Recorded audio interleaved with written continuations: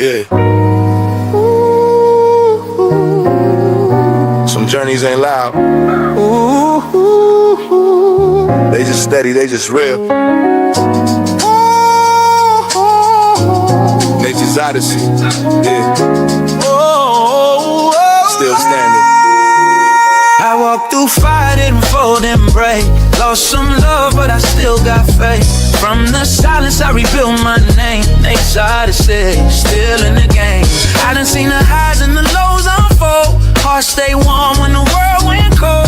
Every scar got a story told. Nate's Odyssey, solid gold. Yeah. Back when the road felt heavy on my chest. Suitcase full of dreams, pain in my steps. Left everything behind just to breathe again. Sometimes freedom don't come with friends. Late nights thinking where the time went. Love got distant, heart got bent. But I ain't crumbled, I just adjusted. Real men rebuild what's disrupted. Panama breeze with a silent mind. Tryna leave the past behind. But growth don't come if you stay the same. Sometimes you gotta walk through rain. I walked through fire, didn't fold, didn't break. Lost some love, but I still got faith. From the silence, I rebuilt my name. Nate's Odyssey, still there in the game. I walked through fire, didn't fold, didn't break. Lost some love, but I still got faith. From the silence, I rebuilt my name. Nate's Odyssey. Ain't no shortcuts in this life I live. Every lesson cost some, had to give. Trust broken, ego tested. Still I rise, still I'm blessed still. They say why you move so calm. Storms don't shake us steady. I done learned what peace really costs. You don't win unless you lost. This ain't flashy, this ain't hype. This grown man, purpose tight. Every episode, every mile. Still got vision, yeah, still got style, yeah. This ain't just travel, it's transformation. This ain't just silence, it's elevation. Yeah. Nate's Odyssey.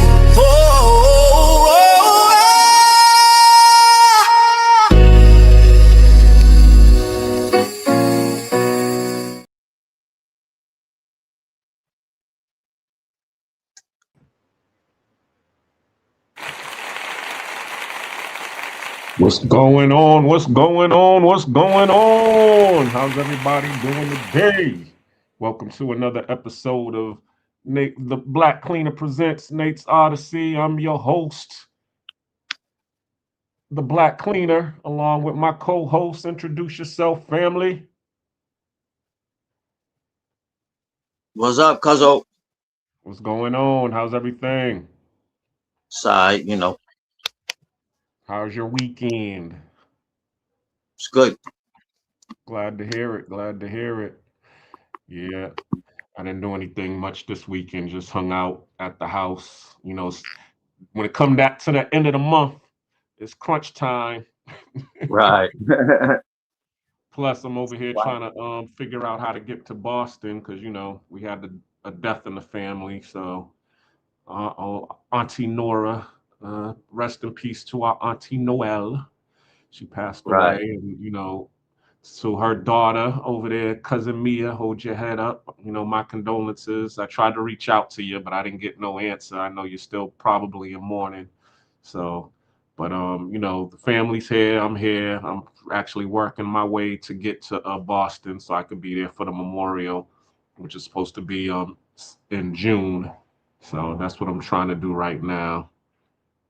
Other than that, what else is going on with you? Just cooling, man, paying attention to these playoffs a little bit, even though the Celtics ain't in it. I still would like to see the results of it, you know. Yeah, they was talking big sports. I wish you was on the live with whose live was I on? Oh, I think it was Charlie Chan and all of them was over there talking about sports. You know me. You was the sports dude. I was in the house watching cartoons Right. with all my friends. You was down at the basketball court. Why you leaving me? Cuz nigga, I'm going to watch Transformers. I'm not gonna be over here. I'm tired. Right. Me and the Yeah, fellas are gonna go. that's 'cause we had two left feet on the court, nigga. Yeah. I mean, yeah, for a minute. That's yeah, because you're right. For a minute. Then after a while, after being on the court, I think it was like 8 or 9, I started getting a little bit better with my game on the court. But but yeah, I mean, well, also too, you had to realize back in the days when I did go to the court and Charlie and all of his boys, you know how they would do. You would get down to the basketball court and they would see all the little kids over there playing. They'd be like, let's run these little niggas off the court. And then they would just start playing their basketball game and then we'd be still trying to finish our game. And they'd be like, and then they would just take our ball and just throw it over the fence. Right. See, I didn't deal with that because I was playing with the big boys. Exactly. So, and then I would go over there and go get the ball and then continue playing. And then that's when I would get the ration. They would be like, oh, you think you're going to continue playing, huh? And they just start bullying a brother. So I was like, you know something? Fuck this basketball shit. Fuck all these sports. I'm going to watch I'm gonna get TV. with this computer that I got, nigga. You had a motherfucking computer when everybody didn't have one, nigga. Yeah. Yeah. That was my little what's it called? Because Charlie back in the days he had the Atari 2600. So and I wanted the Atari 2600, but she's all like, I'm not getting another one because Charlie wouldn't let me play his.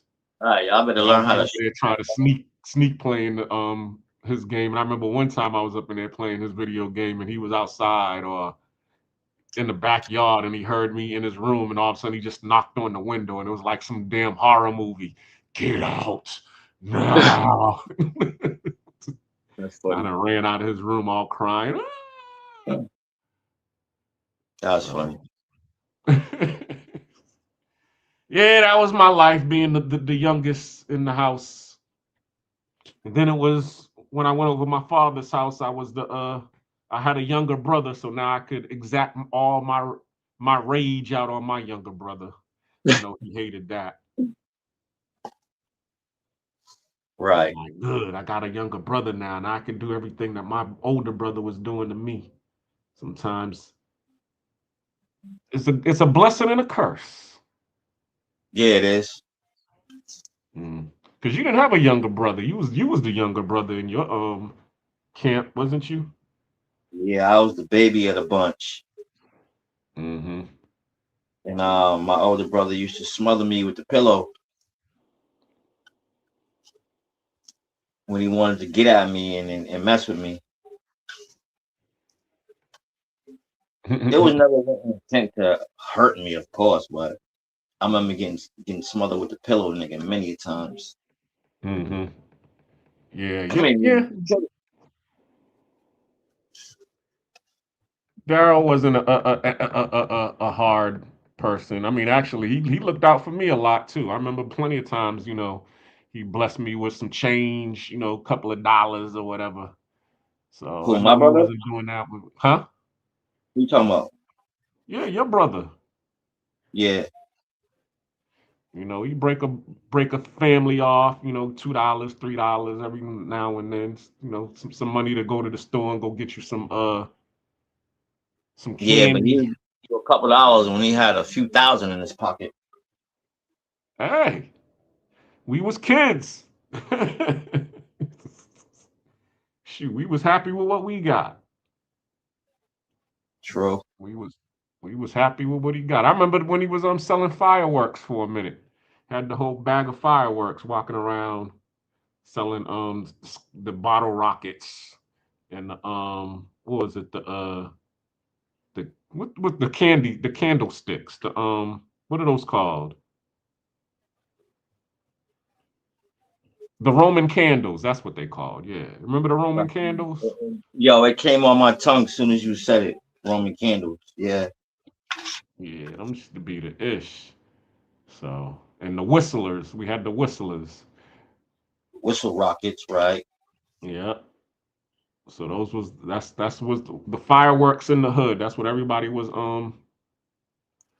bumping back in them days. Happy Memorial Day to everybody at the same time. Yeah, exactly. Yeah, It's man. Memorial Day. Memorial Day Monday. Did you ever do the cemetery tour with the family? I feel like I have. Every Memorial Day back in the days, I've only done it twice. You know, the grandparents would get together and take, you know, whatever kids, and then they would go to each of the cemeteries.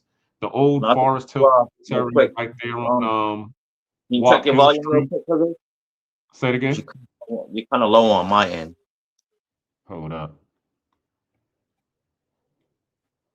Let me see. Just maybe a couple taps Volume, up.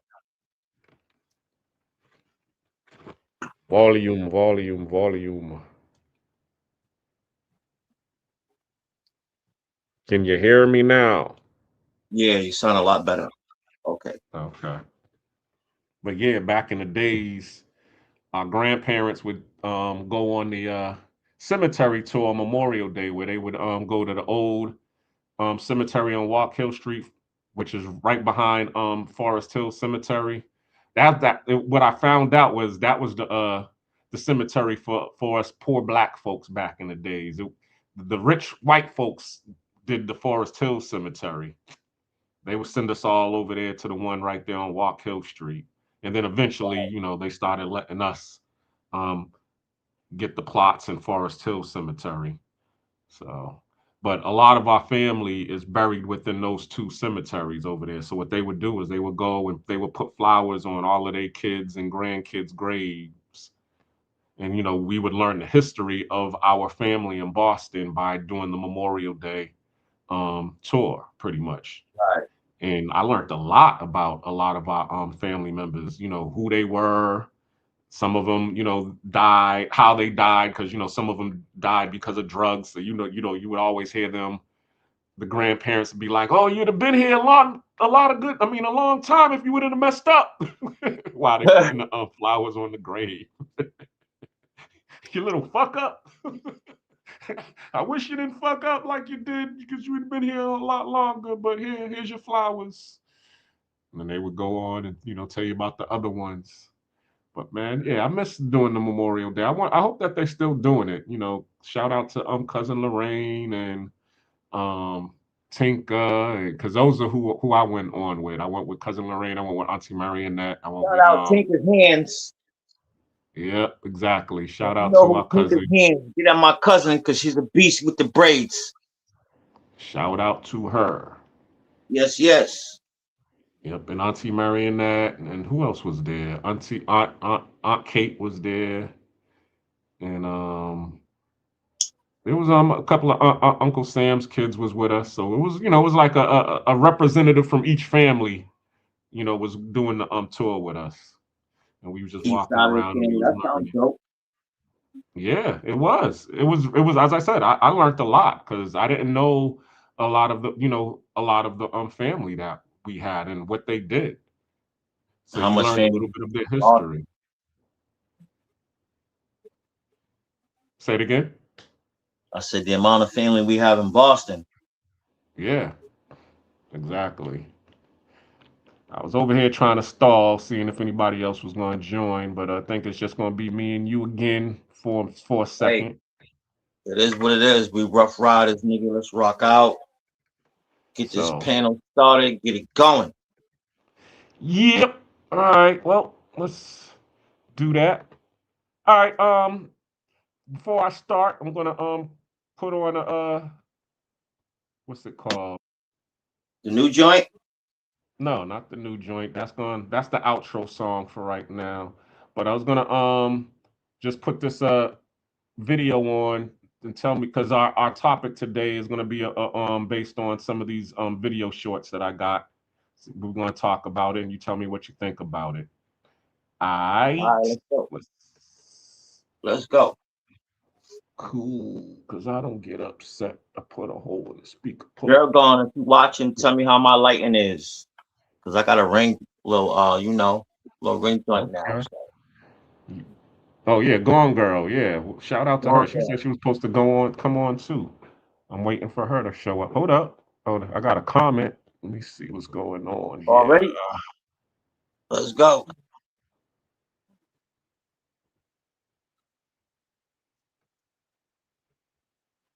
Mm, we'll get to the comments later.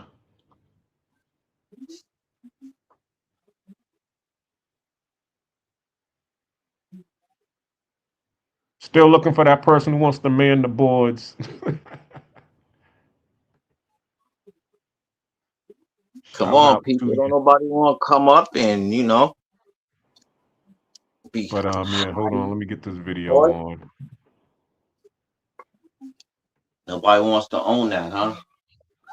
It's all good, man. We learning little by little. We do it. We make it do what it do. So, Yeah, it's definitely all good.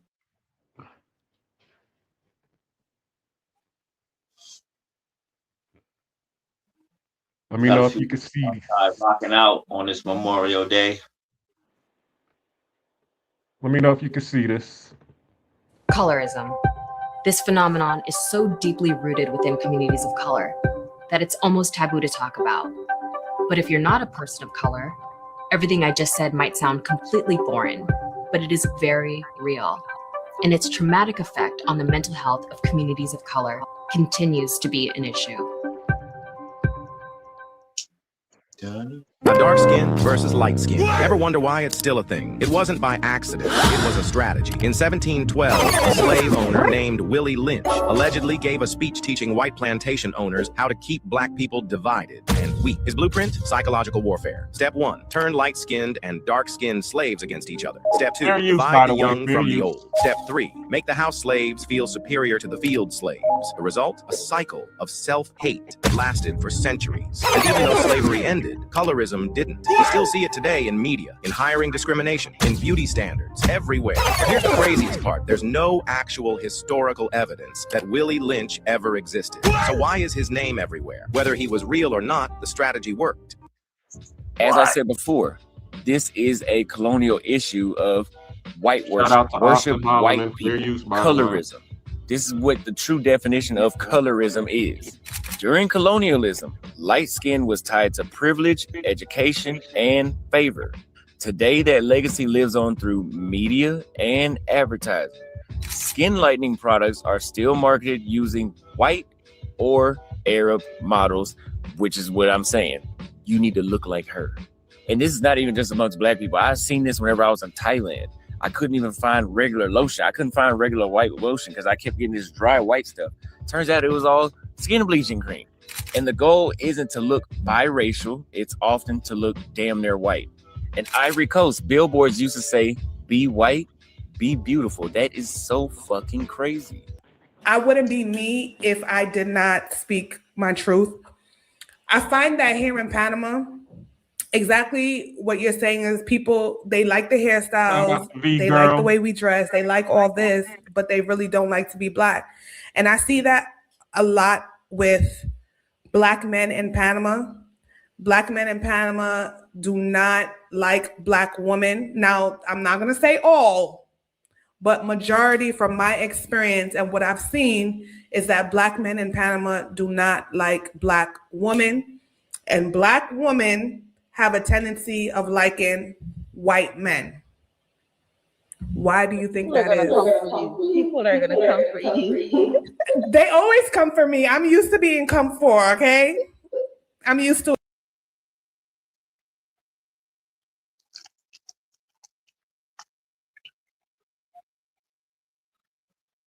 Yo.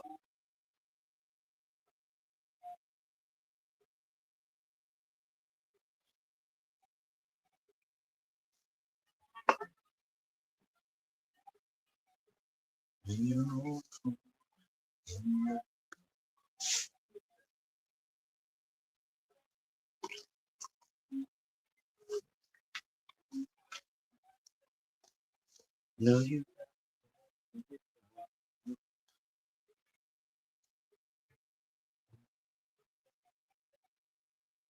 Yo.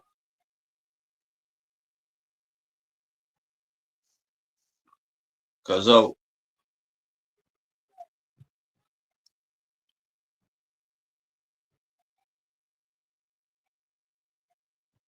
Nate, the black cleaner, where you at, brother?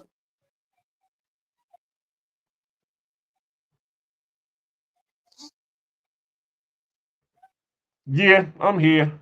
So anyway, can you let me remove this from the stage. Sorry, as I said. All right, so that's our topic for today is colorism. And we've been experiencing colorism all our lives. Mm-hmm. And it even follows us when we come abroad. But we're gonna talk about, you know, the colorism and the effects of colorism in our neighborhood. Now, why am I talking about colorism right now? Is because I was on a live and I was having a live panel discussion, and it came up because a lot of the anytime a lot of times I would say to people that I do not date mestizos or blancas in when I'm abroad here in Panama or overseas. And people took offense to me saying that.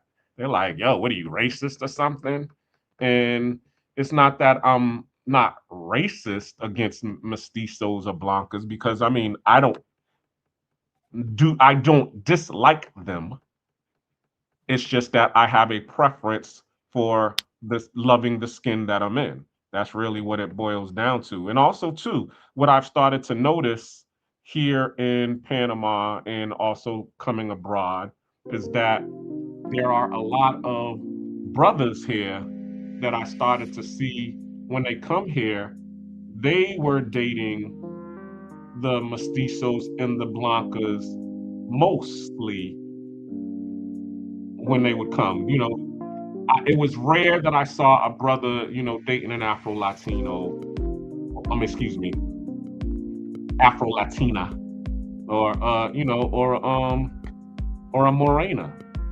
And I was like, what the heck is going on here? Why is every dude I see, that's coming off this plane, they got some big butt, long hair, high yellow chick, you know, where is the diversity in it? It'd have been one thing if I was seeing, a lot of the brothers and they was dating, a mixture, but most of the time I would always see the brothers going after the mixed chicks. And I was like, okay, well, since they over there fighting over the mixed chicks, I'm gonna go be with the people. I'm gonna go be with the people who share the same skin that I'm in, and also the ones that I can relate to a lot more. And those happen to be the Afro-Latinas, okay? But it's nothing against, the other females that are out here. I just prefer to be able to date the people that I feel comfortable with. I've had my phase in life where I was dealing with, the snow bunnies, as Dr. Umar Johnson said. I went to an all-white school growing up. I went from 6th grade all the way up to 10th grade. I was surrounded by nothing but, white people, because I was out in the suburbs. And also, too, even when we first moved into our neighborhood in 1979, our neighborhood in Mattapan was pretty much a predominantly white Irish neighborhood. And when we moved in, my brothers and my cousins, the ones that we were just talking about, my brother Charlie, Daryl, all of them, they were 13, 14 years old. They was playing around with a lot of the white kids in the neighborhood. And I remember this one girl who lived up the street. Her name was Melanie. And when I finally got a chance to come out the house, I'm like 4 years old, 5 years old, I would see Melanie. And I would come home from the babysitter and she would be like, oh, hey. And, she'd be like, oh, you want to be my boyfriend? And me, I'm 4 years old. I'm happy to have a little girlfriend, but she was a white girl and I'm over here happy until my brother would, embarrass me, beat me up and send me home, send me back in the house crying. But even then she would still, defend me. Charlie, leave him alone. Stop beating up my boyfriend. Oh, this your boyfriend? And, he'd be over there just going ham on me. But, of course, that made me like white girls. Because then, when I went to the school in 6th grade, 7th grade, I wasn't dating none of the Mecco kids. I was dating most of the white girls that was at the school. Jody and the Jodys and the Shannons and the Robins and all of them. And you know, they was calling my house and my family would be picking up the phone and you'd hear them, oh, can we speak to so and so? And they're like, oh, here you go. We got another snow bunny on the phone. Yeah. But it wasn't until, and even when I go to Brockton, you know what I'm saying? I was going to Brockton and be hanging with you and you be over there, you know, messing around with the Spanish chicks that was out there, the Spanish and the Cape Verdean chicks and everything. And I would still be on the phone talking to the little white chicks out long distance. I remember it got to the point where your aunt, she cussed me out because we ended up calling long distance. That was when, you know, long distance was a thing. You call those 978 numbers and those other 508 numbers. And you get that phone bill, it'd be something nice. She's like, yo, you just spent $60, $70 on my phone bill. What the hell are you calling? You feel like you took to that because of the love you got. Say it again. You feel like you like Afro-Latina. What?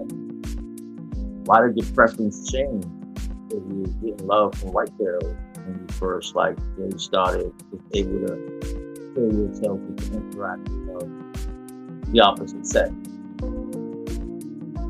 Okay, well, two things. Number one, it was when I went to this orientation after going to the Fresh Air Fund. When I don't know if you're familiar with the Fresh Air Fund. That was the camp for the low income people. They would send them, you know, to summer camp out in the like Grafton or New Hampshire or whatever for 2 weeks. I went to a couple of them camps. I can't hear you. You got to speak into your mic, or adjust your mic because it sounds muffled. I've been to a couple of them camps in the summer. Okay. So I can hear you a little bit. Yeah. So when I went there, you know, everything was cool because, you know, you got to meet, you know, a lot of the kids and be friends with a lot of the kids, whatever. But once again, remember, the nerdy type. So a lot of these kids, they the street type. So they'd be a lot more aggressive and play really rough and be snapping and stuff. I never learned how to snap. You know what I'm saying? Even though I used to get snapped on, I guess it's because of my moms and my pops. Neither of them knew how to snap on people. Both of them told corny jokes, so I just got blessed with that talent of telling corny Your moms jokes. and pops wasn't out during the snap era, nigga. You was out during the snap era. Yeah, but you know, there's people who know how to snap back then. Uncle Stevie knew how to snap. You know what I'm saying? So I can't blame it on them. But my point being was, the white folks, when I was in Fresh Air Fund, they were a lot more welcoming and more pleasant. So during the end or the last point, I started messing around with the white girls because the black girls, they was over there trying to, you know, diss a brother. And then I remember I wanted to go to the winter camp, and Auntie, you know, I convinced her to take me to the orientation so she could sign me up for the winter camp. And we went up into the Goodwill office, Morgie Memorials for those who know. So we down there on Harrison Ave. We walk in there, and it's an audience full of black people in the audience. So it's like one of those type of situations where now you're walking through the audience and you're trying to find a place to sit. So I'm walking through the sea full of black folks, and it was like a scene off of Forrest Gump. This seat's taken. Seats taken. And then all of a sudden, the white girls who I was in summer camp went, they calling me to their section. Oh, come over here. Right. So of course I go all happy and go sit with them. So everything's all cool now. Until the orientation is over, and I get in the car with Auntie Linda, and she's all like, in a sea full of black folks, why is my nephew the only one sitting with the white folks? And I said, because those were the ones that offered me the seat, Auntie. And she was all like, well, did you ask anybody or you was just waiting for them to let you sit down? She was like, your black people love you. But we just move different. You just got to be able to learn how to adapt to our culture and how we do things. Because once you're able to adapt to our culture and how we do things, then things will go a whole lot smoother for you. So that was one piece that I accepted, which she told me that. But also number two, remember I was in Mecca. So when I was in Mecca, I was in these schools that were rich schools. Or, I went to Natick High, the same school that Doug Flutie went to. So anybody who don't know who Doug Flutie is, he was he played for the New England Patriots. He was one of the first times where the Patriots won the Super Bowl during his era. And then all of a sudden they just started losing again. And then Tom Brady came, and the rest is history. But my point being was, I was in this school, was all white folks, and what you start to see when you go into these all white schools, as Kanye West said, okay, you start to hate yourself and you start to love their wealth, because you're starting to see all of these programs that these majority white schools have. They're clean, they got football fields and racetracks, and they got after school programs where you can go and be a part of the glee club and the jazz and play chess and all of that stuff. And then when you go to an all black school, they don't have the funding for that. So you're like, darn, the only way I'm gonna be able to do something in life is if I align myself with white folks. But then during my junior year, because my aunt couldn't control me, she sent me down to North Carolina to be with my brother Charlie, because he moved down there to go to a historically black college. Shout out to Johnson C. Smith University. So he had his own apartment, and and of course he was the drill sergeant back then. So when my aunt was complaining that I was, in my rebellious teen age, I can't control him, he ain't listening to me. He's like, yo, send this black ass down to me. I'll control that little nigga. So it was like a scene out of Boys in the Hood where Trey had to go live with his daddy. So they sent me down to North Carolina in Charlotte, and I went to a primarily black school down in Charlotte, North Carolina. Shout out to West Mech. And now I'm actually seeing the difference between an all black high school, and an all white high school. And everybody before I even went down to North Carolina, I was telling everybody I was moving to North Carolina while I was in school, and all of the white people and all of the people who lived in the suburbs was all like, oh, Charlotte is 48 in the state in education. You're gonna get a low-level education down there. And I'm over there dreading it. But then when I get down to North Carolina, okay, they got the same facilities that they had at my suburban school. The education that I was getting was the same education that I was getting in my medical school that I was going to. And they had the same after school programs. They even had high school fraternities when I was down there. I'm like, whoa, because you know how it is when you go to an all black college, the fraternities is the ish. So to go to an actual school to see actual high school fraternities and how they was getting down with the stepping, they did the all of the stepping. I used to love it. And then they had the teen nightclubs.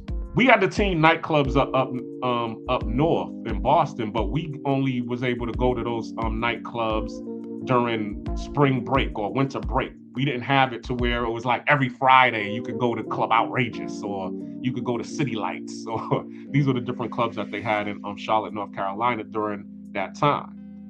The only time where we would be able to go was if we would go to the suburbs, because the suburbs, like, what was it? Because what was that club that was out there in Revere? Not Revere, Saugus. That was for the kids. Do you remember that one? You still there? Am I talking to myself? No, you still there, but I don't hear you. Nah, I was on mute myself. Oh, okay. But I know there was a club. I can't think of it. I know the officers club was for 21 and over, but right in front of the officers club, they had the other club, and the teenagers used to be able to go there on the weekends. But if you didn't have a car, you couldn't go. That was so long ago, I can't remember. But even Club Vincent's, I mean, we was doing Club Vincent's for a minute until, there was so many fights there that they decided to close it down for us. But yeah, we was doing the Club Vincent's.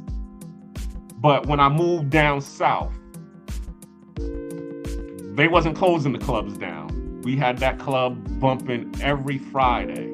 We was going to that club. BB Jams, that was the first club that I went to. That was a teen nightclub.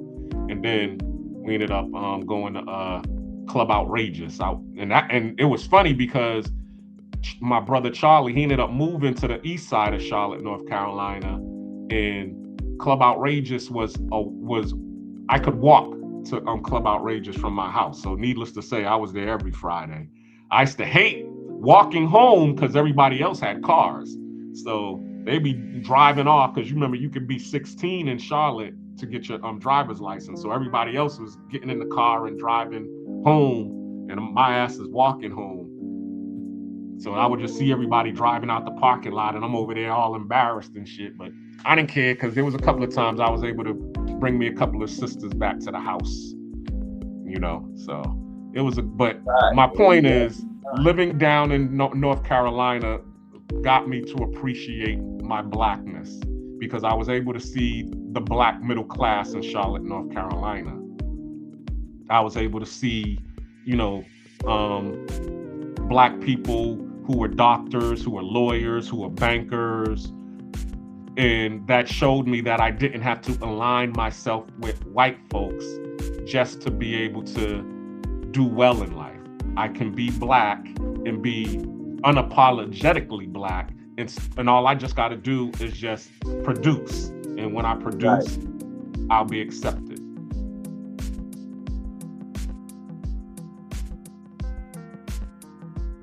You get it? So, block topic. What and on this stage we are building. Bruh, I cannot hear you. You gotta speak into the mic clearly. Your mic is too far away or something. But while you adjusting your mic, shout out to Worldwide Levy. Shout out to Mr. Peppers. How about now? Yeah, I can hear you clearly now. Yep. Shout out to I said True Prodigy, Worldwide Levy.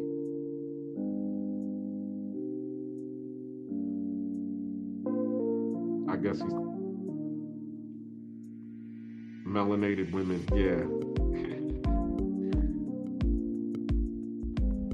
So that's what's going on here. Let me what was you about to say? I'm gonna let you talk. Hold up.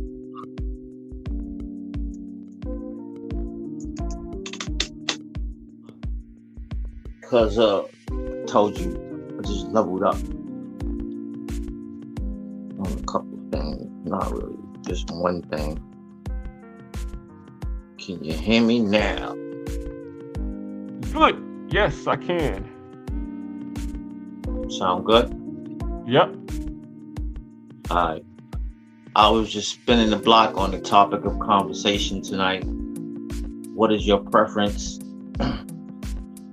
And here, we don't judge till we know the story.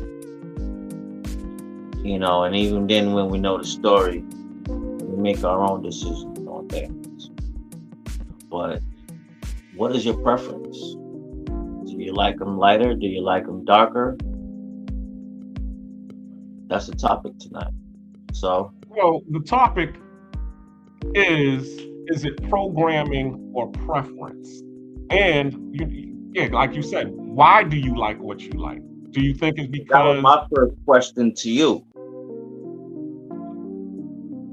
Okay, the reason that I like what I like, number one, the type of girl that I like is the crystal chicks. Shout out to the crystal chicks. the Erykah Badu, the Jill Scotts, the India Rees, the Tiana Taylors. Who else? My girl Ari Lennox. Those types of women. And as you can see, those women, they're all, the diaspora is different, but the style of them is the same. They're all, I mean, they you know, they're not just light skin and dark skin. They're a mixture, but they're into that whole neo soul, natural wellness. That's the type of women that I like. Right. The ones that are out to culture.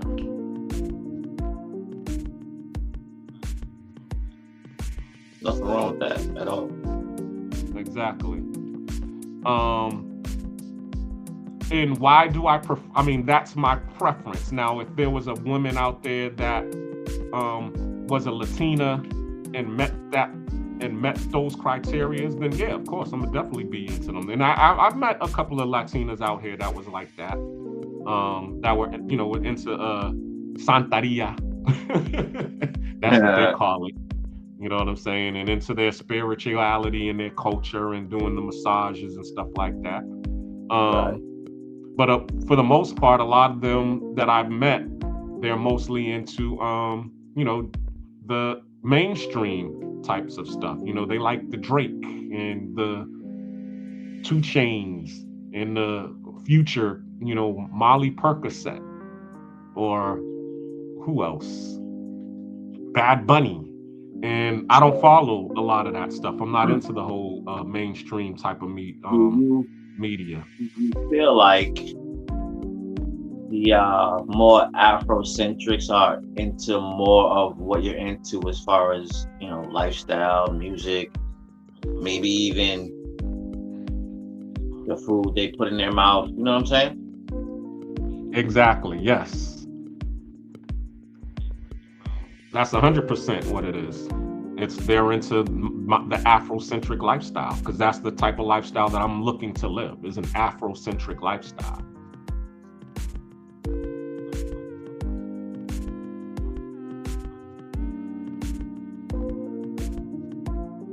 Well, I really don't have a preference. Like, you know, for me, it's more of, and we can just even have common ground of communication. You come from a whole different world other than what I come from, and you may be able to teach me some things, and vice versa. You know? Mm-hmm. So I don't feel like that really has like placement in my choice of a female. I don't care if you're light, I don't care if you're dark. You know, I don't care about those type of things.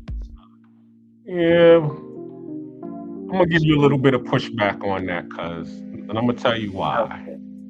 Content of character, you know.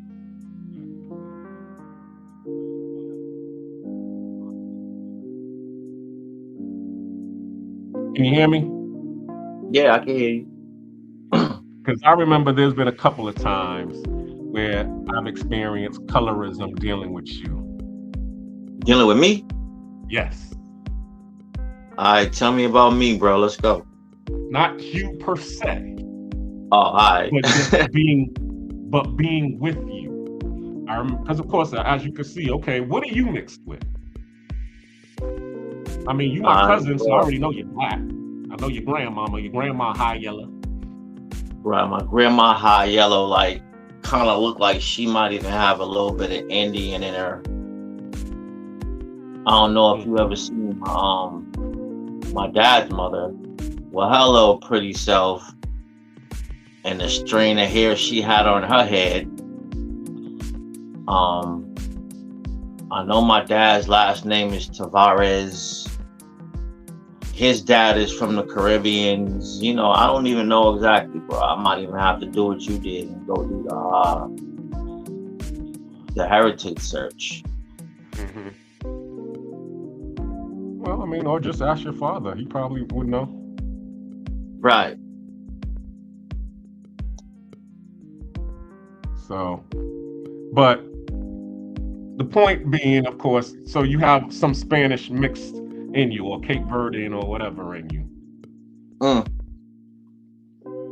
can say that. And of course, you're 1 year ahead of me. So when I would go hang out growing up, my aunt would allow me to go to Brockton to go hang with you. And I remember one time we went to go to this Spanish chick's house, or I think she might have been Cape Verdean or whatever, but I just remember you was like, all right, well, you can't go in that gear, so you gave me some of your clothes to put on. And then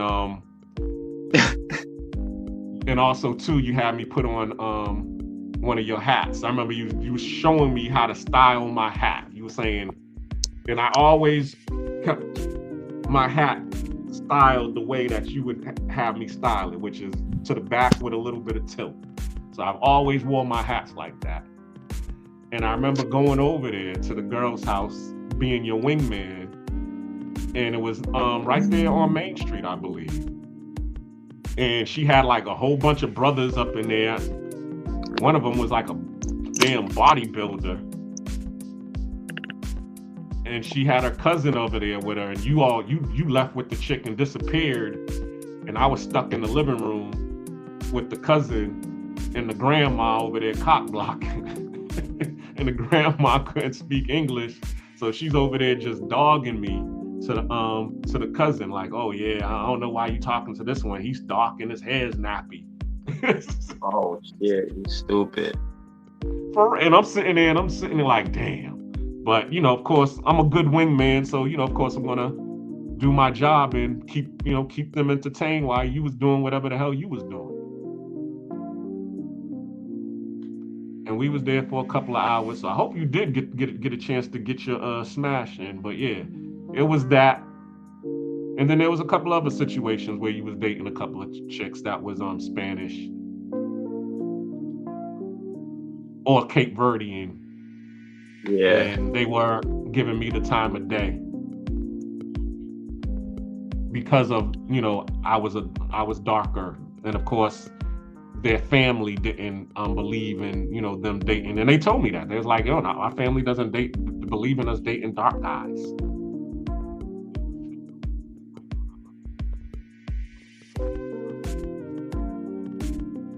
So that's another reason too. It's like, a lot of times that I have dated a lighter skinned person or a Spanish person, even when I was in Japan and I was dating Asian women.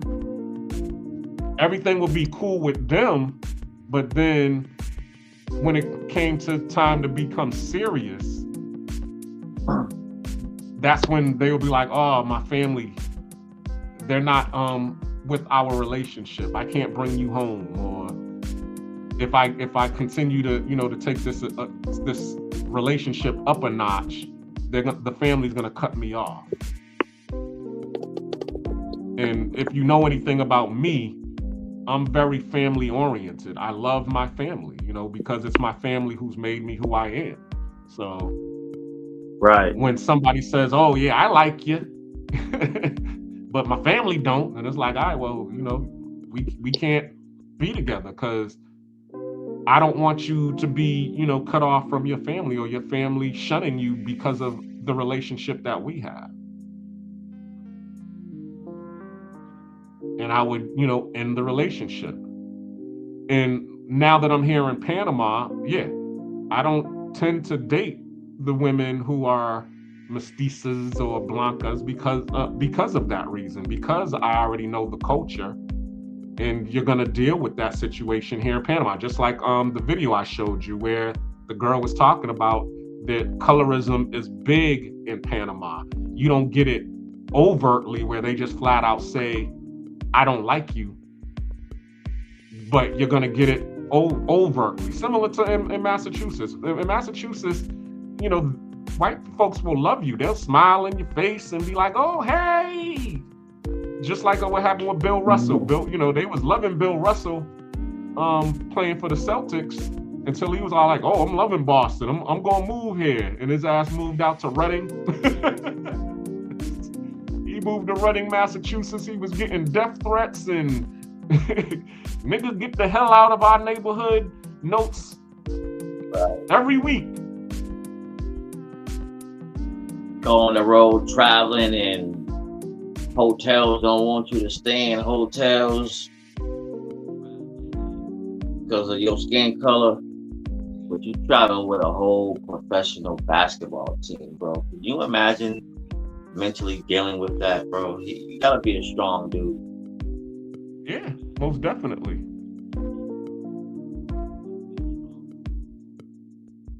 Definitely. Salute to him. And that's really what it is. It's about, you know, just this whole, I'm not trying to be a follower. What's in style for them is not what's in style for me. Right, because I'm my own style. Mainstream. Exactly. And that's really what it is. It's not no, I don't like white folks, so I don't like Spanish folks or mixed folks. It's like, okay, you all are the standard of beauty. You all are, you know, what's pop. I'm not into pop. I'm into hip hop. I'm into neo soul. I'm not going to the top 40 pop clubs. I'm going to the hip hop clubs. I'm going to the underground clubs, the neo soul. I'm going to spoken word. That's really what it's all about. It's just about my lifestyle is Afrocentric, not Eurocentric. And I'm not against Eurocentric or how they say Eurocentricity. I just prefer to be Afrocentric, and that's it. And I'm not against anybody who wants to be in the Eurocentric lifestyle. More props to you. More props to you. Do what you do. Live your life the way you want to live your life. Mm-hmm. But I'm trying to see what everybody else got to say. I did drop the link in the comment section.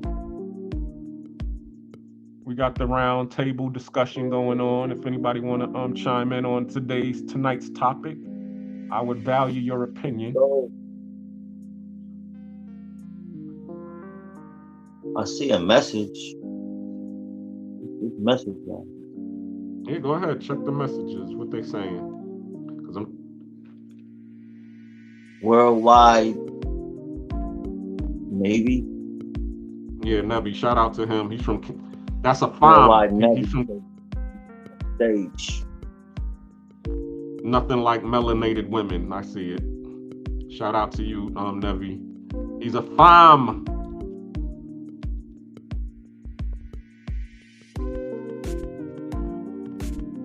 Canada, Toronto, Caribbean.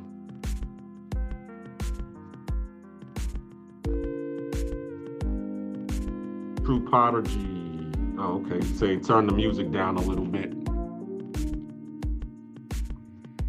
Let me do that. You're not digging my sounds, family?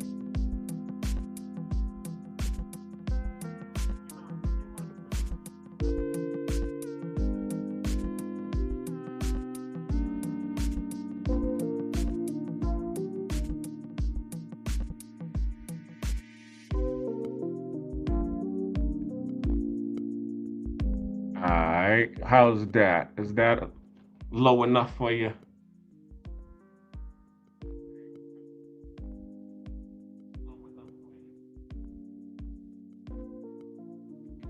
Cool.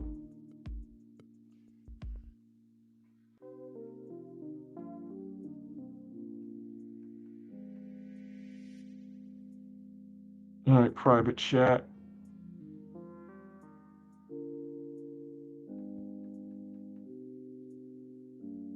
Okay. Yeah, well, as I said, the link is there. Also, shoot.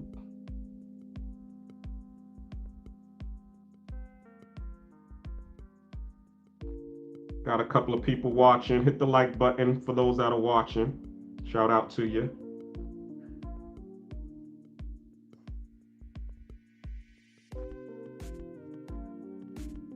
Thank you. Appreciate you.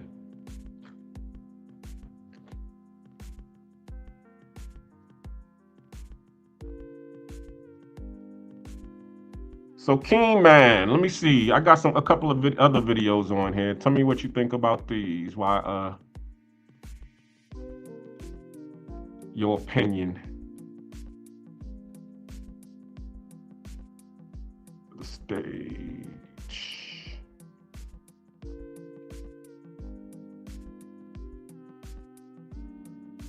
Do it.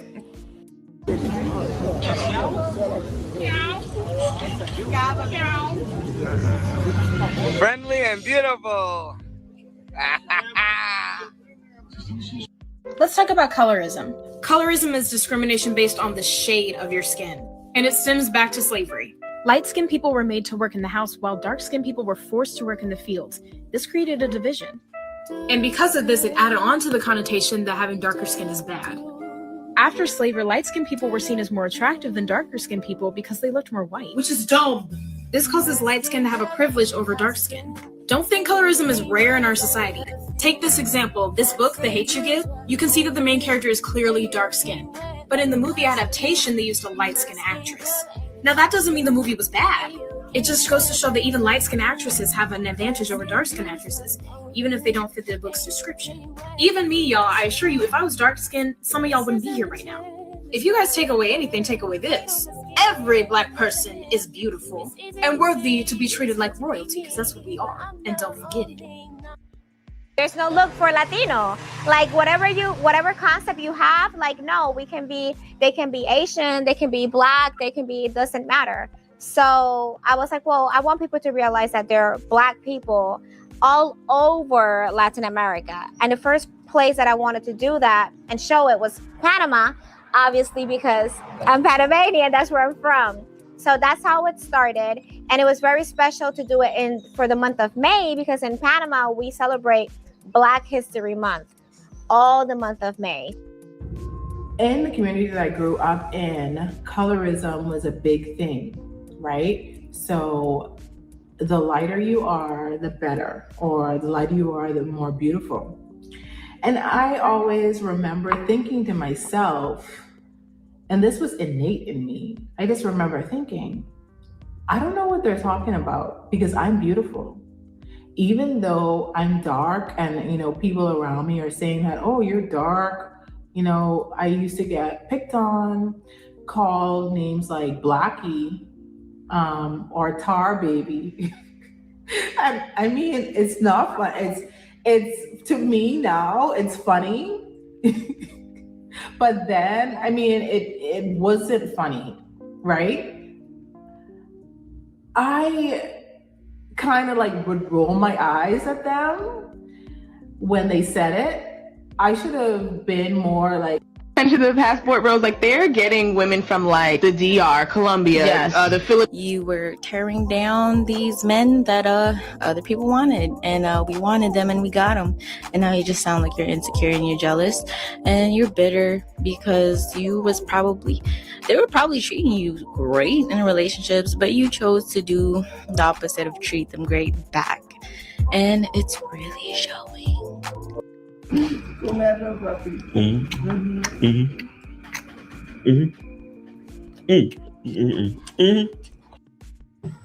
did a video on colorism not too long ago on YouTube, and it just went crazy. There was a lot of negative feedback. But before we get into a discussion about this video, let's understand what colorism is, because a lot of people, including Black people, don't know. So check this out. It's a breakdown.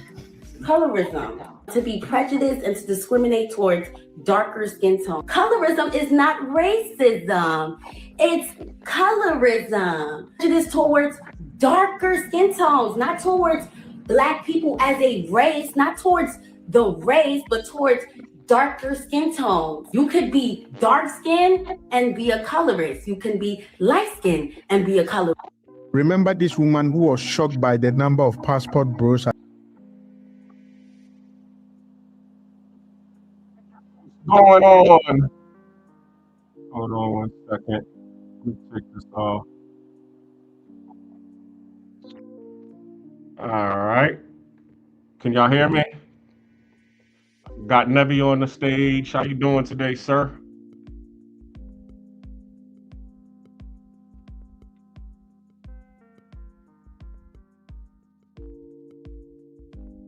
Where am I at?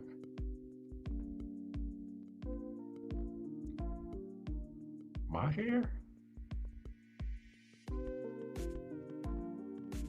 Keem, are you there? Can you hear me?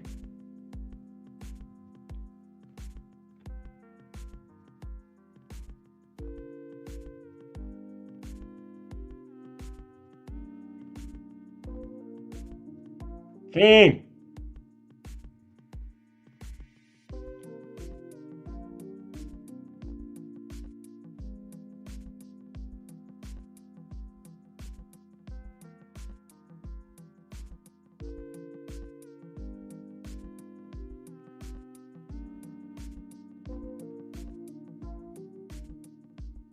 Yo, what's good? What's going on, Nev? Can you hear me? I'm chilling, man. How you doing, man? Doing all right, man. Yeah, so spinning the block. So what do you think about this whole colorism topic, man? Is it program or is it preference? I would say probably program, man, because I think that um, like growing up or whatever, it's like we get indoctrinated thinking that like lighter skin and white skin is always better. Um, I think there's even been like videos and stuff like that where they've done like surveys with kids, like social experiments where like they show like a black doll and the kids would be like, oh, that one's ugly, and then they show the white doll and that one's pretty and all that, right? So it's like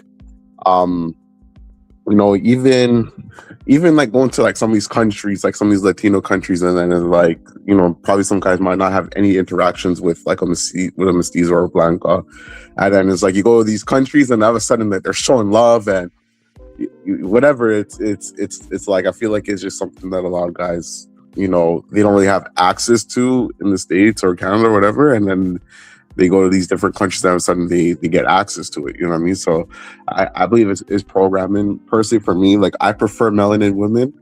I'll be honest, like I love Medellin, but like that's probably one of the reasons why like you know what I mean? Like I don't really have like a really strong desire to go back to Medellin because like although you'll find like Afro-Colombians, whatever, it's just that I don't see them as often enough as I would like in Dominican Republic or even Panama. You know what I'm saying? So personally for me, like I love my melanated women, I love my Afro-Latinos and stuff like that. So I'm with you with that. Okay. So let me ask you this question. Yeah. When you do go to these countries, who do you feel more comfortable with? 100% Afro-Colombians. Like I definitely feel way more comfortable with Afro-Colombians. It's actually funny though, because like when I actually think of it, I think that it's about like 50-50 in terms of like who I actually been with when I've been in these countries. It's been 50-50. The light skin mestizo looking ones and the Afro ones.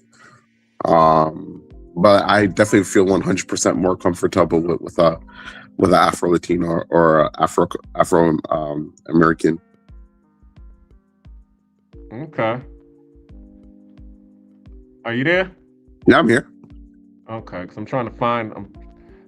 For some reason, I'm not on. I don't see myself. I can see you and Keen, but I can't see myself on here. But we'll just keep it going. What has been your experience? Tell us about your experience and why do you prefer who you prefer? Like overseas or just in general? Yeah, what's your backstory? I was able to tell my backstory. What's your backstory? I don't know. I just like personally for me, I just love black women, man. Like I've always black women. I prefer black women. I haven't really been with too much like like the white skin or whatever. It's just not my preference. So my dating history is mainly been black women, you know what I'm saying? Okay. Gotcha. And have you gotten any slack because of it? Or No, I haven't gotten any slack. As a matter of fact, my brother, he actually prefers white women and stuff like that. So yeah. He hasn't really got any slack from that, but I don't know, like honestly for me, like I said, I love melody women, I love black women. To me, black women are the most beautiful women in the world, bro.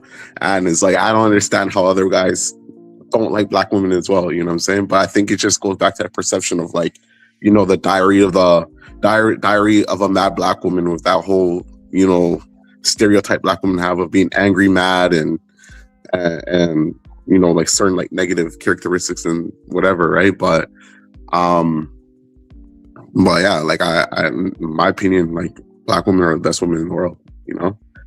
Okay. Yeah. Shout out to Travel POV. You saying hit the like button. Salute to you. Yeah, and see, just like in the videos that we was just talking about, you know, you saw that I showed a couple of examples of the guys, you know, they're, you know, giving props to the you know, the big booty mystique, you know, Blanquita chick, you know, at the retail stand. And then there was one where, you know, another dude had a you know, had a Spanish chick who was feeding him, and he, you know, he was happy with that. And see, the thing about it is, I love that. You know, I'm loving that, you know, our brothers is coming out here and they're being happy, you know. But as I said, there are places where you can go where you can get that same type of treatment from the Afro-Latinas or the Afro-Colombians. You know, you don't necessarily have to go automatically to the chicks who's looking like J-Lo or Ava Mendez or, you know, whoever. You know, you can go find yourself a nice dark skin, you know, like Afro-Latina. There's plenty of them rolling around. So, and that's really what it is for me. As I said, it's just a preference. But I just noticed what you're talking about, the whole colorist aspect, and I just didn't want to participate in that part of it. Yeah, no, I agree. Because our history is in our culture is so rich.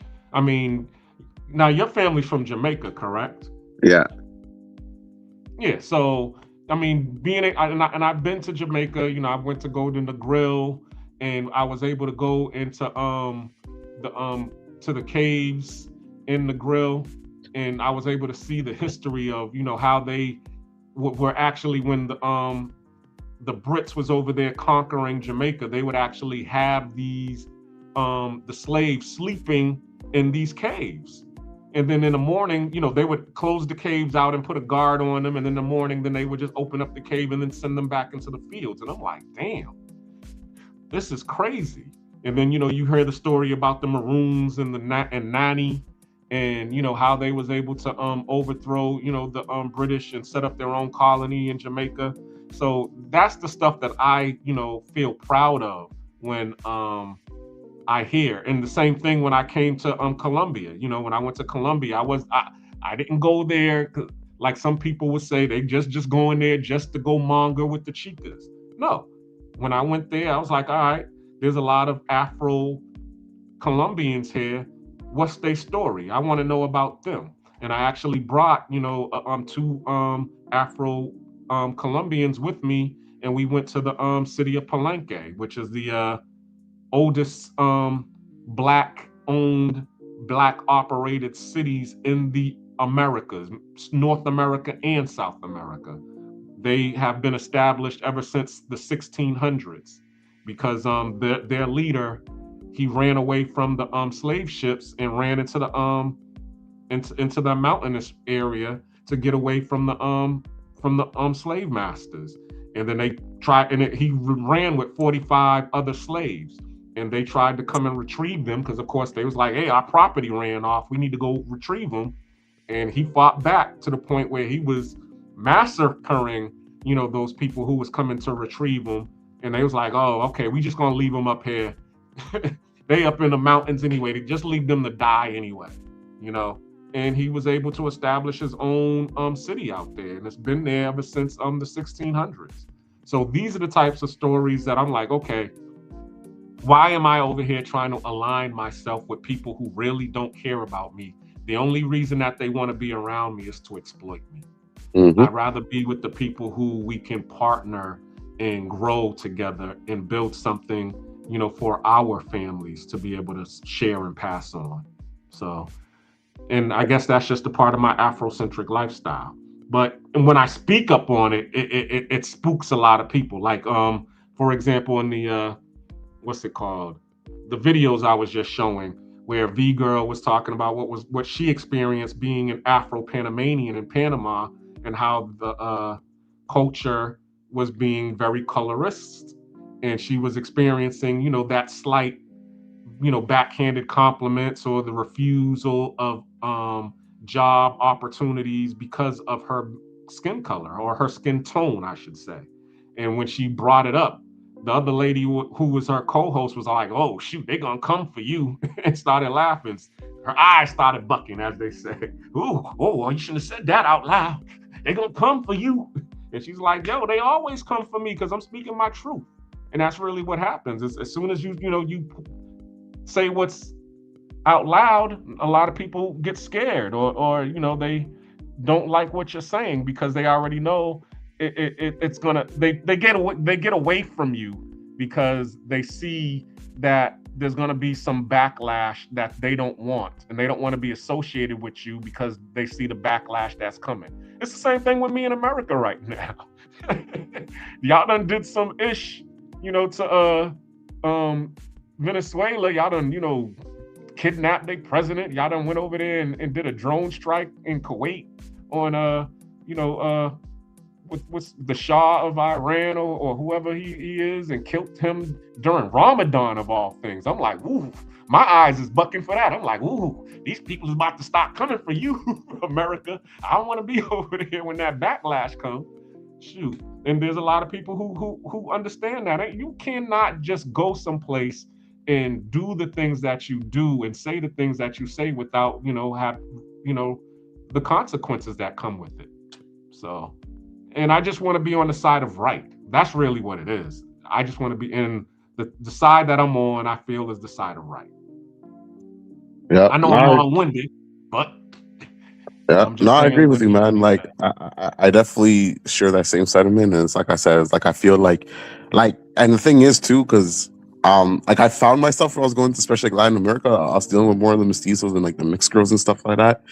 And I ain't gonna lie, like I love that exotic look, whatever. But it's like, even like Colombia, you know, that reintroduced my love for Black women, because especially Colombia, like they just have like that natural Afro look, and like they take so much pride into it. Whereas like you have women out there who have like that nice brown dark skin, and they have the nice, you know, kinky curly afros, whatever. They just have so much like pride of being Afro. You know what I'm saying? So, and another thing too with that is that like, yeah, like even when you look into like an Afro or a melanated woman and they look at you as a Black man, you could just see that love and desire they have for you. Like that feeling is just like unmatched. You know what I'm saying? So yeah, man, like that's why I say there's nothing like a melanated woman.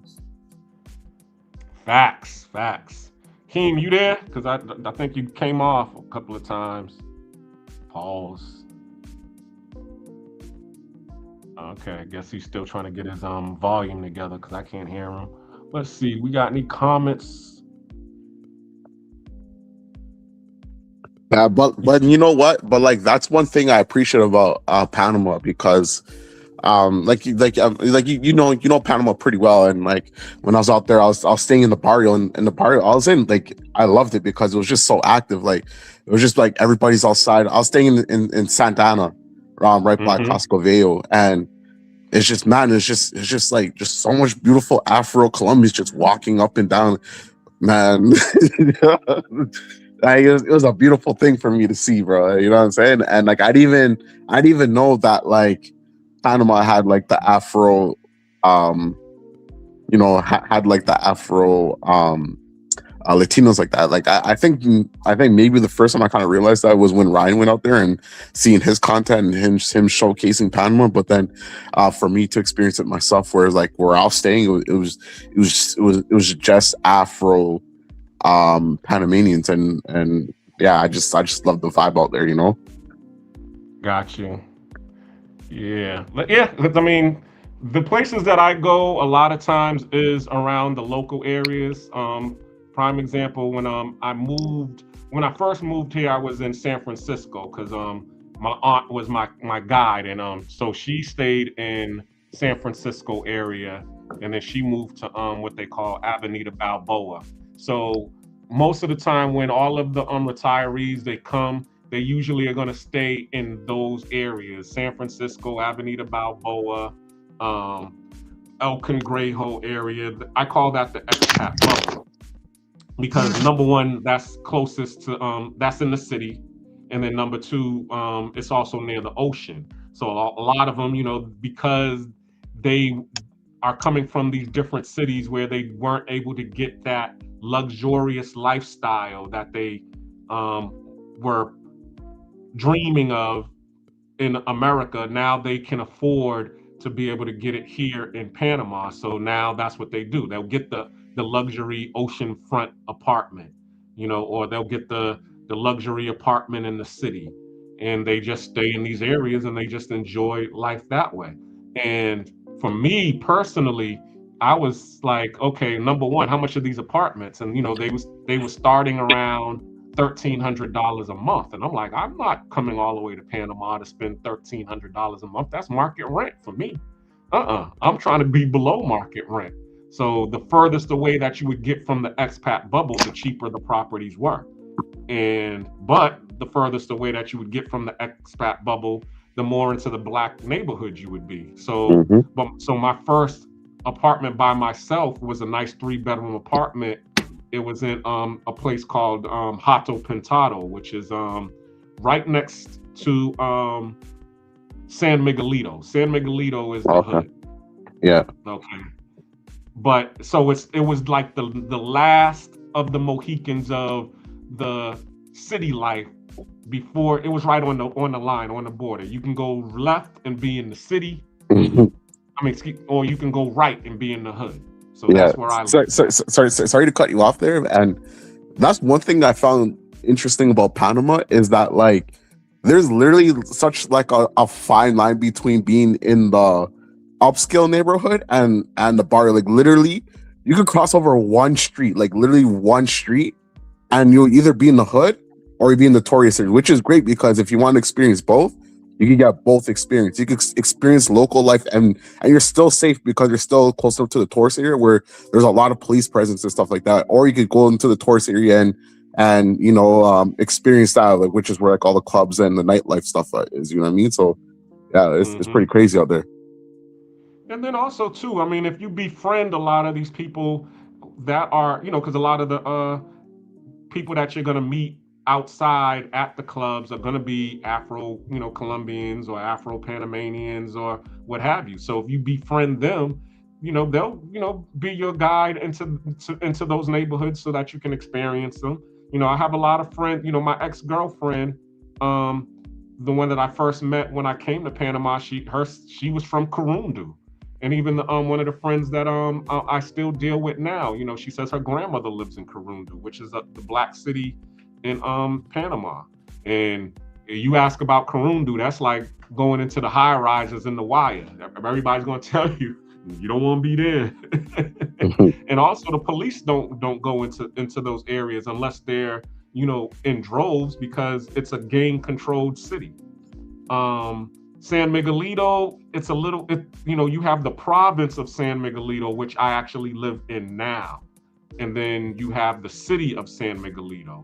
Now that is in the process of being gentrified, but right now, it's still the hood. So a lot of times you can go to San Miguelito during the day because they do have a nice shopping center that everybody goes to when you leave the San Miguelito station. But at night, you try to get an Uber, no Ubers is going in San Miguelito after like 9 p.m. Is that the what's it called? Mega Metro Mall, and there's a plaza there too, right? In San Miguelito they have a little plaza. It's called El Fuerte. Oh, okay. So right there, that's where and they have a whole bunch of different plazas there called like La Onda, and then also they got a hood club over there that I went to, La Bombonera. It's like a nightclub slash strip club, but you don't really see the girls, stripping down. They just, will dress provocative in bikinis and stuff and dance on you. But what else is out there? Yeah, but then once you go deeper into what you was talking about, the Metro Mall is in San Miguelito province, which is actually not too far from where I live at. It's in a city called Cerro Vento.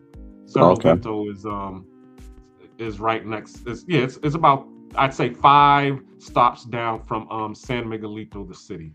But let me get to Ronan Travels, who popped on. What's going on with you, Ronan?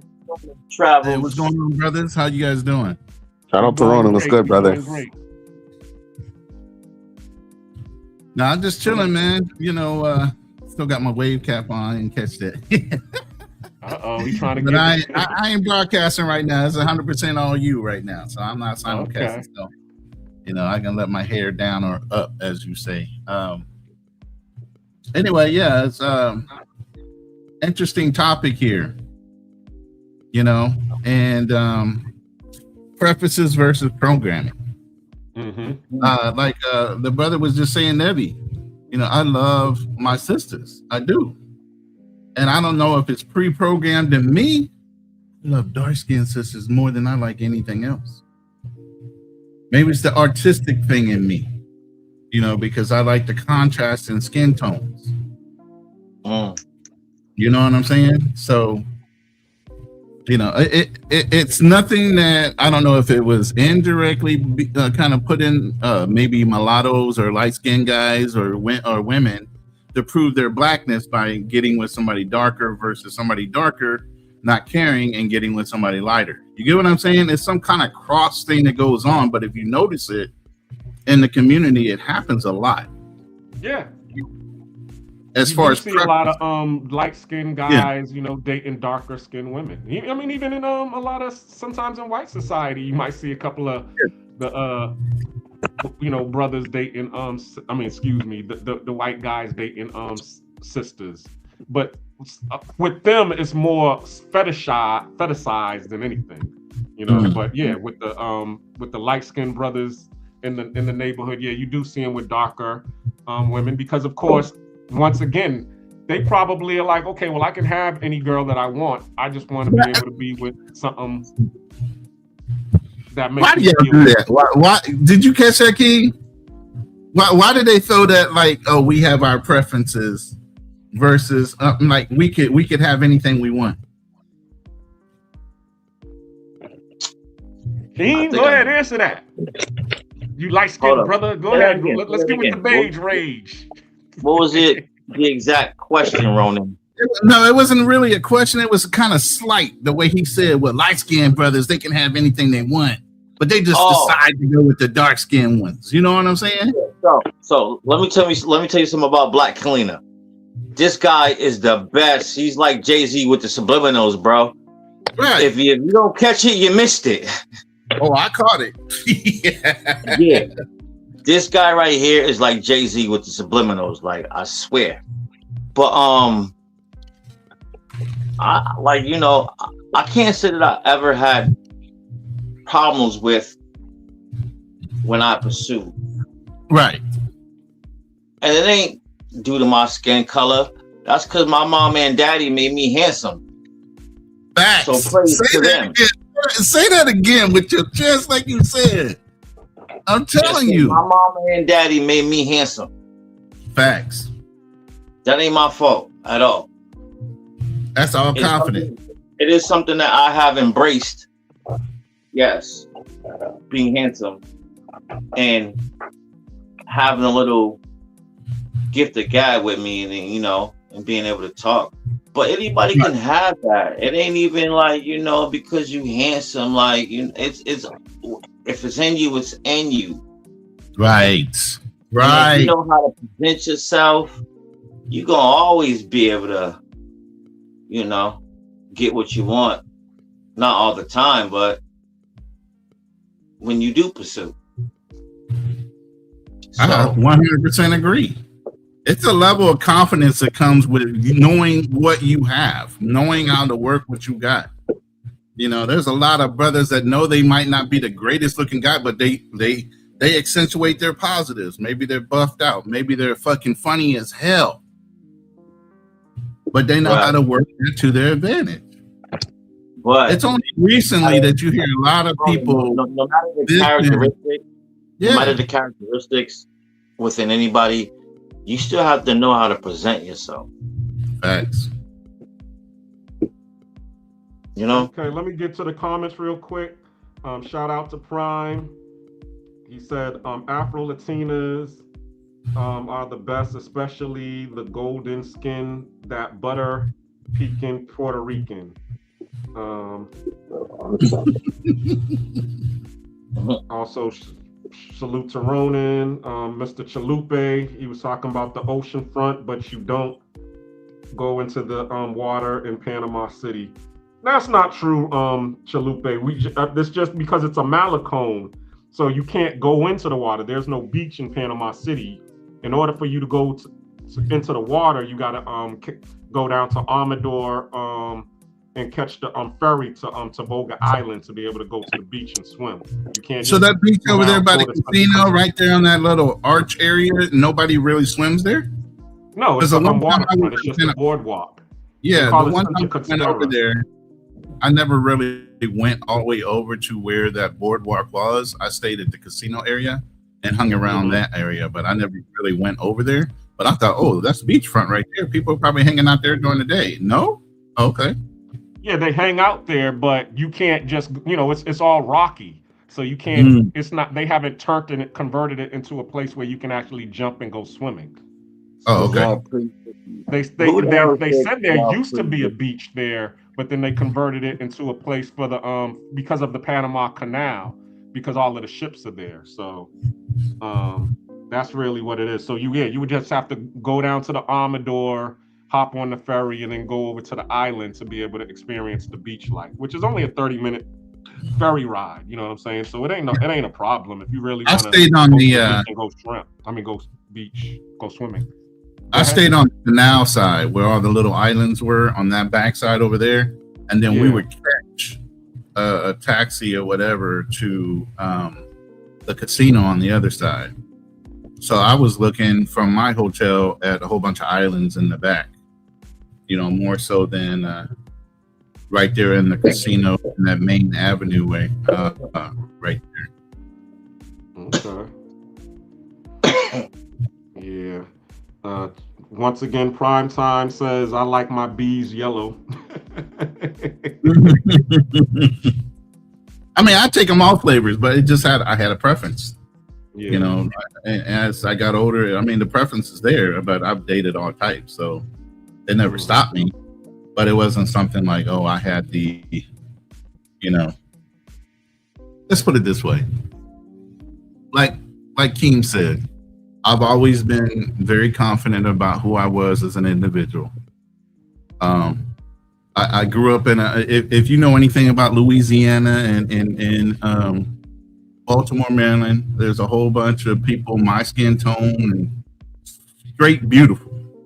Oh shit! Hold up, Ronan. Somebody said, hold up. Somebody in the comments said, that's because y'all pretty Rickies. Hey, you know what? I'm gonna take that. I'm gonna take that. If that's what they wanted to call me back in the day, and I've heard it, especially being light skinned in the 80s, that was the term they used for us. But I mean, you still have Morris Chestnut and everybody else competing. So I mean, you can use that as an excuse. But at the end of the day, we still had to have that level of confidence that the woman wanted to F with us.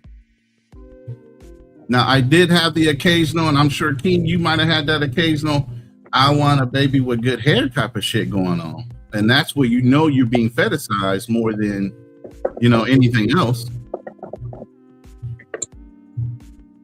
True. I can't speak on that now because I ain't got no damn hair no more. But yeah.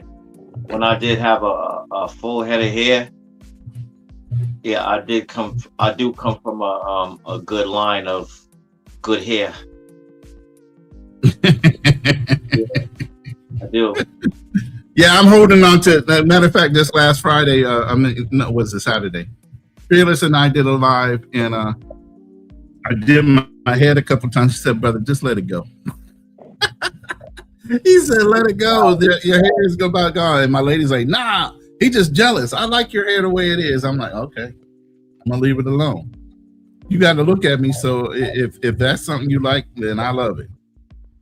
Long as you like it, whoever you will like it, y'all keep liking it. Live it out." Yeah.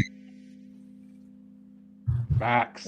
Shout out to Chalupe. He says, I like them all. I mean, I like them all colors. It's all pink on the floor on the inside.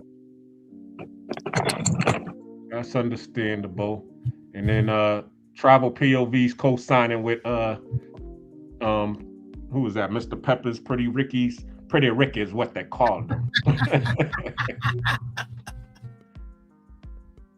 Shout out to whatever. You know. But also, I mean, yeah, you all experience colorism on yourselves with the whole light skin, dark skin, beige rage. Listen, I was born and had pneumonia as a child, so it affected my speech. So my mother, to prevent that, sent me to speech therapy as a child to enunciate words. I wouldn't stutter. So this is the end result. So then you get into a community that doesn't understand things like that. And all of a sudden I'm talking too well. I'm talking too proper. How come I'm not speaking enough slang? And in Maryland, you know, they got a distinct accent. If you're born in Baltimore, you know, they have that little twang to everything they say. You know how we do. Right. I don't speak. Yeah. I don't even sound like that. My family does from Maryland, you know. And then the flip side, my other side of the family from Louisiana. And they coming out speaking French right off the bat. I didn't get exposed to that either. See, our family is kind of different because as you can see, okay, Keem is high yellow and his grandmother is high yellow. But my mother is like a milk chocolate complexion. And then my grandfather is as dark as you, if not darker. Yo, Cuzzo. And that's why I say I'm the darkest light-skinned dude you will ever meet. Well, Redbone.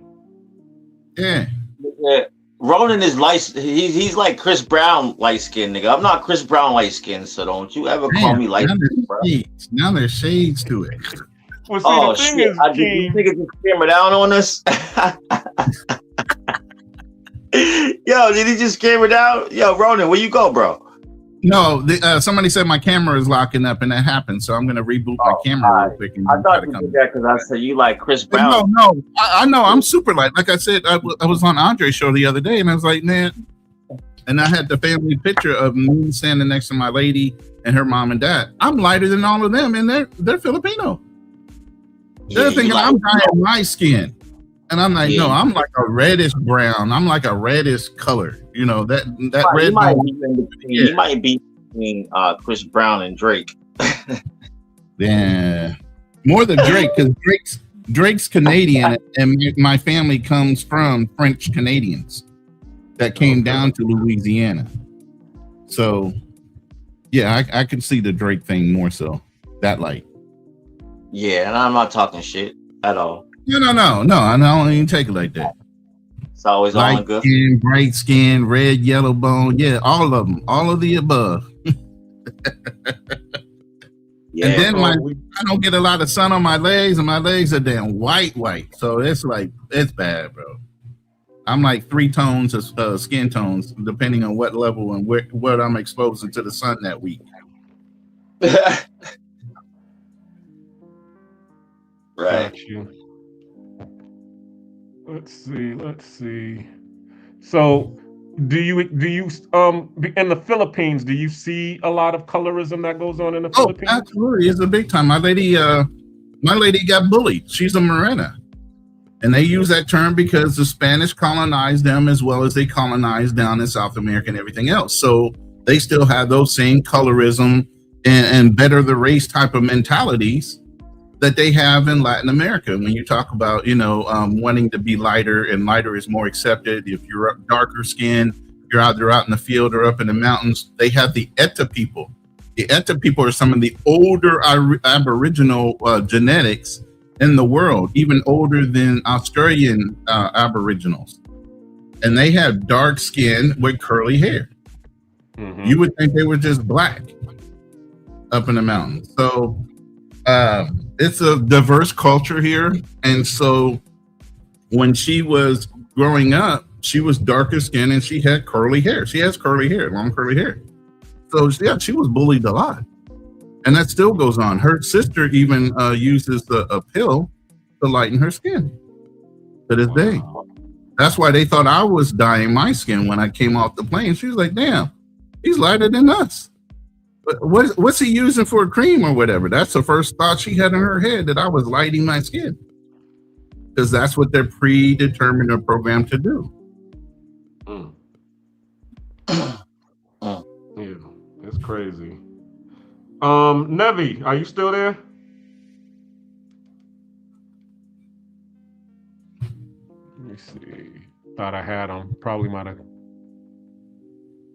I guess not. I was trying to see. Say it again. My GoPro's been acting up lately. I'm just rebooting it and starting it over and trying to get the camera back up. So King doesn't feel alone while they sitting there bashing all the light-skinned brothers. You know what I'm saying? I ain't leaving you by yourself, brother. I'm here for you. I'm here. That's what happened. Okay, so you saw that Nevi came on and it was 2 against 1. So he had to come and even the odds. Ricky, I don't know about that pretty Ricky. But I know, like, I'm a little too rough and rugged to be a pretty Ricky. You're gonna have to call me something else, though. Oh yeah, I was a babyface assassin, believe me. I've been fighting on my, as far as martial arts, boxing, all that stuff, even before I got in the Marine Corps, I was a fighter. So it wasn't like you were gonna slide by and say something slick to me, because you would have got handled.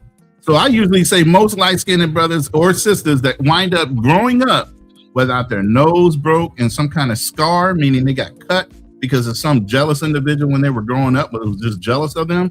You know them motherfuckers know how to fight. Don't take them lightly. Because they went through some shit to even get there. So if they ain't scarred up, marked up, or broken up, believe me, they were tried and tested and they passed. Hold up.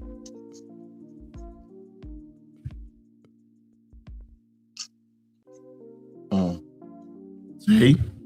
Yeah.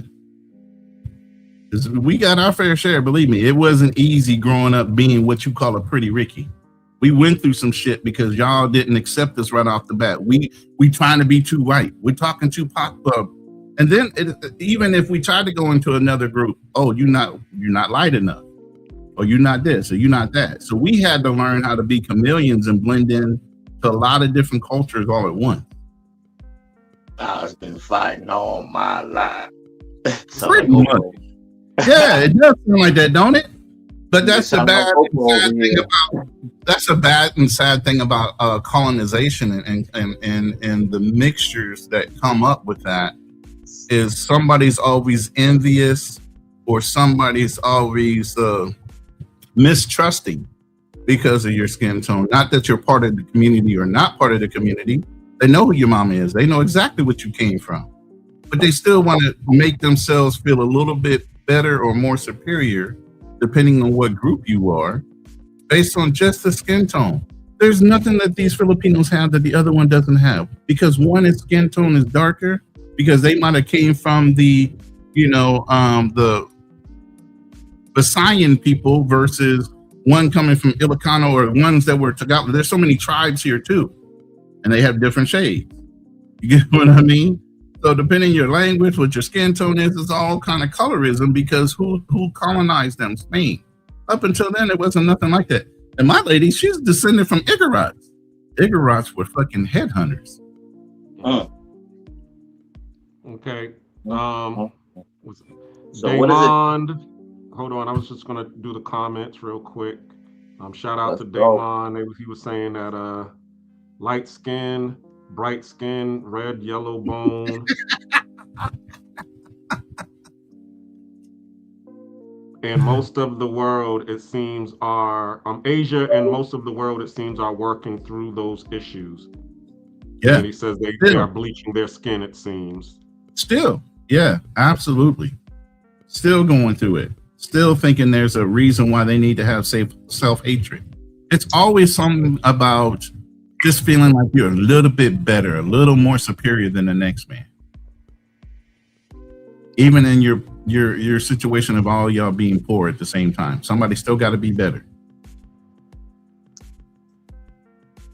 Is it necessarily better? In some people's eyes, but in others, we already know it's not. But in some people's eyes, they think they are better or more superior or less than because of it, or somebody's got their nose turned up because they don't look exactly like everybody else. Shout out to Two Tone. What up, Cleaner? Who else? Oh, okay. Simply Lime. What's going on? Everybody hit the like button. Who else? Like and subscribe. Let's go. Please like and subscribe. Yes, sir. Diamonds all said they've been there. They said, as someone without 4B hair, which is good hair, has always rubbed me wrong. Good, hell no. Why? Yeah, why? The good hair comment has always rubbed him wrong. The whole, okay, what do y'all think about that? The whole Becky with the good hair. I remember Chris Rock even, doing a whole documentary about good hair. As far as male, female, what aspect we talking about right now? Is that programming or preference? Yes, that's programming. That's called self-hatred. You hate your greater hair. You want the other greater hair. I used to get off on telling women, no, hell no. You know what the hell's wrong with the greater hair that your kid is going to have, regardless if you have a kid with me or not? Oh, I told you, I'm the darkest skinned, light skinned brother you will ever see. I love my grandfather. My grandfather was dark as hell. You ain't gonna get me to fall in that trap of saying, oh, because you like you better. No, I know where I came from. I know what my family looked like. Yeah, and they were extremes, from as dark to light as light. Gray hair. Hell, I was born with blonde hair and blue eyes, and my eyes changed to brown and hazel. But initially, when I came out, I looked like a white baby. Well, we all look like white babies when we came out the womb. Exactly. You haven't been exposed to the sun. So that's why, what did we used to do back in the day? And mothers still do it to this day. They look at the ears to see what their tone is going to be. By your ears. Yeah. And why do we do that? What does it matter what shade our children are going to be? I agree. However, you got that. They understand the world. You know, you got that element. We don't live in a perfect world. We live in a world of drama and getting snapped on or capped on back in the days. Yeah, because I used to catch the heat for having nappy hair back in the days. But also too, I was never image conscious. I just get up, take a shower, go outside and play. So. Me, I didn't care about what my hair looked like. I remember one time I went to go hang out with my friend Chris, and Chris came out the same way I came out. And his mother looked at both of us. She was all like, "Man, both of y'all are some nappy-headed kids going out here." She looked at y'all like, "That's why you niggas is friends too." Exactly. Cuzzo, I always loved you, bro, but you never really had a true sense of fashion. No. Oh shit! You gonna bust him out on? He's right. Nah, but he knows that about himself. I'm not telling him anything he doesn't know about himself. Like, I'm not gonna do that, because we've already had these type of conversations, and I've always schooled my cuz. Like, when I'm with him, like, bro, I'm gonna put you together, and we together. We go out. You gonna look like we both gonna look right. Right. And Cuzzo has never denied and has always accepted that from me. because he know I'm not gonna have him out looking crazy. You know? Well, see, there was two things going on. Number one, my mother was never a fashion conscious person either. So, so all she would do was just go out and get, clothes that was, nice looking and affordable. That's it. Like, and then here's your mother. She would get you what was in style. As you said, you had all of the sneakers. So you because come my over mom with the Lottos and the my ponies mom's and the been stealing all of Avias that and all shit. of those things. Exactly. So when I would be like, Mom, why can't I get me some ponies? She'd be like, nigga, you better go fuck with those Pro wings. No, you you better get them pro wings. Exactly. Thank you. Yeah. So but then my mother passed away when I was 10 years old. God rest her soul. And then God rest Auntie Max's. Oh my goodness. And then I moved in to her youngest sister's house, who was very stylish. So she had me, but she had me looking like Carlton Banks out here, because she didn't want me to be out in the streets with everybody else. So instead of getting me all of the clothes that were stylish for streetwear, because during that time it was Adidas, of course, and Timberlands, High Techs, and then in the wintertime they would wear the Carhartt jackets. And I'll be like, yo, I want a Carhartt jacket. She's all like, yeah. So it'd be difficult to pick you up in a lineup. Oh, hell no. You gonna wear this over here. And she had me wearing like a red polo goose, or a multicolored, cross-colored, goose down jacket, or a polo, or whatever was name brand, and then some penny loafers, or some suede bucks, the suede bass shoes, the suede shoes. That's what I was wearing. Yo, oh my God. So I'm walking the street with all of my friends, and I'm looking like a preppy boy. And all my friends is looking like, Tupac and Redman, and they got all of the hip hop gear on. So it's like the Fresh Prince and Carlton contrast going on. And sometimes, and then, my cousin would be there, and he'd be like, okay, nah, Auntie done got you all messed up, cuz come over here, you can put on some of my clothes. Hey, real quick, let me shout out Zoom to Thailand with the $5 super chat. Shout out to my man Ronan Travis. Salute, bro. They picking on the pretty Ricky light skinned brothers up in this room, right? And so I'm kind of glad you showed up.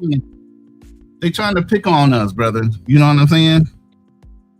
They trying to pick on the light skins, Yo, I can remember one situation in our childhood where we was family gathering, and as kids, like, we always performed. All the kids would perform, and there was a situation where Cuzzo had the penny loafers, and he had the certain type of jeans, and then he had the white tee, and he went and got one of our fucking one of our elders' cigarette packs, and he put it in his shoulder and flipped it up, and had an ill moment where he looked like a Southie white boy, and pulled it off so hard that he had everybody laughing, bro. Do you remember that, cousin? Yeah, I remember, because I had to do that for school. It was they did a 60s day, and everybody had to look like they was in the 1960s. So we actually did that because we was all because the older folks, they was in the living room, reminiscing, listening to the Motown CD, because the CDs just came out, so they had the brand new CD player. So they was listening to the Motown classics, and then we came in looking like Motown. Right. Yeah, I remember that day. Yeah, because I was looking like, the dude from the West Side Story with the hat and the cigarettes tucked into his white T-shirt. That you was. And you had on the Kango. Yeah, that shit was hilarious. So don't act like you ain't always had swag, bro, because you always had swag. Hell yeah. Yeah. I mean, you was around swag. Just, as I tell people, like if you watch Blackish and you watch Junior on Blackish, that was like my type of personality type, you know what I'm saying? And you just grow into it and you start to accept who you are. And in the end, people start to appreciate you for who you are. You know what I'm saying? And I remember there was one episode where he was sitting at the bar with his his grandfather, Lawrence Fishburne's character, and there was this bartender that was hitting on him, and he was all fumbling with the words or whatever, and Lawrence Fishburne was like, "Yo, be cool, man. You about to ruin the you ruining your game." And then Junior was like, something, Grandpa, don't worry about it, because my game is no game at all. And he was able to bag the bartender. And that's really how it's been with me. You know what I'm saying? I don't got no game. I just be me. And people, they either love me or they hate me.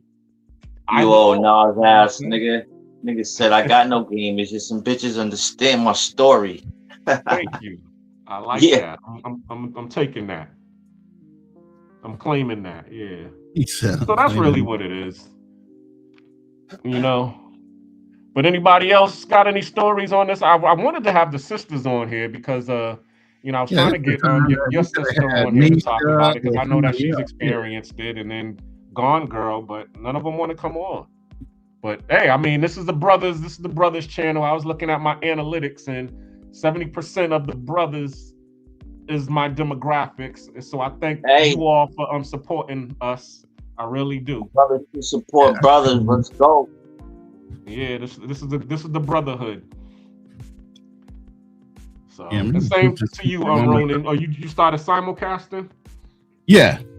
Okay. That's how we got several other people in here. But yeah, like I said, I got story after story when it comes to that, man. Like I said, any brother or sister that that's light skinned, that's come through unscathed, to where there's no physical marks on their body, they've been put through some shit. It wasn't no easy road, especially in our community, to get through what we went through just to grow up, because we're always set aside as something other than, even though, or we were trying to fit in, even though we belonged there. I wasn't trying to fit into anything. That's who I was. It's who I am.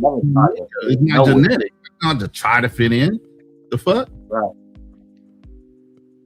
Okay, Yeah. Let me go to the comments real quick. Shout out to Expat living overseas. I love it. Sad judging people by their looks instead of their hearts. Yeah, that's definitely true. And then I'm working on my camera while you're going on. I've always been myself. Say that again. I said I'm sitting back here working on my camera right now. I don't know what the hell is going on. Gotcha. Well, that's basically it that I see so far. Again, shout out to Zoom. He's back there listening in while he's working on his next episode.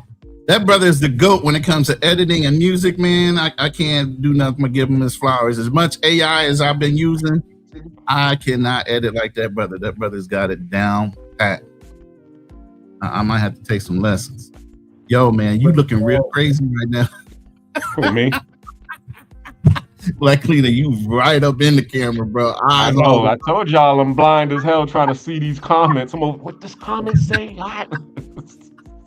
That's why I don't he definitely got it blind. My computer. Yeah. I said, oh Lord. And then when he finally broke out the cane, I was like, oh man, you trying to make me feel real bad and shit. He broke out the red and white cane. I was like, oh man, don't do that to me, bro. That's hilarious. But that nigga can't see. The fact that you bringing up this conversation, and then what we had the other night with the said the builder like guy wannabe on the show, wannabe, yeah, the Australian guy that I had to go drop the hat on. Hold up.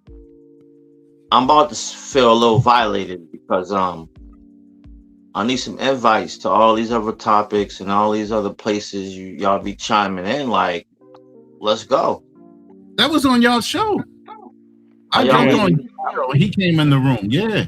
Oh, he was gone. Remember the show ended early. It was after Charlie Chan came on, and I ended up the live ended up early, but you never came back on when I restarted it. So that live actually went to like 5 in the morning.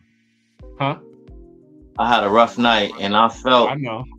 Once I was already like 3 hours in, and I saw who came up on the panel, come on the panel, I was like, oh shit, this is about to be another more 3 hours. Once Ronan came on, I was like, oh no.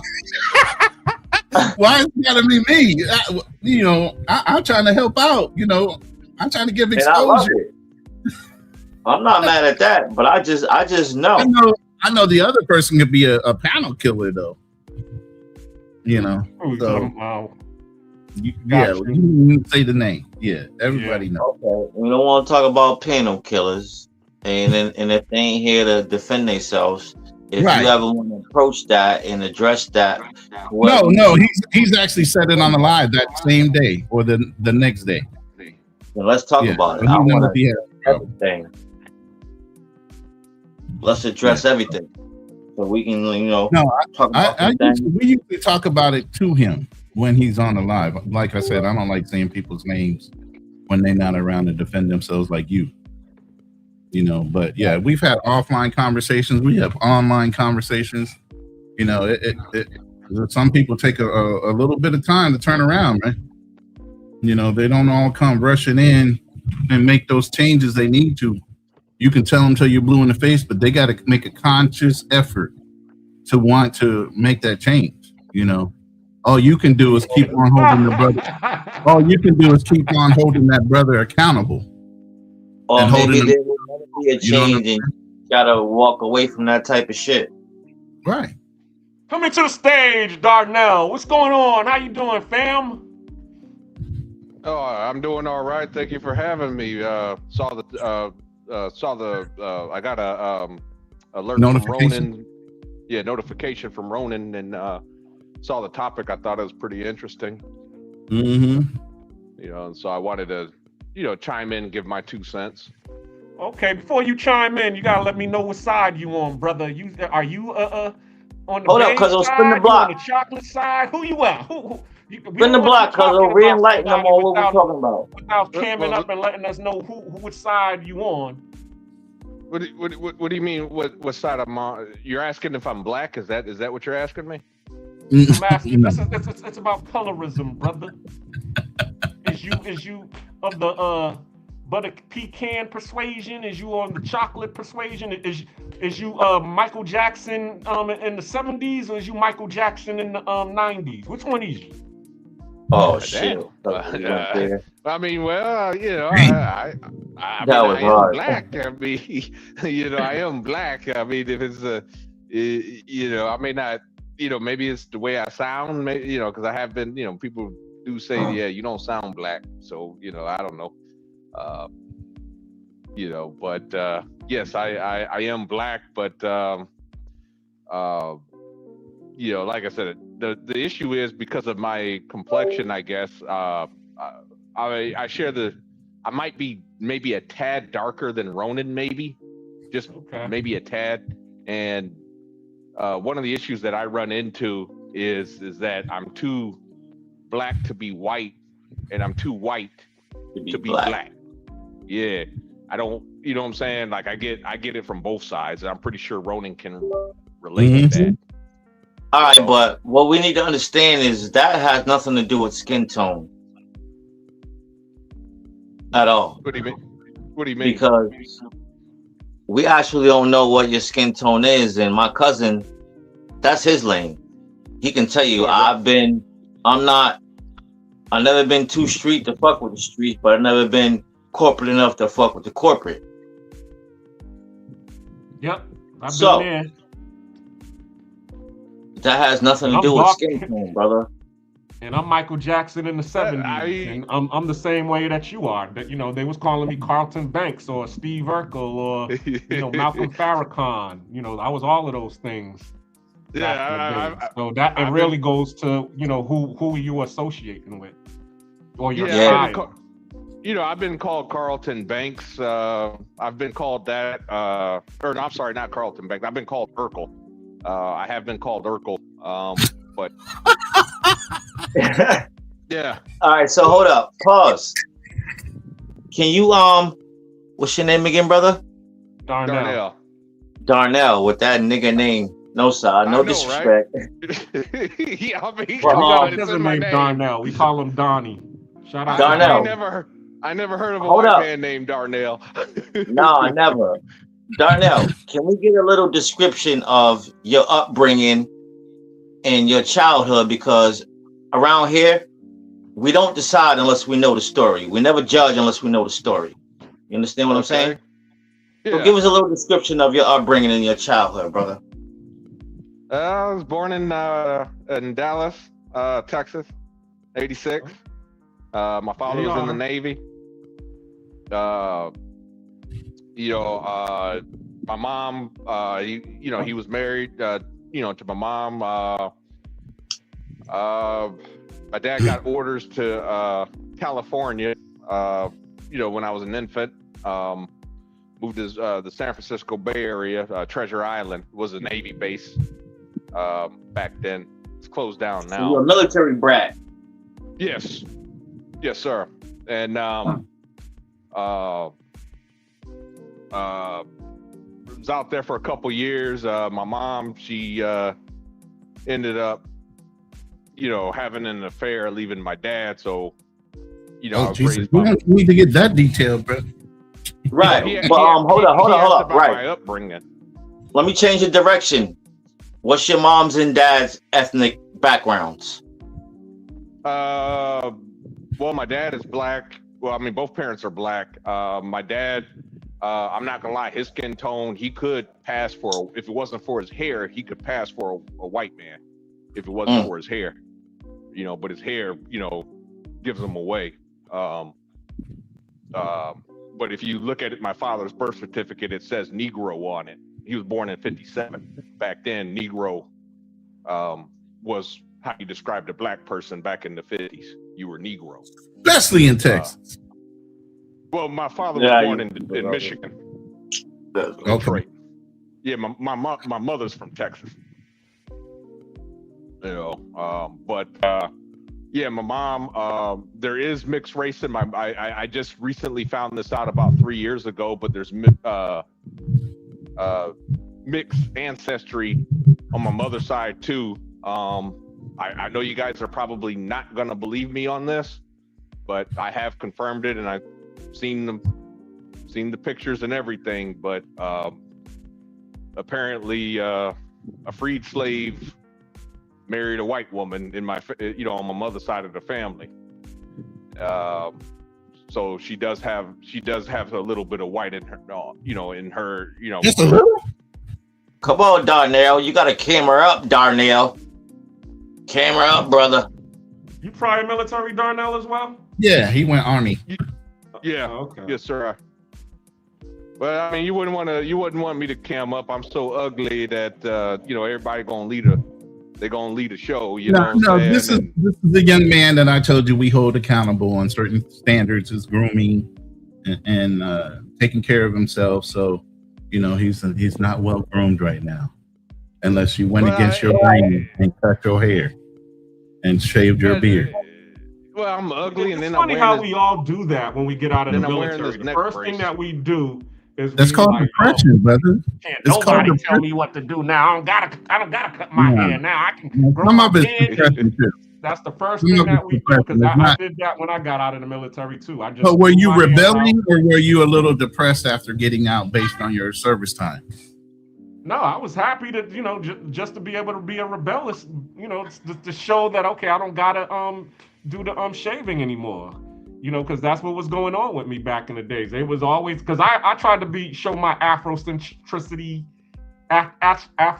self when I was in the Navy. I used to have the Afro, and they'd be like, "Oh, did you cut your hair this week?" And I'm like, "I just got my hair cut. I just got it, in the Kobe Bryant style."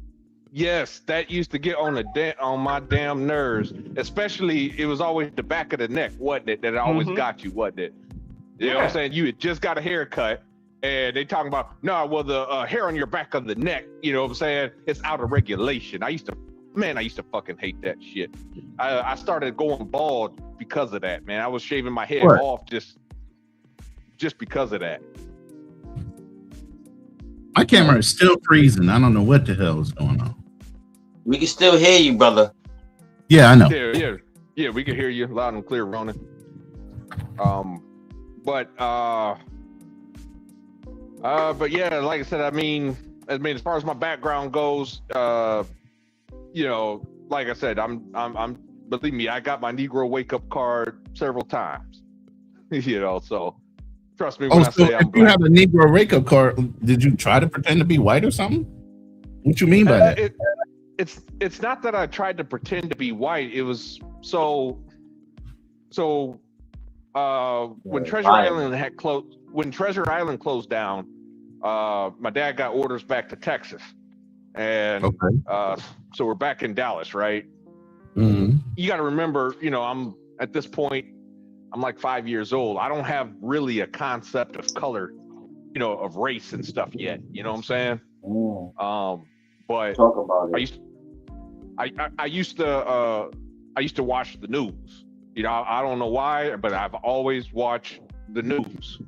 And Dallas at the time, I ain't gonna lie to you. I mean, the Dallas news system was real racist back then. Like every time there was a home invasion or something like that, they always showed a black man and his face was always like subdued, like it was just exaggerated features. Like it was just weird. Like when they would show the sketch and stuff like that, it just was this scary gremlin looking dude, it like didn't even look human, or their mugshot was like so exaggerated. It was, it's hard to describe, but like, I mean, these were scary looking dudes, so I did have at that time, I did kind of have a fear, you know what I'm saying, of my own people at the time, based on, yeah, I mean, shit. I mean, you see people you hear gun violence and, you're a little kid, you hear gun violence, black people and all this other shit. And, you see these crazy looking features, but you don't look like them. You don't look like that. You don't look like that person, and I would say, another thing too was like, being, as I was getting a little bit older, like, I don't know if you guys can relate to me on this, but I was always the last kid to get picked for basketball. Damn. Assuming I How was even tall are you picked at now? all. I'm 6'1". So you weren't even short, and you were still last pick. No, but Were back you then, athletic back then? no, as a Same child, here. I I'm was short. 6'1". I'm 6'1" too. I stand 6 feet 1 inches. So, and I was never picked last. Yeah, me either. I was always picked last, assuming I even got picked. You know what I'm saying? I was always, assuming I even got picked. You know what I'm saying? Oh, damn. So you might need to show up for a whole nother topic of discussion, brother, because we talking about. Cuzzo, let's spin the block. Re-enlighten on the topic of conversation tonight, bro. Hey, while you're doing that, I'm gonna reboot my laptop and my desktop, and hopefully my camera will be back up. All right, I'll be right back, and I'll be listening in on my phone. Yes, sir. Do what you gotta do, Ronan. All right. But yeah, brother. That sounds like a whole another issue you need to chime into. We know, not to say that we can't sway a little bit.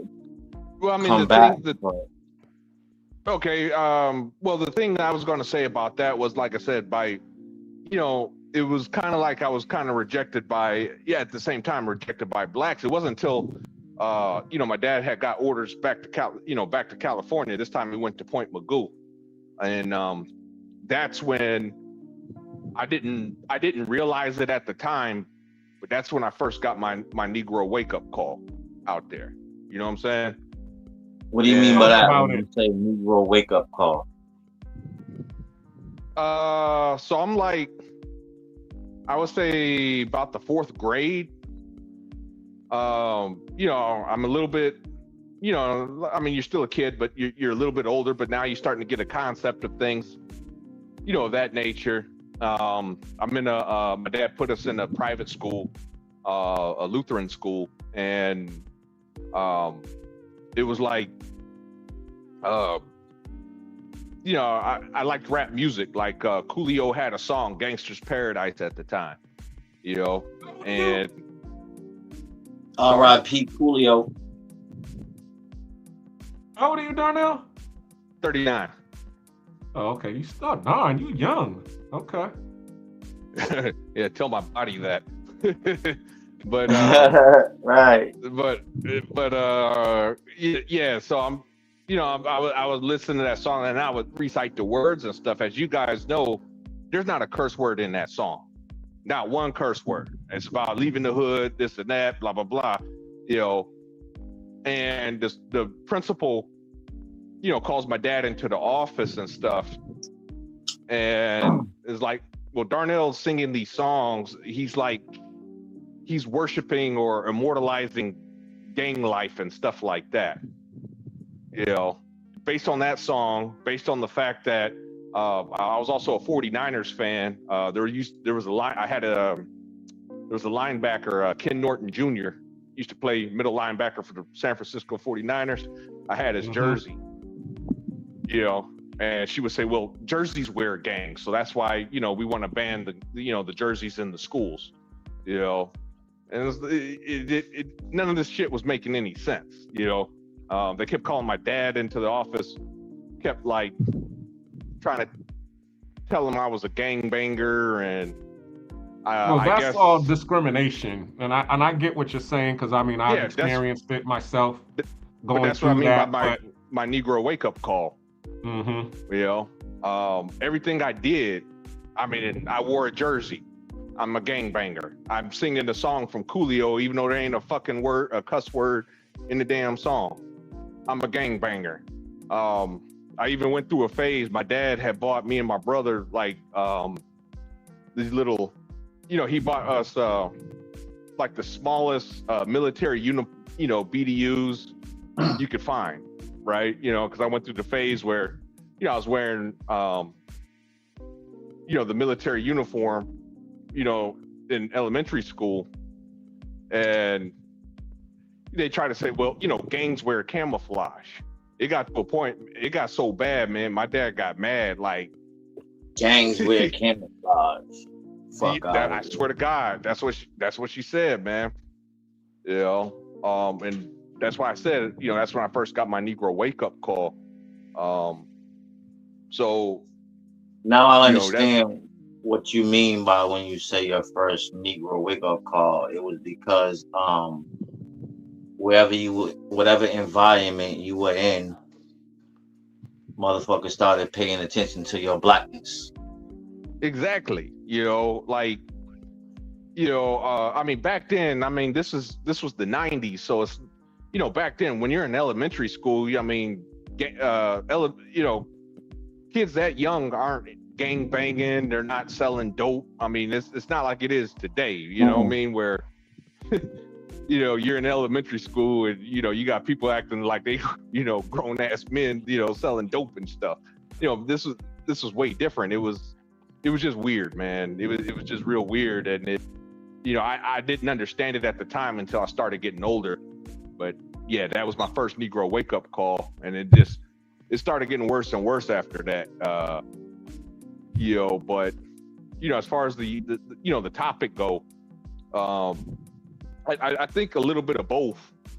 I think it's a little bit of both. I think it's both programming, and I think it is a little bit of conditioning. And when it comes to the black community, hold up, I gotta cut you off because I don't necessarily feel like that's programming. That's growing up in life and experiencing certain things, and you figuring out what you like and what you don't like. There's nothing wrong with that at all. Well, that was just me. You had asked about my background, and I was just giving you my background. I would just say you're using the wrong term. Negro wake up call is usually somebody that's in denial that they're black. No, he has it kind of correct. It's because he was being discriminated against for he's just being a kid. They're letting him know, well, you're a black kid. That's basically what happened. But my question to you is this: where's your family in this? Because that's what I noticed as well. A lot of times with people like Darnell, or people who live in these they live in these families. The family is usually non-existent. I mean, I had a lot of family in Boston. I had my cousin. He got a brother and a sister. I had 4 brothers, 2 sisters. I had a lot of cousins. So I had an ecosystem of people to be around, to where they've accepted me no matter what I was or who I wanted. So the question is, Darnell, where was your family at, and what side did they lean on as well? Well, at the time, I wasn't on. Like I said, my mom, she was gone by this time. She was married to another guy. She wasn't in the picture. As far as my dad, I live with my dad, and my dad raised us, and us. You had brothers, you had siblings? Yes. My father, he had my brother was alive too around the time, or my brother was around when they were still married. So my brother, yes. And then he had a daughter after, with another woman after the divorce. And my mother, she had 2 children in her new marriage. Okay. So you had a brother and a sister that lived with you. You said your daddy raised us. He raised my brother and me, yes. Okay. And that was the only family? I mean, you all didn't go around. Did he have any siblings? Did you have any cousins that you hung around with? Yeah, I hung around with my cousins. One of them, I am not gonna lie, he was one of my family. He was kind of on the uppity side. He lived in Santa Clarita, California. Nice big old house on the hill and with a pool. Used to hang out with them quite a bit. Certain family members didn't hang out with. My dad's other brother, I don't acknowledge him as my uncle, but he's, he was a family drunk / con artist. I mean, hey man, when the man steals from his own grandmother, I mean, dude, she. I tell you guys, I know it's off topic a little bit, but so I'll keep it short. But just to tell you how bad this dude was, this motherfucker was in the Detroit riots in '67 at 8 years old, stealing alcohol and cigars. At 8 years old. At 8 years old. That shit ain't funny. That little nigga didn't have no fucking guidance at all in life. No, he had. Where was your brother at? If he was, because evidently your brother had to be in that Detroit riot as well, right?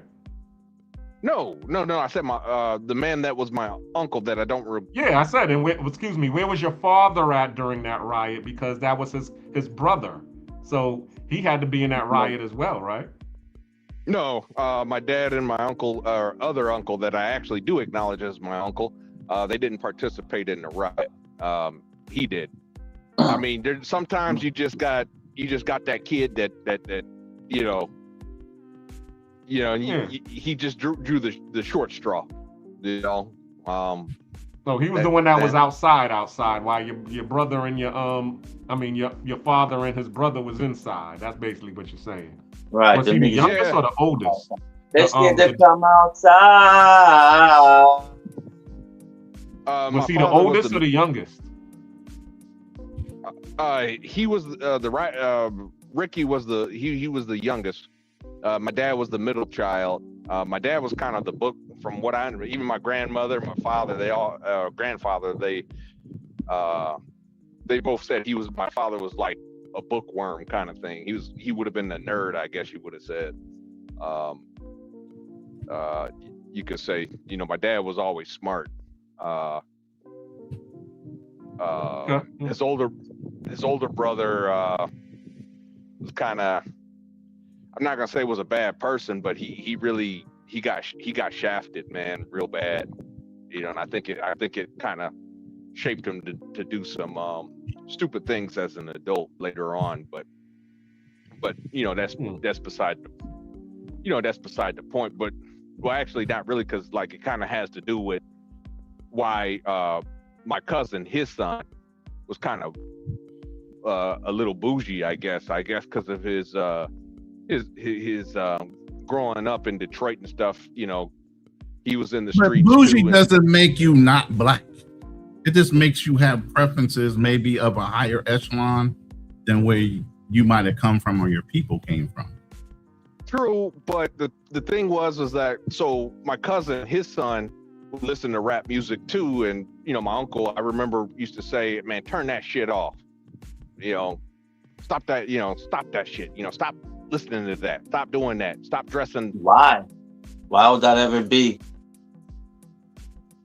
Because I live that. Because I mean, we got family like that as well. I mean, you're just talking about, you know, I don't want to bring her name up in here, but we all know the cousin who is the bougie cousin in the family might be separate themselves from the black family because they thinking that they too ghetto or too ratchet and they want to be in high society and go to all of the high society Jack and Jill. They call it the boule crowd. But well, I mean, I don't know about boule because my uncle, he did work his ass off. He wasn't boule. He worked his ass off.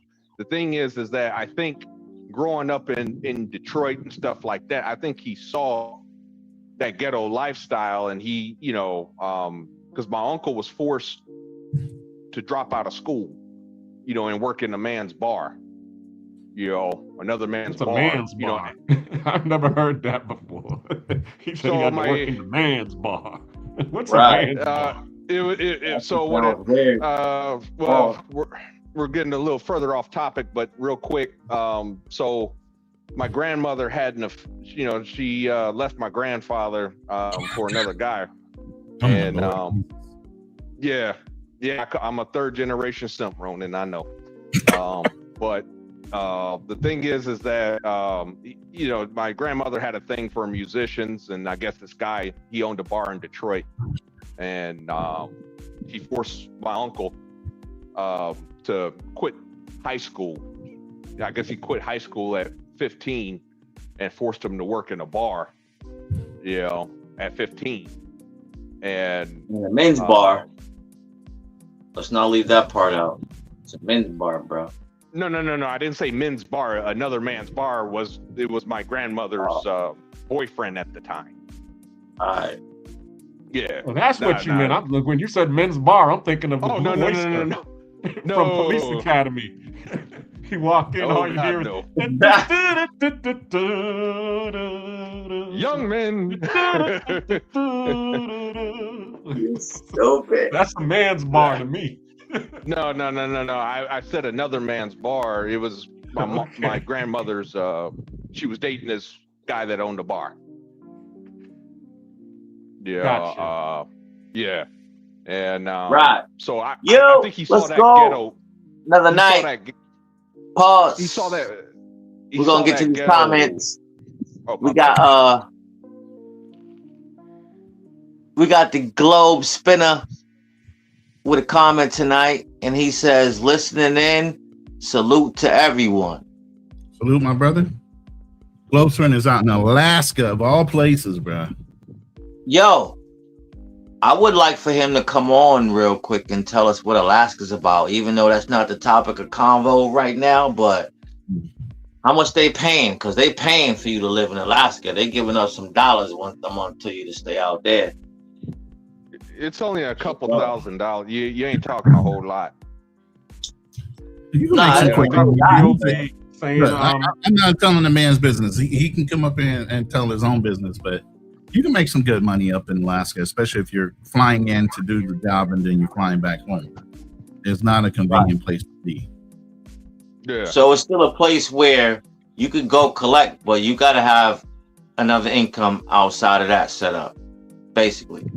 Yeah, you got to have a job, man. I mean, depending on what you're doing, he goes up there to teach. Now, there's a lot of guys that go up there for the canning plants to do things like fish, and they'll work those seasonally, and then they'll fly back home. But you make so much money in that season. Philly Dom, for one, used to do that.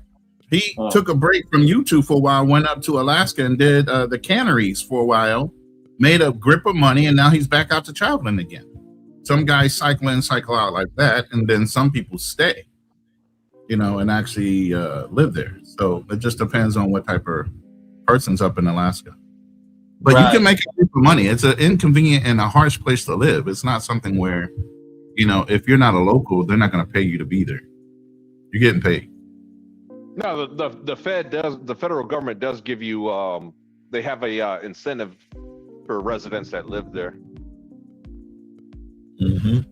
Come stay in the cold. Give you they give you a few thousand a month, like you spoke. No, it's not a month. It's in a year. It's like you're looking like $2 or $3 grand in a year. Broke stay in that. Oh hell no, we ain't doing that. But anyway, JM's a troll for real. But it was funny that you brought up Ken Norton. That's actually my first wife's cousins. So I'm indirectly related to the Nortons. But it was funny that you brought them up. Yeah. Who are the Nortons, Ronan? Huh? 49ers. Ken Norton Jr. was the football player, but Ken Norton Sr. was the boxer. Yep. Oh. Okay. So he was the one that fought Muhammad Ali, and then I think he got knocked out real quick by Tyson. Like one of the quickest knockouts on record. But yeah, but interesting that you're bringing up, lifestyles and how you were brought up. And that's why I said it doesn't matter how you're brought up, whether you're thinking you're bougie or not. I don't consider myself bougie. I definitely consider myself a black man, but I didn't grow up poor. My mom and my mom's family and my brother's father's family was integrated into the system when it comes to running the numbers. I came from a gangster family. In Baltimore, Maryland, you either had people pulling money off the docks as collectors that owed the fucking gangsters. My mom kept the books for the mob. And they were number runners. So they played the numbers. They did the what do you call it? When people run a number every week. What is that called? I forgot the name of it. It was just called a numbers racket. Right. It was the numbers racket.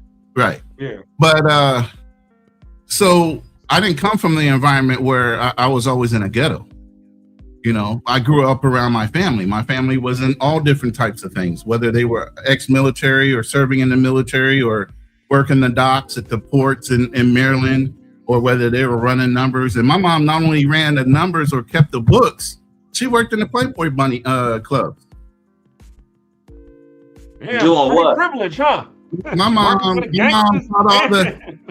taught all the girls how to do the bunny dip, bruh. So I didn't grow up around ugly people. My family was good. You gotta show us the bunny dip, nigga. I don't know how to do no damn bunny dip. What the hell? You think I'm to show us the bunny dip? No, I ain't doing none of that, King. Come on now. That's my mother's thing. I ain't my mother. You get what I'm saying? I just grew up around that environment. And then my brother's grandmother, she had a speakeasy back in the day where they had a club and a big ass house. And after parties and everything else would be done in that house. Yeah, they used to do that in Detroit too. Yeah, this is back in the 60s. Yeah, so, yeah. So, I didn't grow up in an environment. That's why I said I've been traveling since I was damn near 3 years old. We were going to Puerto Rico, Bahamas, wherever. So I've had this ingrained in me based on how I was raised. So I'm not saying I'm filthy rich or anything, but I'm just saying I had a good life. I'm not complaining about that, but that didn't make me any less black. It didn't make me have to go through any less things that somebody else might have grew up in a worse neighborhood. I've had those experiences too. I caught my first body at 4 walking out my grandmother's house. Meaning I didn't kill him. Meaning, let me tell you the story. King, let me tell you the story. Let me tell you the story. Ronan. I'm walking. No, I understand, King. Let me tell you the story. Back in the day, you could walk to the corner store to get yourself some candy or something like that. And your grandma felt safe enough to send you to the corner store to pick up some stuff. The neighborhoods weren't that bad. People kind of respected the fact you were a child. They didn't snatch you up like that. Okay. So my grandmother sent me to the store to get some things, but I wanted to buy some candy. And it was about 4 or 5 years old. I'm walking down the back alley, and I come around to the corner, the alley where the corner store is, and there's a guy laying in the back of the alley behind the store, and I'm like, what the hell? So I look, the guy's not moving. I'm like, sir, and I'm trying to talk to him, and he's not saying anything. And I kind of look that he's laying on his back, but he's kind of turned to the side. And I could see that somebody had busted a wine bottle and stuck it in his back. And he had bled out. So I'll go in the corner store. I literally tell the guy, hey, you need to call the police. There's a dead body in the back of your store. I get my stuff and I go back to my grandmother's house and tell her what I saw. You know, but at the same time, those are things that were not like violent, but I've seen those things. You know, and it didn't make me any worse or hurt me as a child, but it was just something I've been around. You know, my mom and dad, my mom had a temper. She was known to have a temper. So was my brother's dad. They used to shoot up that town, bro. In Maryland, there was a lot of gun violence. If people pushed you, you pushed back. So I grew up in that environment, even though we had money, because even when you had to hustle back in the 60s. You had to hustle back in the 70s. There weren't really a lot of good jobs out there. So you will always find an angle to hustle. So a speakeasy nightclub with a bar, whether you running numbers, whether you still had a legitimate job during the day, all that blended together back then. Yeah, I mean, hell, my granddaddy, my late, you know, he's gone now, but he has said, you know, it was the same thing with him. I mean, back then they didn't pay blacks good or give blacks good paying job. You know what I'm saying? Right. If you didn't go out and get it on your own, you weren't going to get it. Exactly. My grandfather, when he got out of the army, when he came home from Korea, he started out driving the city bus for Detroit. You know, eventually he'd go to work for GE. And I'll never forget my grandfather. He used to call himself the first colored refrigeration man. You know, everybody when he was going to school for refrigeration, you know, his own friends and everybody that knew him, like, I ain't never heard of a colored refrigeration man. Said, well, goddamn it, he's looking at the first one, you know. And he ended up he ended up finishing his class and got hired on with GE, stayed there, retired, and you know, rest is history. But you know, in the meantime, before he took that job with GE, you know, his side hustle was my grandfather was always good with his hands. He was good with carpentry, so he used to buy houses in Detroit, fix them up, and you know, he was doing fix and flip. That was his hustle. Yeah. You know, and then between him and he had a friend at the time, Jimmy Gout, that you know, I guess they were drinking beer one day and said, hey, I got sons, you got sons. Instead of us hiring people, why don't we just use put our kids to work? Back. You know? Hey, Time just said something that reminds me exactly what my hustle was growing up as a kid. I owned blocks, but I didn't own blocks and drugs. I owned blocks the way he said it. I cut grass when it's grass cutting time. I rake leaves during the fall, and I shovel snow driveways during the winter. That was my hustle, and I had blocks. People try to walk up on my blocks. No, I already got a young man that does that stuff. I made money. My mom messed up one time. Is like, I wanted my hair. My mom used to cut my hair. So I used to say, yo, she give you that bold, fucked up cut, right? She goes, when you can make your own money, you can cut your own hair. I said, bet. Since I was 8, I was get my hair cut, get my hairstyle, whatever was going on. She couldn't say shit because I went out and hustled for my own money. Mm-hmm. That's what kids don't do nowadays. Kids nowadays are entitled.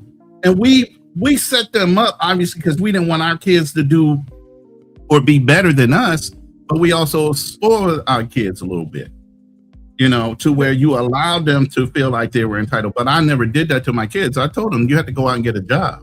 I might spoil them with a toy or two or something like that, but nah, I wasn't going to do that. But Ronan, doesn't that sound a little bit like the topic about conditioning, though, to you a little bit? Conditioning. Kids are being they're being conditioned, you know, not to grow up like you grew up. You know what I'm saying? Out there working hustles, you know, cutting grass, shoveling snow. The whole thing is strong men make weak sons, and the stronger and the time comes through where it becomes so entitled. Matter of fact, there's a whole meme of a brother saying about a coach teaching him this, you know, how his grandfather had to walk to work while his father got to ride a bike or drive to work, and now he's driving a Mercedes Benz. His grandson or his son might drive a Ferrari, but then at the end of that is a cycle rolls back to somebody having to walk because there's no appreciation or no fire to go out and get it because you feel self-entitled that the money's coming no matter what because of who you came from. But doesn't that sound a little bit like conditioning? Of course, you can condition people in different ways. To expect things, or you can condition them to understand that they got to go out and get it, you know, and you might give them a little bit of an assistance to going out and get it. Especially, So I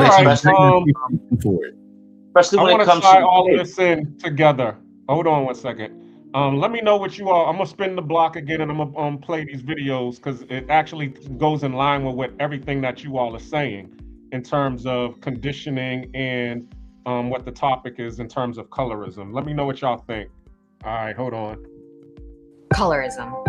This phenomenon is so deeply rooted within communities of color that it's almost taboo to talk about. But if you're not a person of color, everything I just said might sound completely foreign, but it is very real. And its traumatic effect on the mental health of communities of color continues to be an issue. Now, dark skin versus light skin. Ever wonder why it's still a thing? It wasn't by accident. It was a strategy. In 1712, a slave owner named Willie Lynch allegedly gave a speech teaching white plantation owners how to keep black people divided and weak. His blueprint? Psychological warfare. Step 1, turn light-skinned and dark-skinned slaves against each other. Step 2, divide the young from the old. Step 3, make the house slaves feel superior to the field slaves. Result? A cycle of self-hate that lasted for centuries. And even though slavery ended, colorism didn't. We still see it today in media, in hiring discrimination, in beauty standards, everywhere. And here's the craziest part. There's no actual historical evidence that Willie Lynch ever existed. So why is his name everywhere? Whether he was real or not, the strategy worked. As I said before, this is a colonial. Skip that one, go to this one. Attention to the passport bros, like they're getting women. There's no look for Latino. Like whatever concept you have. As I said before, this is a colonial issue of white worship white people. Colorism. This is what the true definition of colorism is. During colonialism, light skin was tied to privilege, education, and favor. Today, that legacy lives on through media and advertising. Skin lightening products are still marketed using white or Arab models, which is what I'm saying. You need to look like her. And this is not even just amongst black people. I've seen this whenever I was in Thailand. I couldn't even find regular lotion. I couldn't find regular white lotion because I kept getting this dry white stuff. Turns out it was all skin bleaching cream. And the goal isn't to look biracial. It's often to look damn near white. In Ivory Coast, billboards used to say, be white, be beautiful. That is so fucking crazy. I wouldn't be me. Just this one. As I said before. All right, I can't find it. Attention to the passport bros, like they're getting women.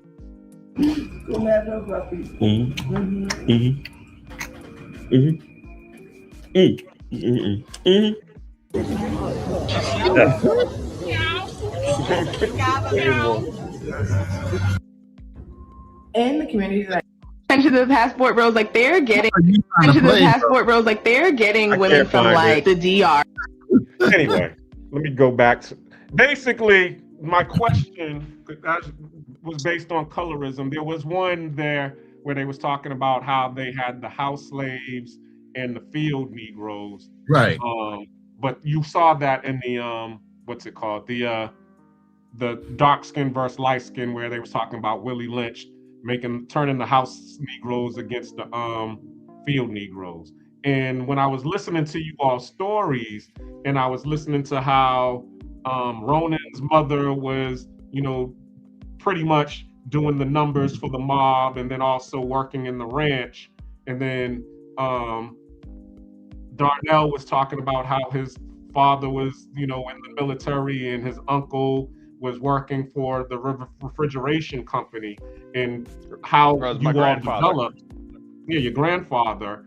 All I was thinking about was the privileges that they were exposed to, only based on solely the color of their skin. Because if you started to look at some of the people who were in that era during that time, they probably wouldn't have gotten that exposure, because those people wouldn't want to associate with them or give them those types of jobs. So do you think that colorism does affect the exposure to the amount of opportunities that you have in the workplace? I think colonialism is the factor that is not being discussed here. The fact that when you're colonized, you're thought that your betters, which were your conquerors, were the way to go. And the closer you were to your conquerors, the more you would be accepted in that society the conquerors invented for you.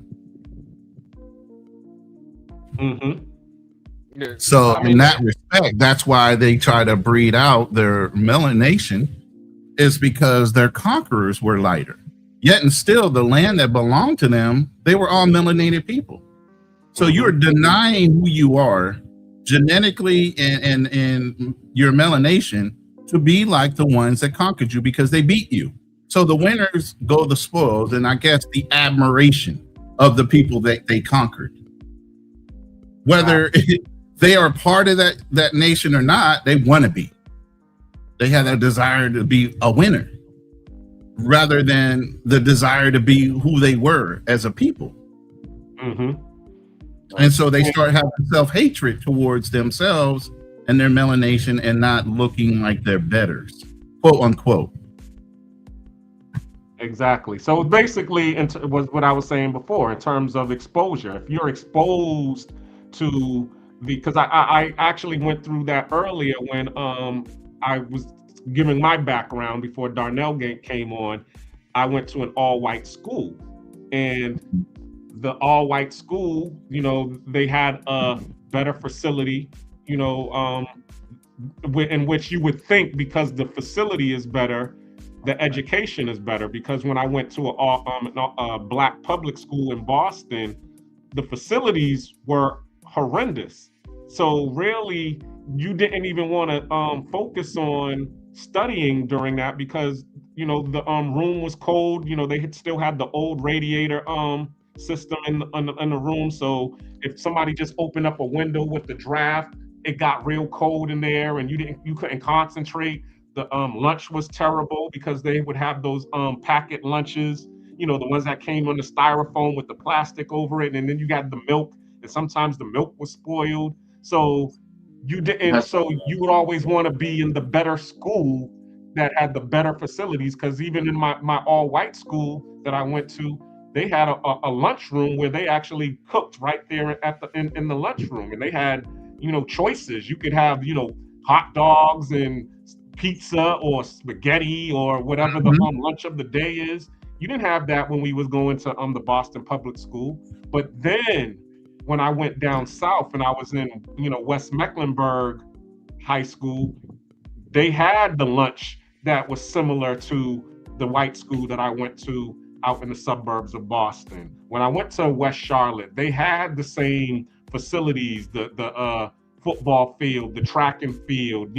They had all of the gymnastic after school extracurricular activities that my Boston public school didn't have. So it made me appreciate, and that was an all black school, so it made me appreciate being black when I was with them versus when I was in the beginning going to the all-white school in junior high and middle school.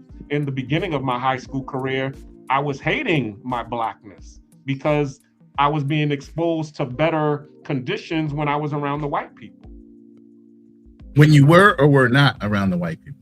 When I was in Boston during my middle school career, my middle school age and in the beginning of my high school age, the black areas didn't have any good exposure or any good facility. So basically, you're a product of redlining. Exactly, I was a product of redlining. Exactly, yeah. And then but then they had us going to what they call busing. It was the MECO program where they, selected a few chosen good students to go out to the suburbs and go, so that the suburbs could be diverse. They would have us go out there and go to school with them. So now you're going to school with the white kids, and now you're being exposed to what they're being exposed to, and now you're starting to like what you're being exposed to out in the suburbs. Being able to. They had the nice malls, they had the nice houses, they had the schools were, better schools. And then I ended up getting kicked out in 9th grade, and then I had to go to, in 10th grade, and then I had to go to a Boston public school. So now I'm seeing what my all of the people who I lived in a neighborhood with had to experience. The terrible school lunches, no after school programs, no what's it called? The books. Your books were terrible. That's around the time they started putting metal detectors in the. Yep. School. I even got I got suspended for school because that's a separate story. But I ended up getting suspended from school for having a knife on me, and ended up going through the metal detector, and they caught the knife on me.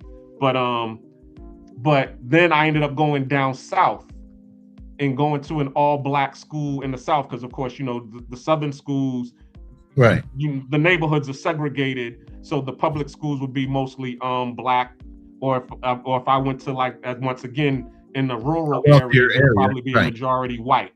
But I was in the city area, so it was black. But those schools were great because the facilities were great. And because so now the taxation and redlining didn't apply, you were in an area with affluent black people. The taxes were going where they needed to go. They funded the schools and the programs that needed to be funded properly for those black students because it was a black community. Exactly. So that product of redlining up north versus you being able to actually apply your tax dollars to your community and the schools that you're in down south. Mm-hmm.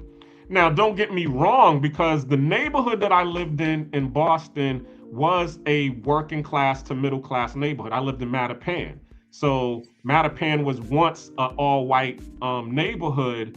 And then the black people who were able to get money and buy houses and stuff, they started to move in. And then as soon as we started moving in, white flight happened. The white folks was like, oh, shoot, all these black folks. Yeah. And I told the story about me having a little white girlfriend when I was 4 years old, which was my brother's friend. And she would pick me up and, walk me around, carry me around the neighborhood as her little boyfriend. And then on the weekends, I would go over to her house looking for her. And, the white mama would look down at me like, oh, Melanie's not here. Knowing Melanie's in the house, but she don't want her white daughter messing around with this little black niglet. So eventually, once they got the chance to be able to move out of the neighborhood. Hey, real quick, Black Mina, I just wanted to show you, as light as she is, she was bullied for being darker than most Filipinos. Okay. Who's that? Your daughter? But his natural curly hair. His wife or his girlfriend. His wife? Yeah. Okay. Thank you. Now, I just wanted to show you what they would consider dark here. And that's not dark. All that damn hair. Yeah, she got a lot of it. Let me put you on the full screen. It's too late now. She gone. Oh, you a day late in a dollar shirt, whatever. Y'all saw. Anyway. Yeah, I was trying but to. Yes, you went through a whole situation of being bullied because of colorism. So, and that was another thing too, because I do have family in all walks of life. You got bullied because if she had all that hair her whole life, bitches was jealous because they didn't have that goddamn hair texture. Again, that's also one of them. And they're all the same. They all came from the same neighborhood. Their parents were making most of the same money, but it's always like he was saying with the Willie Lynch situation. You're always pitting one situation against another. If you're darker skin here, you're out in the fields. If you're lighter skin, then that means you had an office job or you were closer to being Spanish. There's always some way of pitting society against each other so you can distract them. And when you got them distracted, what can you do? You can take advantage.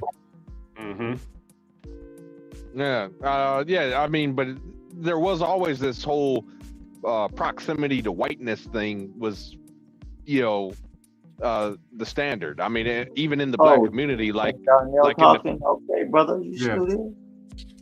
Well, like I was just saying, for example,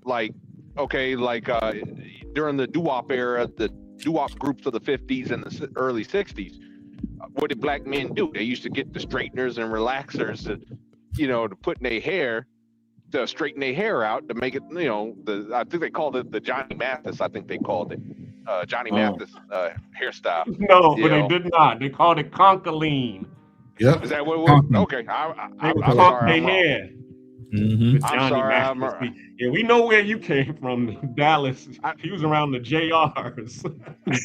I apologize. I'm wrong. But the thing was, but you do know I'm right in the standpoint of the straightening of the hair thing, and you had black men trying to pass themselves off as white. I mean, even the Temptations, for example, their whole thing, Berry Gordy, when he owned Motown up in Detroit, he was trying to cross over, into white audience, even though he already had a lock on the black audience, black community. He was trying to cross over into white, get off the chitlin circuit. I gotta contest that real quick, bro, because I don't feel like it was necessarily a crossover.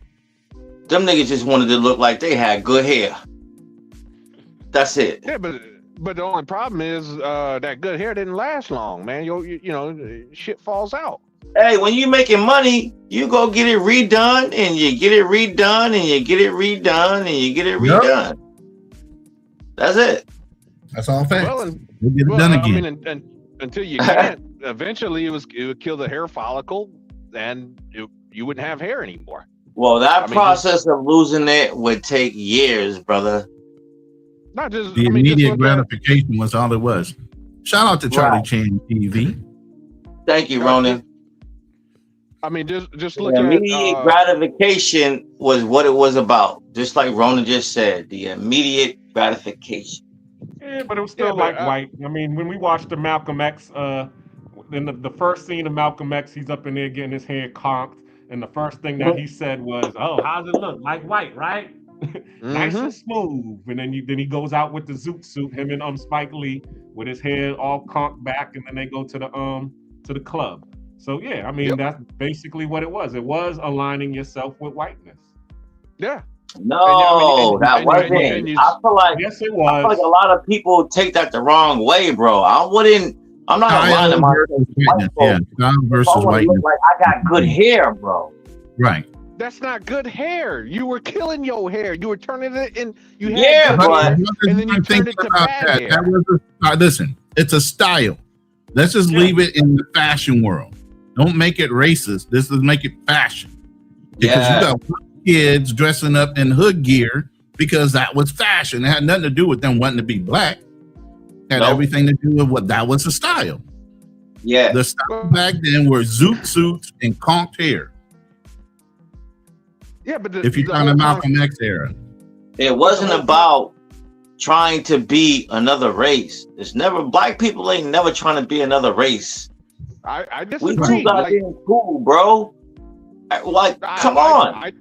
I disagree. It wasn't until the 70s when that's when it changed. It was cool to be James black. Brown came out with "Say It Loud, I'm Black and I'm Proud." Proud. You had the afros. You had more and more black musicians. Hell, white people disco. You have the Harlem Renaissance. Whites. You had black. So you're saying only white people were disco? You're crazy. No, I didn't. You didn't hear me just say blacks and whites? Yeah. Okay. I was saying that's when it became disco era is when it became cool to be black. Well, it was before that, but before that, because Motown did as you was just talking about with the Motown era and what's his name, Ray Charles in the 50s and the 60s. That's when that whole era it became cool to become black. The disco era just started. Come on, man! It's always been cool to be black. It's just I don't know why you guys think it was never cool in our community to be ourselves. Is when we were trying to blend or do something with another community where they had to kind of like cow or change their profile in order to be able to be accepted by businessmen or whatever. But in our community, it was our community. That's where you had Black Wall Street. That's where you had Black Wall Street and everything else. We were thriving in our own communities. Just when we tried to step outside of our communities, how we blended in is when it made a difference. Yes, but did you hear what you just said? The conformity. That's where the whole hair thing that we were talking about. Again, if it was that's cool all to it be was. black, It was just conformity to make a white man feel more comfortable about having you in their environment. So wouldn't you say that was in a sense worshiping whiteness? Because again, straight hair is not a black attribute or a black feature. No, I call it cow-cowing because the white man had the money, and that's what you were trying to get to. All right, so I don't want to contradict myself. Naturally straight. Hold on, look, listen. Because I feel like there's levels. Yes. Of the changing your hair texture. Right. For black women with not so great texture of hair, it may have been for them wanting to have that straight white women's hair. But for men did the same thing. But we did the same thing, but it wasn't for that. It wasn't to have. It was about looking like you got good hair, and it wasn't necessarily about a white man's hair. But look at what happened when a Jerry curl came in. That wasn't straight. That was curly shit. Correct. Yeah, but that's still a texture of white people's hair, of aligning yourself. Because who has the curly hair? No, you're lying. Yes, you're lying. The Spanish people had the little curly hair. Any Caucasian bro, we had naps and afros. The only thing that we could do was comb. All right, I understand all that, but what I'm saying is, that you change the texture, you trying to align yourself with either Spanish or white. I'm sorry. All right, so what is the basis of hair texture for Caucasians? Straight, right? Yes, correct. Not curly.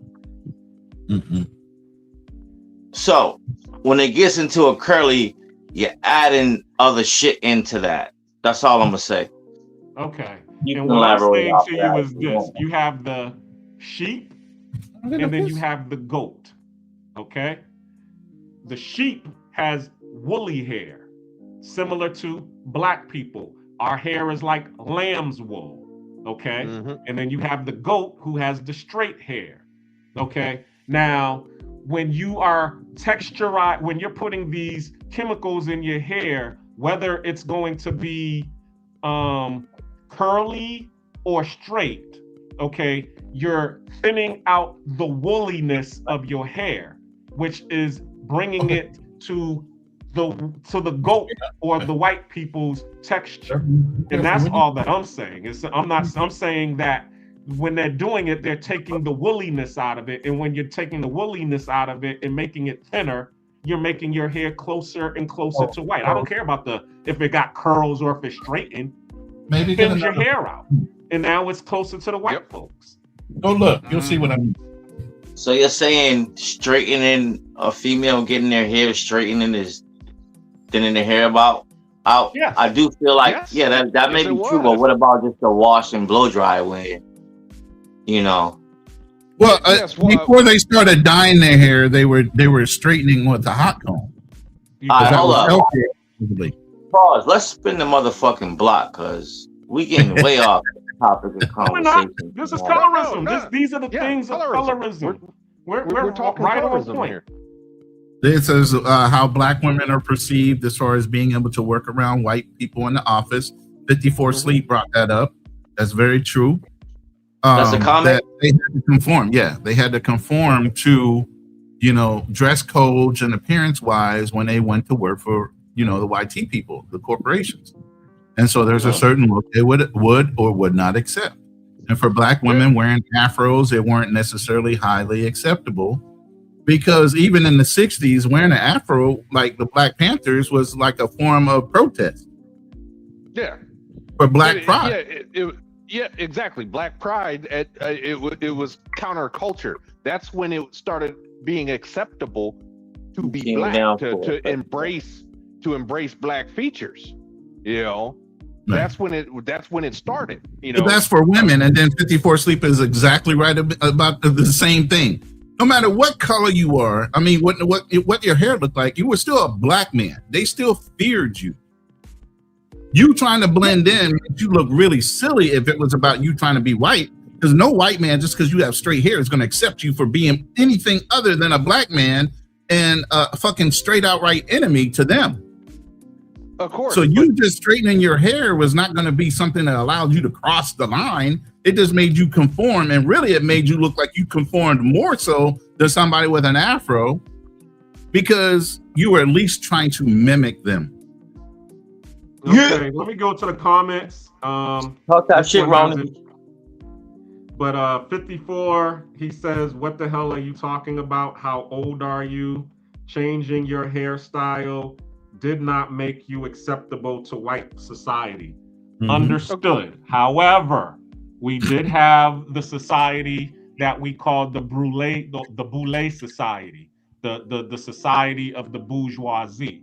And those were the people who were, they had the paper bag test that was going on in order to be in these societies, the Jack and Jill clubs, the private clubs, and people would actually, would try to do certain things in order to associate with the Boule crowd to be able this to is weird. The whole association of having good hair versus bad hair grades was a big deal with the Boule crowd.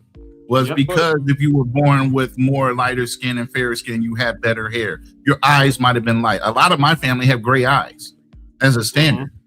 And they're all from Louisiana. My grandfather had gray eyes. Right. So, I mean, when you have those types of classifications, again, it's colorism within your own race. And they even had cotillions down there that in order to keep certain families united, and they would marry within those families because the money stayed and the wealth stayed within those families, within the cotillions and the bourgeoisie community. But Ronan, did you hear what you just said when you said good hair, right? Yeah, that's always a factor. But why? It's called self-hatred. Okay, that's fine. But why do you keep equating good hair to straight? Basically. I don't. I do not. Listen, I do not. They did back then. I don't give a fuck what your hair looks like. But back then, but isn't that condition? But isn't that conditioning though? Because like you keep saying good hair and straight, which is not. We don't. Black people is not an attribute of. We don't have. No, my brother, stop that. Because having good hair does not consist you can hit the link and come up. You're more than welcome. Straight hair. Having good hair. Ronan said it. Does not consist of having straight hair, brother. It's just. But when I brought that, but when you look at somebody's hair texture, good hair, you know whether they have a good texture of hair or not just by looking at someone's hair texture. Period. Correct. But I don't know if you caught it, but Ronan keeps saying good hair. Every time I said black men would straighten their hair, he keeps saying, "Oh no, that's just good hair." I didn't say it like that. No, he was referencing to it being a style. Yeah, back then. Why is a style of good hair being straight, which basically is consistent with Caucasian features? Because back then, that's what they were idolizing. There's the conditioning. Listen, I understand that. And I said that a long time ago. It didn't matter as a black man whether you straighten your hair or not. You were still the enemy because you were black. You were stronger. They were intimidated by you. That didn't change anything. All it looked like was you were trying to conform to be more obedient to him. Yep. So they really looked at you like you're a fucking clown because we know you're black. No matter whether you dyed your hair or skin or straightened it or not, you were really looking silly by doing it, not necessarily part of the whole group.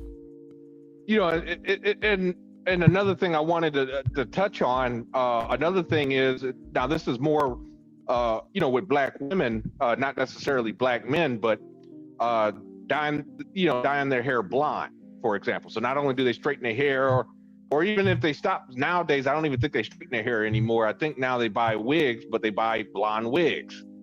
You know, what is they still straighten their hair. You got some girls that'll still get the Bantu or whatever I can't cream of nature. I don't know the names of these different creamers or relaxers that they have. So yeah, they do. But most of them now, what they do is they'll just put a weave in it, a lace front weave or a Remy weave, or whatever type of weave, or they'll get the braids. See, and that's a whole other thing in our community. Even so, you got women that still have their natural hair that take the time to actually go and get hot combs, and they'll make fun of the ones wearing wigs. They'll make the one fun of wearing real hair versus synthetic hair, whether it's weaved in, and they'll start making fun of each other even on that level, just on hair alone. Right. Another way of dividing us even further. Mm-hmm. But again, they're buying like blonde wigs, redhead wigs. I mean, they got all kinds of different colors, that aren't consistent with, a black woman's natural hair. Yeah, exactly. I mean, I'm not gonna lie. About 20 years ago, I was trying to get the I'll Be Sure, man. My hairline started to recede. You know what I'm saying? My hairline started to recede. Yeah. Don't get me wrong. I was looking pretty good, but then when my hairline started to recede, I had to stop that shit. I started getting I started to get the McDonald's arch. We love to see you smile. Yeah. Looking like Calvin. Mm-hmm. Yeah. So I had to stop. Nigga, that ain't funny because you still got a full head of hair, black cleaner. That ain't funny, bro. Yeah, I still got a full head of hair, but I had to quit black doing and that. Nappy. Yep, that's what I do. I keep it black and nappy. I got Real a full nappy. head of hair for it too. So fuck both of y'all. All right. Hey, put some rosemary in your food and some olive oil and some vinegar. It'll start growing. Rosemary and vinegar. All right. And olive oil. So when it don't work, I'm gonna call your ass out. No, go for it, man. Let me go to the comments real quick. Damon says a lot of the global citizens seem to think that U.S. citizens are brainwashed. What do y'all say to that? In a way, it's brainwashed. How though? Be a little more specific on what brainwashed. Wow. I would think we brainwashed the world. Our westernized mentality has brainwashed and messed up a lot of cultures just through social media and everything else, without them even being exposed to us. Yeah, that's what he was saying. He was saying U.S. propaganda, including black hate, is spread around the world. So yeah, that's what he's basically saying. That we drank the Kool-Aid. To U.S. black hate. I could see his point. I mean, like growing up, the term insulting another black person in the school, another black dude, black kid in the school, you call him African booty scratcher, or you would insult his mom. You would insult his mom. Your mama's so black. The your mama's so black jokes. That's the dozens, man. And the dozens is actually a way of toughening up your emotional intelligence. That's come over from Africa. They do the dozens overseas. I was not aware of that, but I do know growing up in the American school system, that was a thing. Roasting. Let's call it what it is. Mm-hmm. Yeah, but I mean, it was a form of colorism. I mean, you're insulting someone's mother, by starting off, she's so black, yada yada yada. I mean, yeah, that's another. But at the same time, there's also another way of separating, like he was saying with the all little right. So, quick question: is colorism racism? No. Ha. So, colorism is self-hate. Let's roast, nigga. If you come from that, let's roast. Because if I'm with the shits, I come from the shits. I was born in the shit. So that ain't never gonna change because that was my childhood. We all made fun of each other and laughed and joked. Maybe even got in a fight if you hurt somebody's feelings. Exactly. A little bit too hard in the moment. That built character. And I would never want to change that because that made me fucking tougher than leather. So let's go. That's the point. It's supposed to. It was supposed to strengthen your resolve and your emotional intelligence. Because as black, we were going to get abused the minute we walked out of our community. We're going to get abused way further and way harsher by whites and others. So if we didn't know how to control our emotional intelligence, you know how many more people would have been strung up? How many more of your ancestors might not have survived? So you're here today if they weren't tough-skinned and could take a fucking insult by verbalization. So basically, what you're saying is that it's okay to do colorism as long as you're toughening up others by doing. No, we're talking about the dozens only. No, we're talking about the dozens only. We're not talking about colorism. Colorism and talking about somebody is two different things. That's the dozens within your own community. Colorism is self-hate. Colorism is self-hate where you don't like your skin tone and you're doing something to change it. That's not the same thing. That's the whole point of talking about somebody's mother. Why starting out with a joke? Your mama's so black, blacker than Here's the ace the of problem with spades. that, Darnell. Is it true? And does it make you hate your race because somebody's saying that about you or your mother? But you're reinforcing when you do that, you're reinforcing the conditioning. You don't say you're not saying your mama's so light skinned that come on. They are now. Just be fair. But they are now. Listen, whatever we said in our your mama's so light when she go outside, we think we can go outside and play because it's so sunny. Listen. I hadn't heard that one. You never heard that? Your mom's light bright, rainbow bright. That's what we used to call the light skinned people, rainbow bright or sunny delight. Yeah, your mama looking like Sunny Delight. Nah, I used to hear your mama's so black, like damn, who turned out the lights, or something like that. It wasn't always your mama so black. It was your mama so fat too. Right, fat jokes, black. It was anything and everything that they can pull about you, and if they knew personal information about you, they go after that shit too. Yeah, that's but for that has nothing to do with colorism, no. It does. Let's just keep it all does. I mean, let's not. I mean, call a spade a spade. It is colorism, but you just joking with colorism. But here's the thing. Sometimes it wasn't a joke. I mean, sometimes people. How many black kids got shot over those jokes? Because you did not display emotional.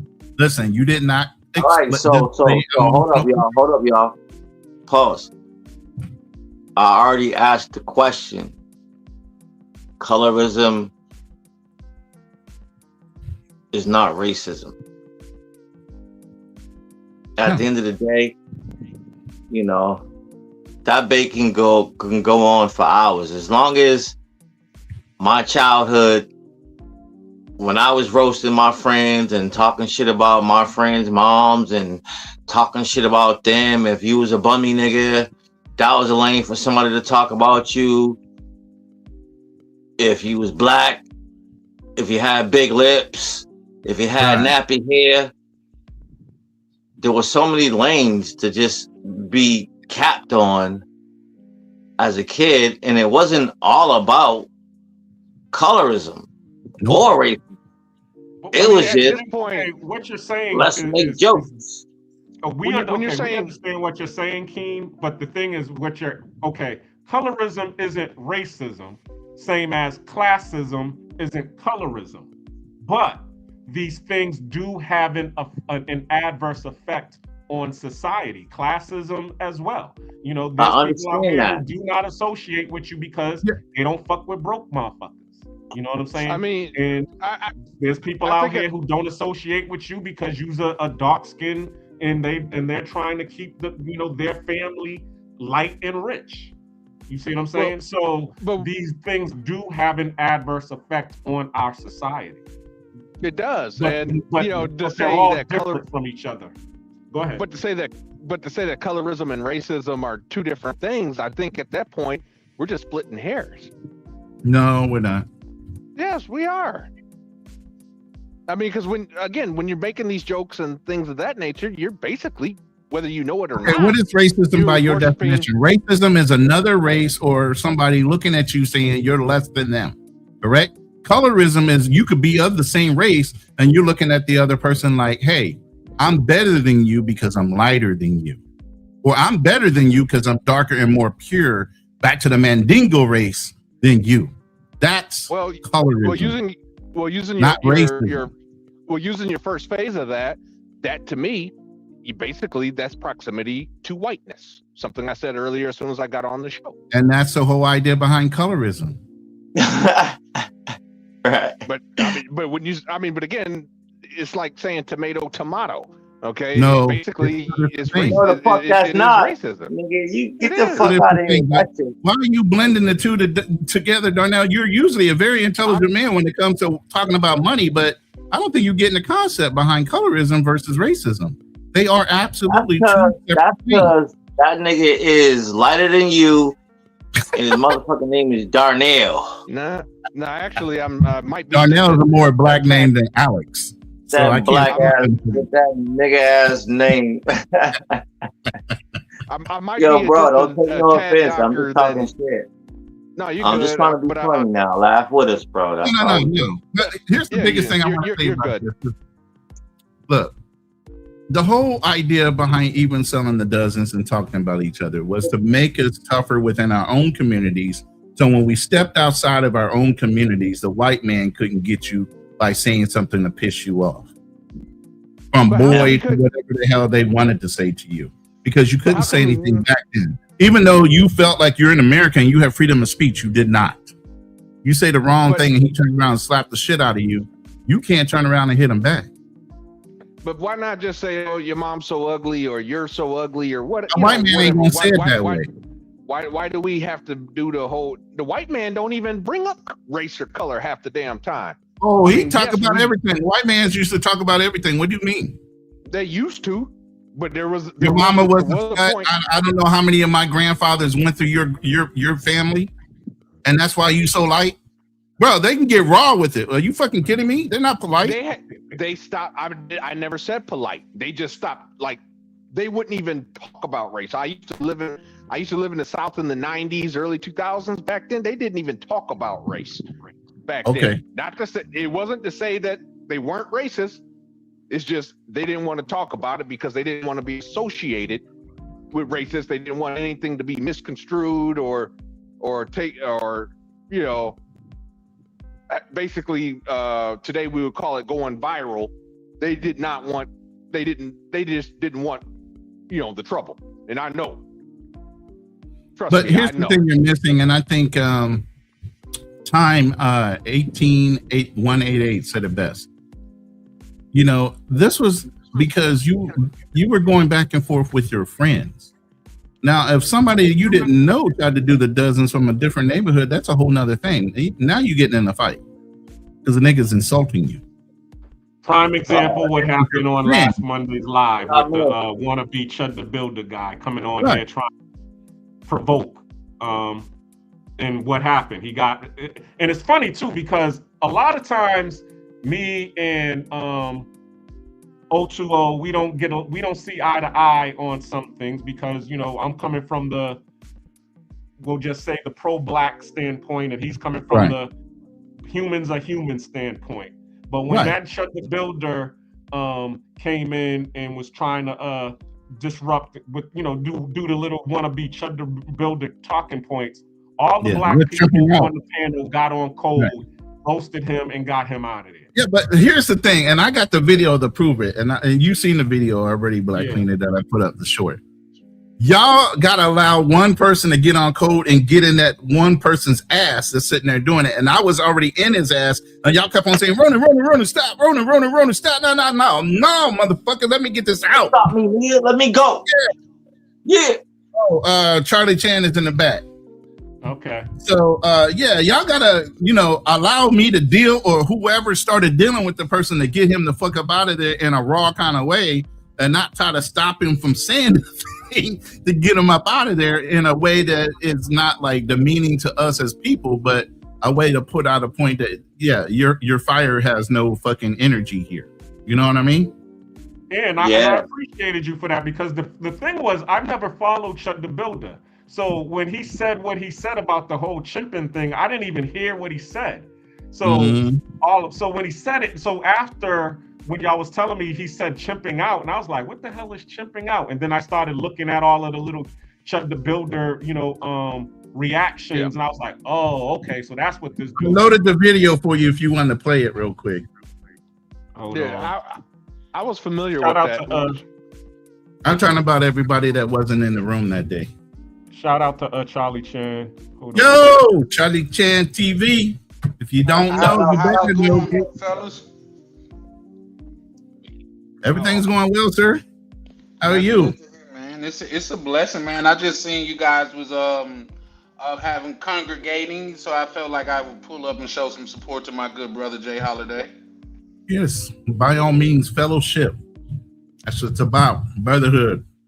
For sure. Right. Jay Holiday. Shout out to Black Cleaner though. So this guy. So okay, so now that you're on here, what do you have to say about the topic? Is colorism programming, or is it a preference? All of these brothers that's going over here overseas, picking all of these light-skinned, big booty women, is that a preference, or is that programming? Is unequivocally programming, brother. Whoa! I don't even think that's. Yes, sir. That's a strong word. Yes, sir. And I stand by it. That's why. Just let me land. And I'll give you just a quick example. Everybody, especially that's on this panel, we are of age. Everybody on this panel know Pam was way better than Gina. The only thing that Gina had on Pam was light skin. She did have a booty though. Pam had a booty. I said Gina had a booty. This nigga here. Did this nigga here go to the motherfucking Gina and Pam reference? He did. Oh, that was hard. That was hard. Yes, sir. I mean, personally, I like Gina better than I like Pam better than I like Gina. Only thing Gina had, she was light skinned and she had a booty. Yeah. I think we're preaching the same point. Had the whole package. Yeah. Now we talking about everything, bro. It's colorism either way. You got a light skinned sister versus a dark skinned sister on the show, who was preferred and who was always made fun of as having BDBs and buckshots in the back of her heads and everything else. Nah, but see, we gotta X that out. We gotta X that out because you can't bring up that. Those were the shots that'll make you be like, I might not want to fuck with the dark skin. Cleaner, bring up Neck Means in the back. Black Cleaner, bring up Neck Means in the back. Hold on. All right. Damn, my nigga went to Gina and Pam. That's hard, bro. That is the ultimate light skin versus black skin situation that was going on TV. Yeah, I mean, come on, especially where I don't know. I'm from the South, so I've heard females say they want to have a baby with such and such for good hair and stuff like that, indicating that the hair that they're naturally blessed with is not good hair. That's programming. Right. Yeah, I agree with that. We were talking about that earlier too, Charlie. Oh, yeah, it is programming. It is programming. It's programming to the point where I, in fucking high school, had a female friend that would not fuck with any dude that didn't have a good texture of hair. What's Bring a good Mac texture of hair, Easy though? to the stage. What's up, man? What is How your you doing? definition of That's good? by definition only, and But what preference. is your definition? What is your definition of good texture of hair? Right. You need to ask the sisters that. So what was being explained to me would be like damn, who can I reference to real quick that's a brown skinned brother but has a good texture. Hold on, let me pause. Hold on. Slow down. I just want to get to know you. What's that nigga's name? That's Bobby Valentino. Bobby V. That's not good hair. So, like, pause. No homo. I'm tired of even having to saying that when I fucking just want to talk and talk about fucking life and shit. You know, I'm a heterosexual male. Period. I feel like I shouldn't have to say that, but yeah, Bobby V would be like a good texture hair, like consider. Nah. Anyway, good hair is clean hair. Magnesia, what's going on, fam? How you That's doing? what I say too, Nat. Good hair is clean hair. Salute to all my brothers, man. I think it's absolutely programming, and we shouldn't. Well, people could do what they want, but when we say that, you know, hair that is further away from our own texture or the texture that the majority of us have is good, that's saying on the other hand that our hair is bad. So good hair is clean hair. You know what I'm saying? That's all I gotta say about that as far as the colors. Because that wasn't like I also like led with my story of a childhood friend, female, that that would be her reference to good hair. So don't get I heard it. I heard you.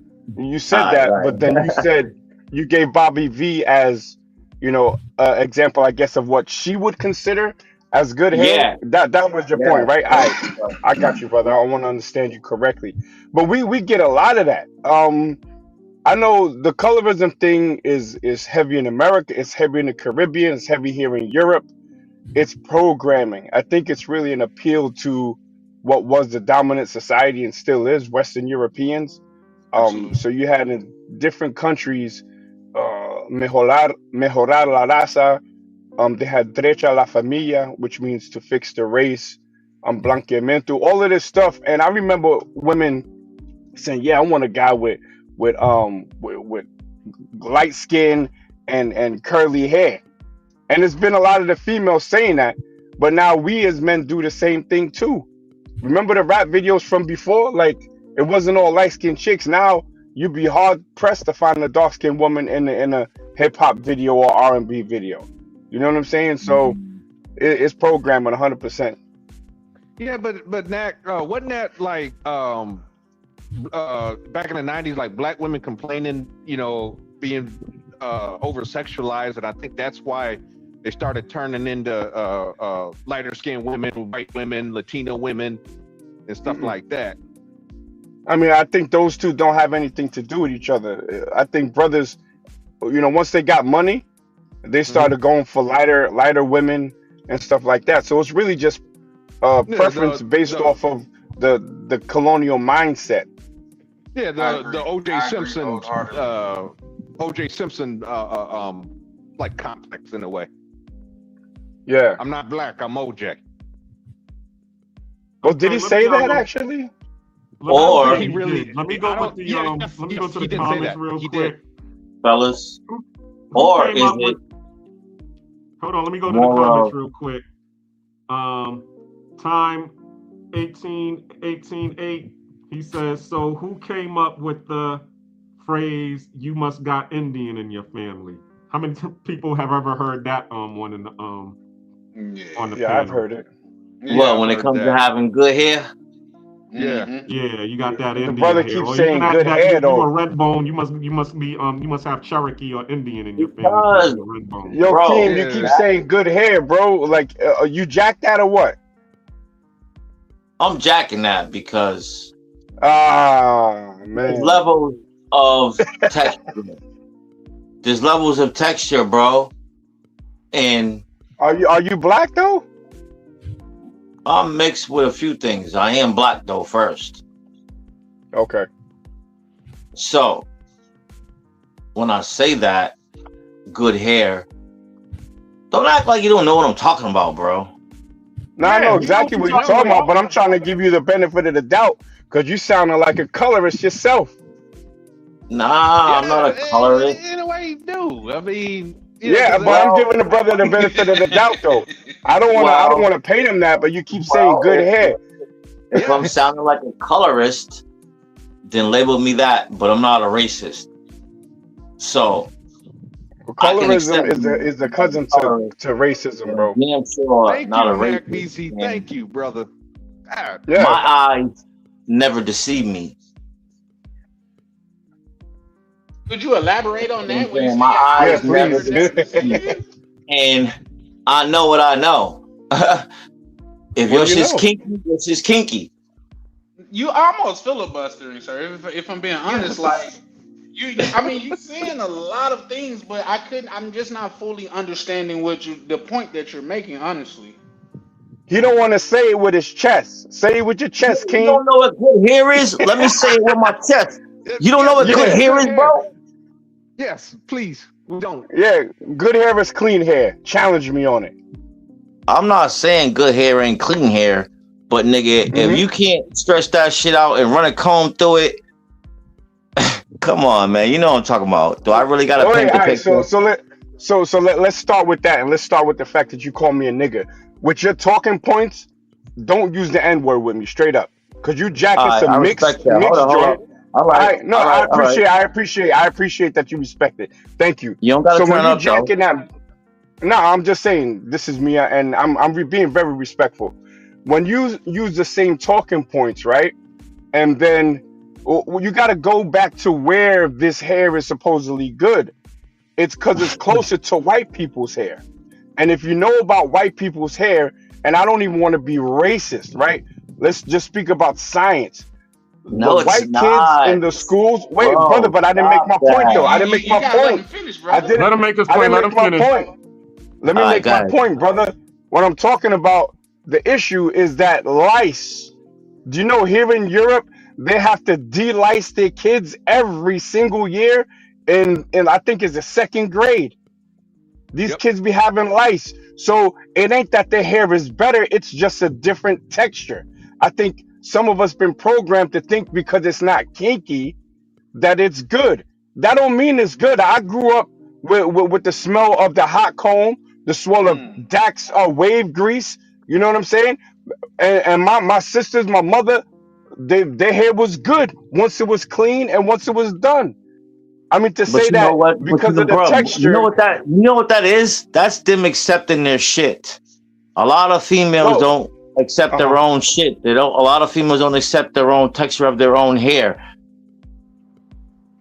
Well, that's true, and then we got to bring it back to not shaming the natural texture of our hair. I'm not shaming that, bro. I'm not shaming that. Never. But you did say about good hair being straight, running the comb through it, basically. Right. White attribute hair. Right. Y'all keep going back to white.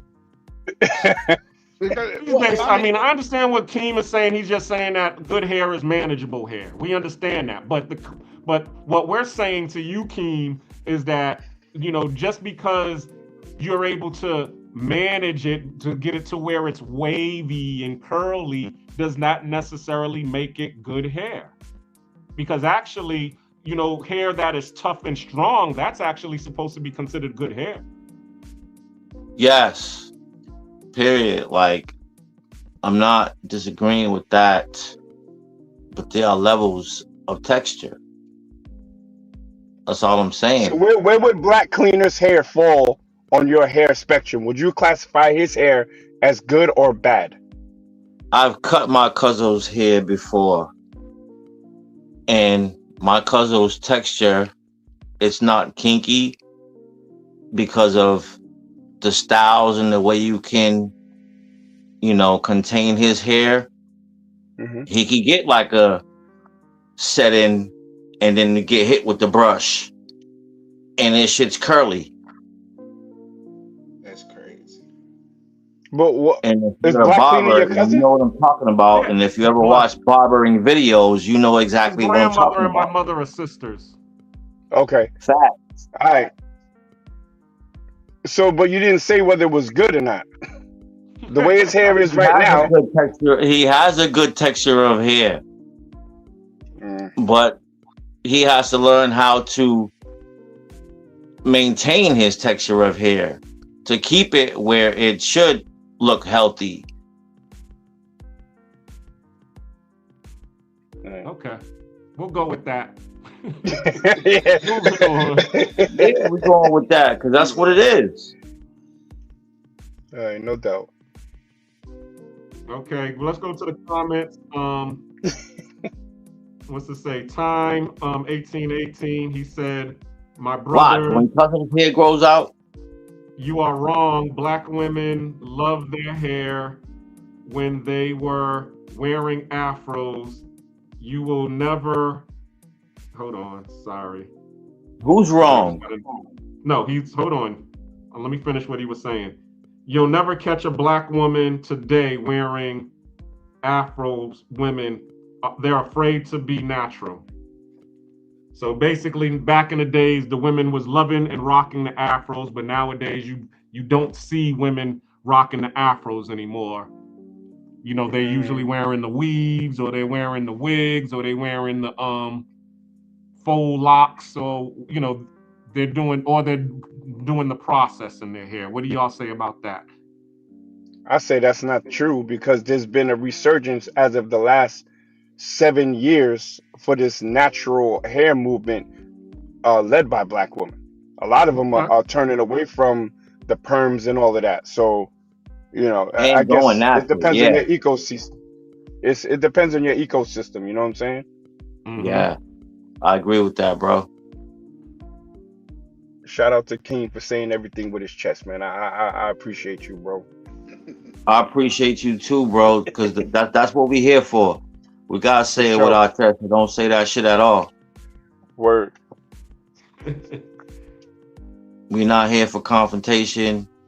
We're here to talk about shit and get it out, be expressive, and be accepted.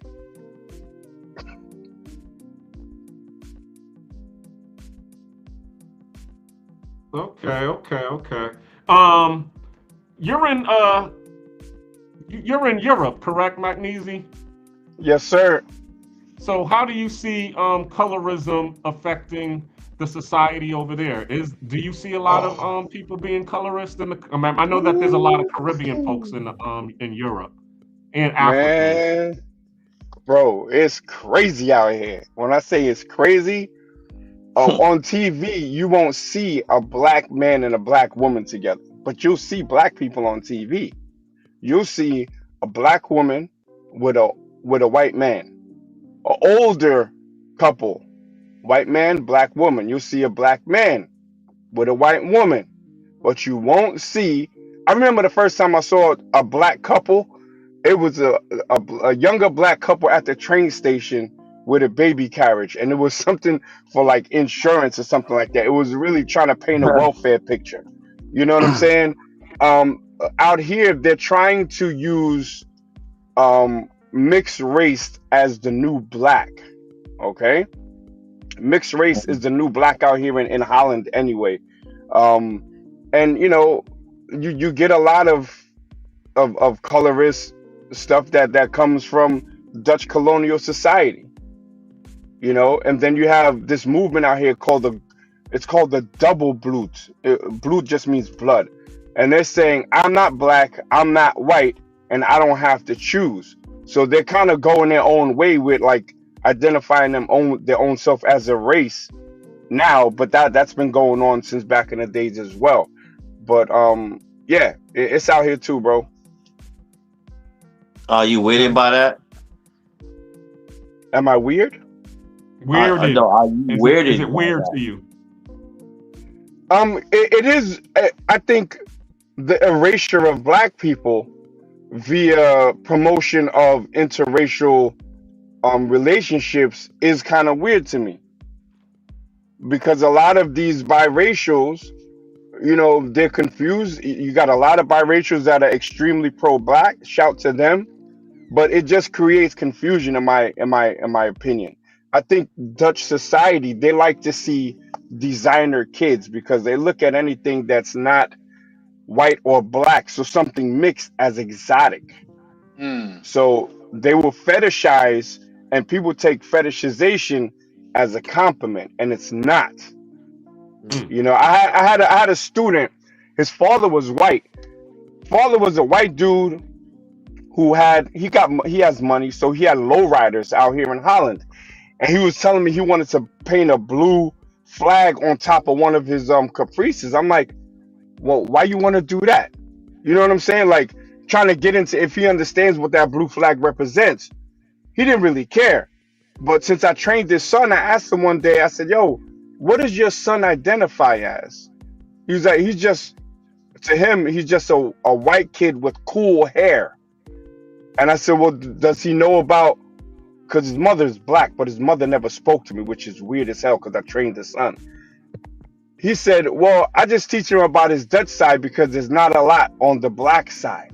I did teach him the story of Anansi because they're from Suriname. It's about this spider or something like that. But I said, yo, nothing on the black side. So I'm like, this dude is literally is just mentally erasing the blackness out of his identity, and because his black wife obviously looked at white people as something great, is allowing it to happen. So this kid was the whitest biracial kid I've ever seen, crying when I would have him shadow box and all, just like weak sauce. You know what I'm saying? So I'm like, I see what's going on. And you have that. There was a post on Facebook where a white guy said, and it's Dutch, by the way. He said, I'm going to make a kid with a black woman and teach him everything good about white people and everything bad about blacks. And that's literally what I saw with the white kid, with the white dude and his biracial son. Hey, Nakmeezy, let me ask you a question, sir. The child's mother, she's black. I'm assuming from Africa. No, she's from Suriname. Suriname. Okay. So okay. Surinamese are the most African looking, I guess, of the outside of Haitians, because they have a maroon population that fled to the forest. Out here, they got a weird name for them, and they call themselves this. It's called boss niggers, and the boss means a forest. So it's essentially jungle niggas that they call themselves, and that white people call them here too. I had to tell a lady, like, we're not niggers. Nigger just means the N-word. But they have a very strong African phenotype. They have a lot of their African culture, dances, food intact. So she's essentially an African if you look at her, but she's from Suriname. But she does speak Suriname's Tongo, which is a derivative of the Akan language. So they can communicate still with Ghanaians. Okay, so I mean, like I said, I did assume she might have been African only because she was wind up in the Netherlands. But the thing is one of the things I do know, and I have dated women from Africa, Kenya, Ethiopia, and they do kind of work. It's like, it's kind of strange how they do worship whiteness out there, even in Africa. Where it's almost like they really, the women will go looking for a white man. Brother, you will if you come from a pro-black mindset out here, you'll go crazy until you just accept it. I design shoes, right? Like, I just be remixing certain kicks, right? Like Air Force One is a good platform that I use. So I went to get this what they call wax print. It's like African fabric. And I go in the spot, and there's a white lady on the spot. And then I said, a white lady owning an African fabric spot, but most of the wax prints, they come from Holland. They're made here. So they got Europeans selling their selling Africans their own African print, which is crazy. Yeah, But in Ghana, when I went there, crazy. yeah, it is crazy. But you can't look at like Africans. A lot of times are not pro-black in the sense of people from the diaspora, because a lot of times traditionally they work with Europeans as business partners. I'm not even speaking about just the slave trade. They work with Europeans as business partners. We looked at Europeans as something totally different. Well, Nakmizi, my one of my doctors at one of my doctors at the VA, he's Indian. Like his family is from India, and he was kind of telling me the same, thing when it comes to Indians, where they worship whiteness. Like the whole thing about them going to school and stuff like that, getting educated, because they were like, hey, we were colonized by Great Britain, and in order to be equal to the white man, we got to get our education. We got to outdo them in order to be equal. We got to work 10 times as hard. That's what he was telling me. And, because I was asking him about that, and bro, to jump on that, and I ain't even gonna say pause, forget it. To jump on that, out here they call them Hindustanis. We call them like Indians. They call them Hindustani, right? So Hindustanis out here, they call them Donkerwit, which means dark-skinned white people. And they're more racist than white people themselves, because they try harder to get in the good graces of white people and will stomp all over you to get there. And they be darker than me. You know what I'm saying? So that's 100% true. They had that colonial mindset from when the English conquered India and then split it up into India, Pakistan, and I think Kashmir, based on religion. Yeah, and I kind of get a sense of that too. I've run into this, when I go down to Mexico and stuff, and I cross the border. Like, I'm not gonna say white border patrol agents don't give me a hard time, but I'll be honest, the Hispanics, they be the worst ones. They are the worst. They be doing some extra shit. Like, they be trying to like gaslight me, trying to piss me off, and they're trying to take a swing at them and stuff. It's insane. Like every time I come back from Mexico, I always hate dealing with a Hispanic border patrol agent. I mean, it's like they're trying to show off for the white man. That I'm not. I'm one of you guys. You know what I'm saying? They just be going too hard. I had the same experience in Miami coming back from Curacao. The dude asked me how much money I went to Curacao with, and I'm like $40, because I had a house out there at the time. And he was like, who knows that you went to the Caribbean? I'm like, well, I'm a man, I know. He's like, well, we need to find out. He's like, where do you work? So they actually called my boss to find out if they knew that I was on vacation in the Caribbean, just trying to make me miss my flight, essentially, because to get to New York, you got to transfer in Miami, or you had to at that time. And I'm like, these dudes is really just trying to push my buttons, so I crash out, and then, you know what I'm saying? But a lot of times it was them. It was them. Not to typecast, but I'm just gonna speak on that anecdotal experience that I also had. And again, and it just goes to that proximity to whiteness thing. It's like, I gotta prove, you know what I'm saying, I'm one of you guys. You know what I'm saying? I'm one of you guys. I'm a white. I'm not like the rest of these people. Doing all this extra shit, and I see it, and I especially do see it, in the Black community, which has to do with our topic. It is, in my opinion, programming. It's programming in the sense that it's like proximity to whiteness is seen as good or pure. It kind of reminds me, somebody had brought up Malcolm X, the movie Malcolm X, earlier. Anybody remember when Denzel Washington, playing Malcolm X, was in prison, and the Muslim brother, told him learn the words in the dictionary. Looked up black, evil, dark, void of light. And then he looked up white, pure, clean. Basically, black had very bad adjectives, and white had good adjectives or attributes. So I believe it's a lot of program. It's definitely a lot of programming. Black Cleaner, I have a question for you, brother.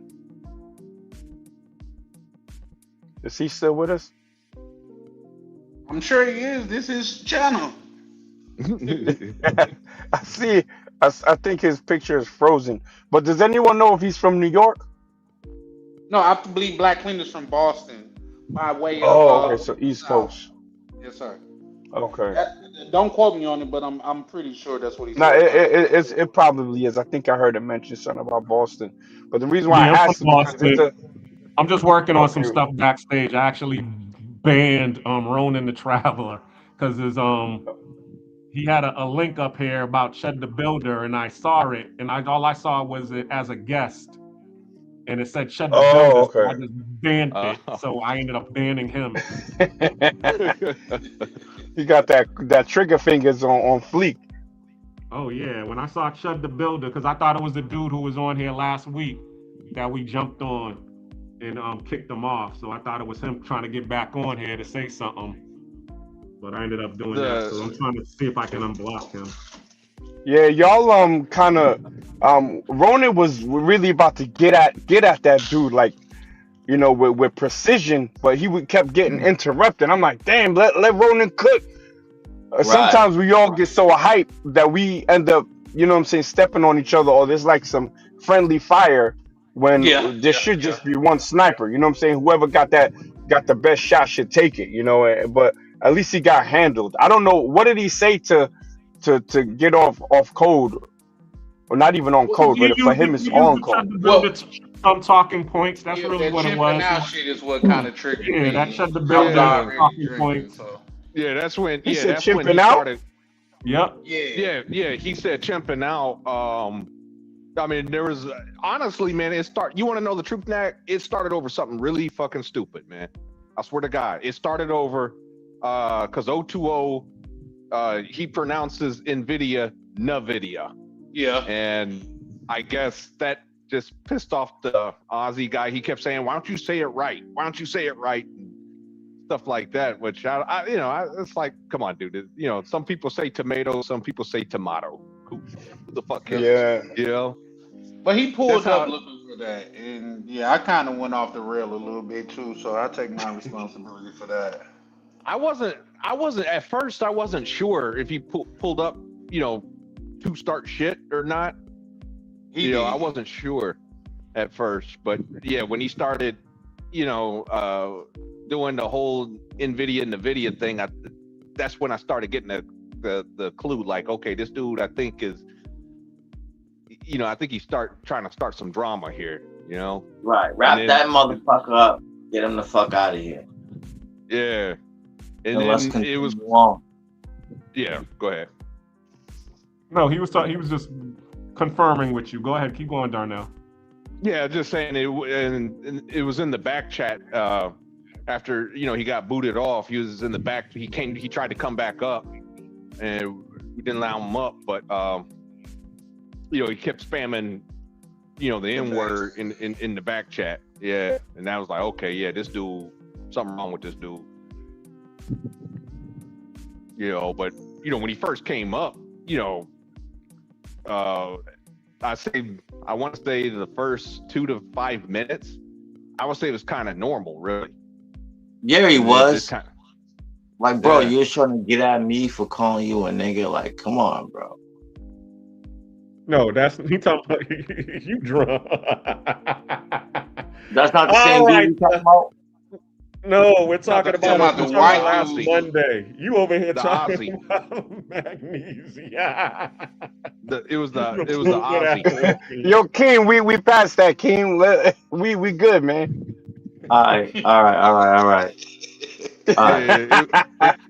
Shout out to brothers that can move on though. That's what's up. Yeah, I ain't worried about that no more, man. All right. Keem, since you Black Cleaner's cousin, he's obviously a black man. You know, you can call me the N word with the A, not the hard R though. Right. It would never be a hard R for me. I didn't know That's you why was fam. I thought you was just some Dominican or something because of your picture. Yeah, whatever, nigga.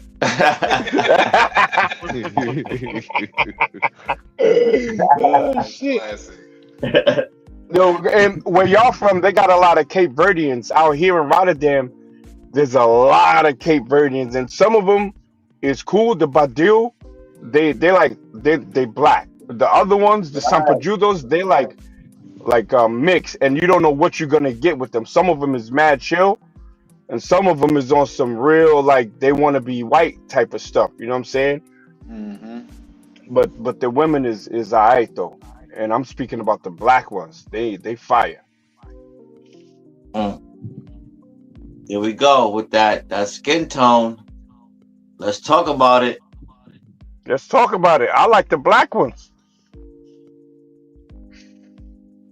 So why you like the black ones? What's different between a light-skinned Cape Verdean and a Afro-Negro Cape Verdean? What's the difference? The difference is they well some are more Portuguese leaning and more Portuguese mixed than the other ones that are not. I like dark-skinned sisters. That's it. Yeah, and not to nitpick, you did mean Afro-Latinas instead of Afro-Negroes, right? Right. Okay. Well, but they're not Latinas anyway. They're Africans. So the Afro-Africans? Is that the proper They're term, African.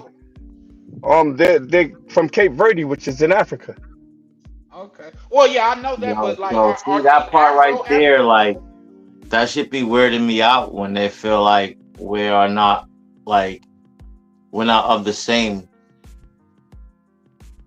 You know I'm what? weirded out by that. But that's how. What you weirded out though? Has the world. That's how. Would you segregation. What you mean weirded out? Yeah. Could you? I'm asking the same thing Mac-Meezy asked. What do you mean by weirded out? Because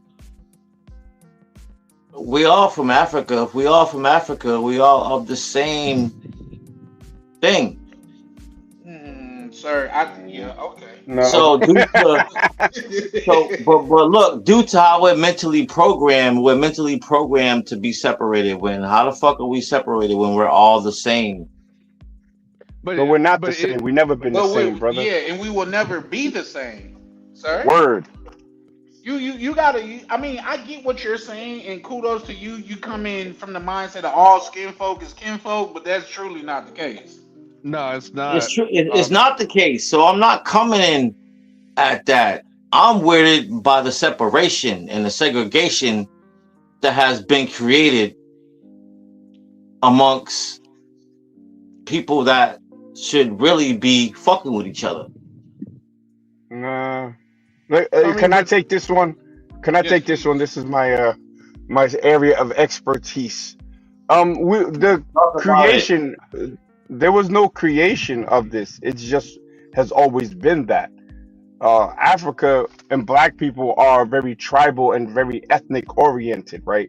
So it wasn't that the white man came and you know he created this. What he did is he exploited an already existing ethnic and did what? divide. Created separation and segregation. No, there was already separation, brother. There was competition for resources. There was different languages, different cultures. So it's always been like that, bro. And when we talk about the Cape Verdean, their separation is Sampajudo versus Badil. So there's separation everywhere. There's separation, you know. Go on, brother. No, go ahead. Do you? Oh, all right. So yeah, Keem on some smoke. He like, you from Roxbury or something? He's like from the Brooklyn version in Boston. I don't know, But yeah, Nah, I'm from Columbia Point Projects. So if you Google Columbia Point Projects, it might enlighten you where I'm from. All right, no doubt. I mean, I'm from Brooklyn, so we the top of the food chain, but that's another show. Right. So now, y'all some more clam chowder niggas, clam chowder. But hold up though, you right. We some clam chowder niggas, but you gotta have them oyster crackers, nigga. Gotta have them oyster crackers. Hey, sure, King. if prove his point was a person, it would be you, King. Yeah, you just really proved that one. But yeah, no, you brothers continue because I think y'all was actually cooking, and that was actually a dope conversation. Look, man, I used to be a Pan African, right? I used to look at like, oh, see people and be like, yo, what's up, brother. But honestly, we're trying to go against the actual nature of black people. And Africa is the motherland of all black people, and the way they're wired there, and the way that we're kind of wired everywhere in the diaspora is that if you're not my people, we're not sharing the same culture, language, even phenotypes in a lot of situations. So it's never been that we've all been together. That Pan-African narrative, that's a new concept. Africans have always been tribal, brother, always. Yeah, that's a fact. Yeah. Yeah, I agree with what Magnesium is saying because I read what's it called, the Destruction of a Black Civilization by Chancellor Williams, and that was actually the way that the Europeans was able to come in and destroy what they call they call it a Black Holocaust. And what they did was they came in, and because everybody was tribal and separate, all of the black kingdoms in Africa or Nubia or Kemet, whatever you wanted to call it during that time, they all had their own kingdoms. And the white people would come and dominate one kingdom, and that one kingdom would be so proud, or not gonna tell me we that they fucking had wouldn't kingdoms, call bro. another kingdom I'm tired in of order hearing to that. help them. I'm tired of hearing that we had fucking kingdoms and we were this and we was that and we fucking bowed our head to 400 years of slavery. Get the fuck out of here. I'm feeling like Kanye right now. That shit was a fucking choice. And I don't give a fuck who gets mad at what I just said. 400 years of slavery was a fucking choice. Get the fuck out of here, bro. Nah, that's the Easy Jeezy talking. But So we went to the white. So we went to the white man and said, "Hey, man, I want to sell myself into slavery. I'm going to work for you for nothing, man." And cuzzo, fuck you, nigga. Cause I don't drink Easy Jeezy, nigga. Shut the fuck up with that weird shit. Yeah. I don't know. Easy Jeezy. It ain't Easy Jeezy. That's me being expressive. And I said that to somebody like fucking 10 years before Kanye said that shit. And this girl called herself so eclectic and she was so black this and black that. When I said that 400 years of slavery was a fucking choice, her feelings were hurt. Okay, let me ask you, do you mind expanding on that? Because I want my feelings hurt. Please. He can't. He can't. What do you mean? Explain I'm not hurt. You said slavery is a choice. So what did you mean by that? It was a fucking choice. How? The end. If the only thing that you can say is a choice. All right, hold up. No. Listen, how the fuck did we accept 400 years of that shit? Simple. Explain that to me. It's real simple. You got conquered. Exactly. Get the fuck out of here, nigga. Survival. That was accepting some shit. So let me ask you this.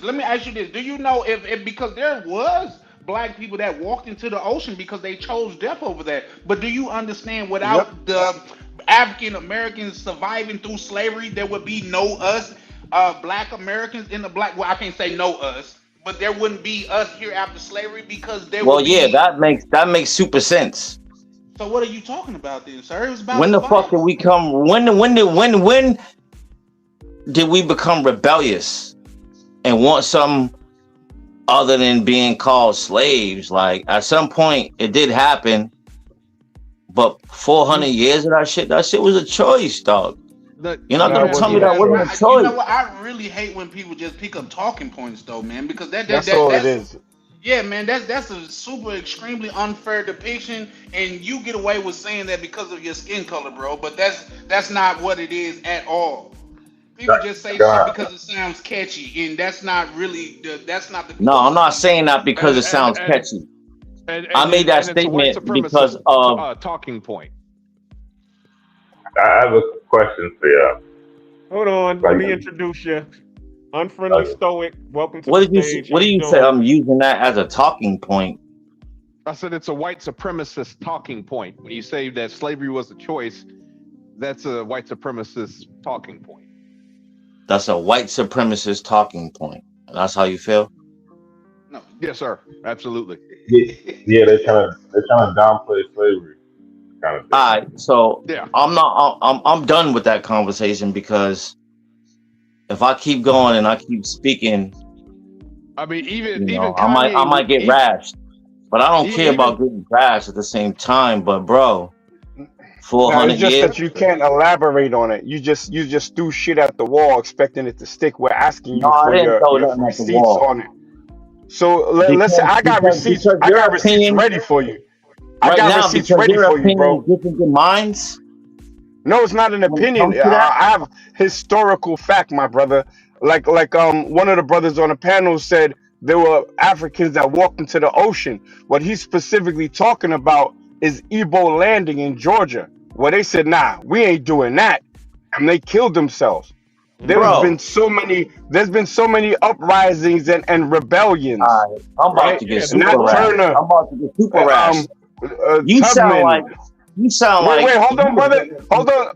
When you say rash, does that mean emotional? Let me finish, brother. Let me finish, please. So we have history in America, and not even talking about the other spots of fighting against this. You got to understand that it started as partnerships between African leadership, chiefs and kings, working with Europeans to sell sometimes their own, and most of the time their ox, which goes back to my point about we never been the same. So it wasn't a choice. From when they got walked from the interior all the way to the coast, they were in chains, brother. Like a lot of Africans already apologized for this. Yo, son, what's wrong with you? I want to ask the question. Yo, King, what's wrong with you, man? Drink That's what that sounds like, bro. All right, so instead of saying womp, give me some info. Please. Bro, we were slaves for 400 years. Why are you not saying the fact of acceptance? Aye, Captain Obvious. That's pretty obvious. Now give me the fact. Okay, I'm trying to give him because it's my family, and I'm trying to give him the benefit of the doubt. But Keen, I understand what you're saying.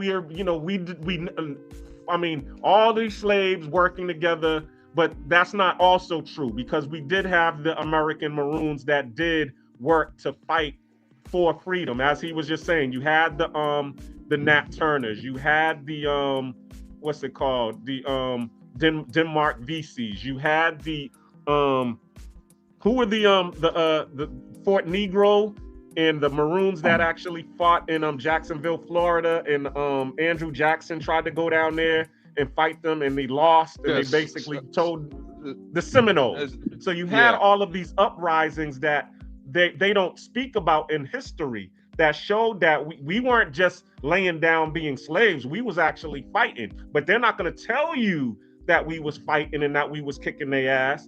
They just gonna show you their highlight reel. That's a fact. That's why it's called his story. Yeah, exactly. But right. anytime, that I can thoroughly respect. But you got to remember, history is always written through the eyes of the conqueror too. So you got to right. That's why it's his story. Yeah, it's not our story. It's not our story, sir. It's his story. And we're now telling our story. And even when we try to tell our story, we even get some backlash on that. Like we're getting now, for a black person to be on a publicly watched panel and say slavery was a choice I just think that's like for lack of a better term, man, it's No. disingenuous So you're behavior. misunderstanding what I'm saying. I'm Yeah, not saying nice. that slavery But was a choice, nigga. I'm saying 400 years of that was a choice. Would you say slavery was a choice? But Please as explain you that. can see Please. that we To did show accept him that it 400 wasn't. years We of were that, like, come on, bro. It's but not you that it was making it seem like accepted. it's You know how many just 400 a of it we slave were 400 masters? year fighting. old nigga that just went through slavery the whole time. No, it was one nigga for 400 years, bro. Come on, man, bro. We gotta add some context, No, it man. wasn't. It wasn't. Exactly. And that's the point of having panels like this, to be able to educate brothers on information that they don't know about. Just like when I at the beginning, when I was talking about colorism and how I did have the jungle fever phase and was wanting to align myself with white folks, and then I ended up going down to, live in Charlotte, North Carolina. And then I saw a whole new world where black people were doctors and lawyers, and we had schools that were equivalent to what I saw in the white suburbs. And I was like, oh, okay, so we can be black and be successful. So what happens is, a lot of times, living our geography will define our mindset. And then when we see something new, or we expose to something new, our mindset will be able to change because we got some new information. Yeah, So yeah. salute to Unfriendly Stoic. What's up, fam? How you doing? Salute. Now, I was hearing you guys talking about like I guess the differences amongst like different types of black people, and I always looked at it weird because like I grew up in America. I was born in New York, but my parents are Jamaican, and this whole FBA thing, even though I like the whole aspect of people talking about their roots and people being able to Is somebody claim the taking? things that they Is somebody started. taking a shower or Somebody something? making a goddamn cappuccino or something. Right. God So damn, you niggas got some very active imaginations. Cappuccinos mute and your shit. sound or something. Nigga, I was washing my hand. Damn, my bad.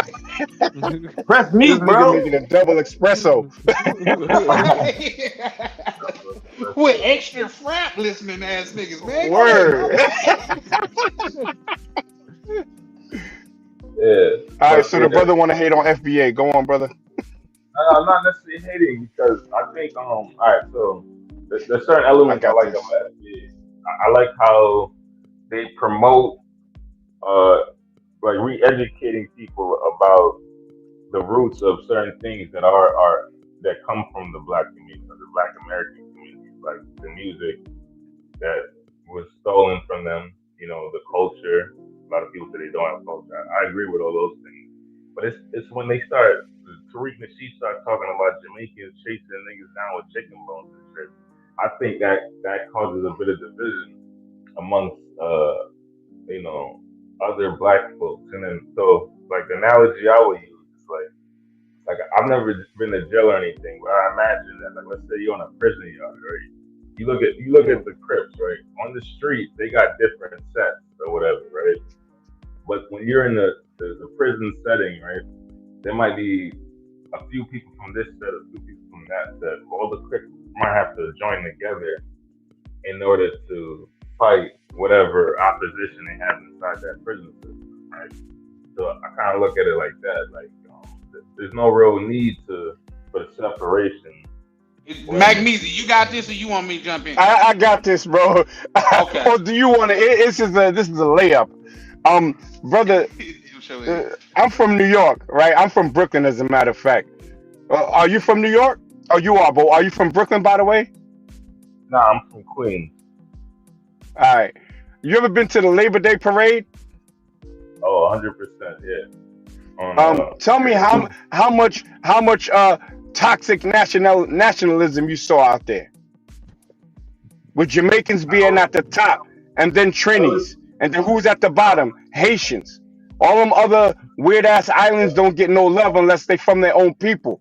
The point is, I grew up in Little Caribbean and Flatbush, and I'm telling you, this whole xenophobia or whatever, that shit been going on way before the FBA movement was started. I'm sure you heard of the Yankee them lazy, right? Have you heard that? Yeah, I mean, I've heard Of course. it. All right. It doesn't So mean that when we shoot back at y'all, when we shoot back, then it's xenophobia.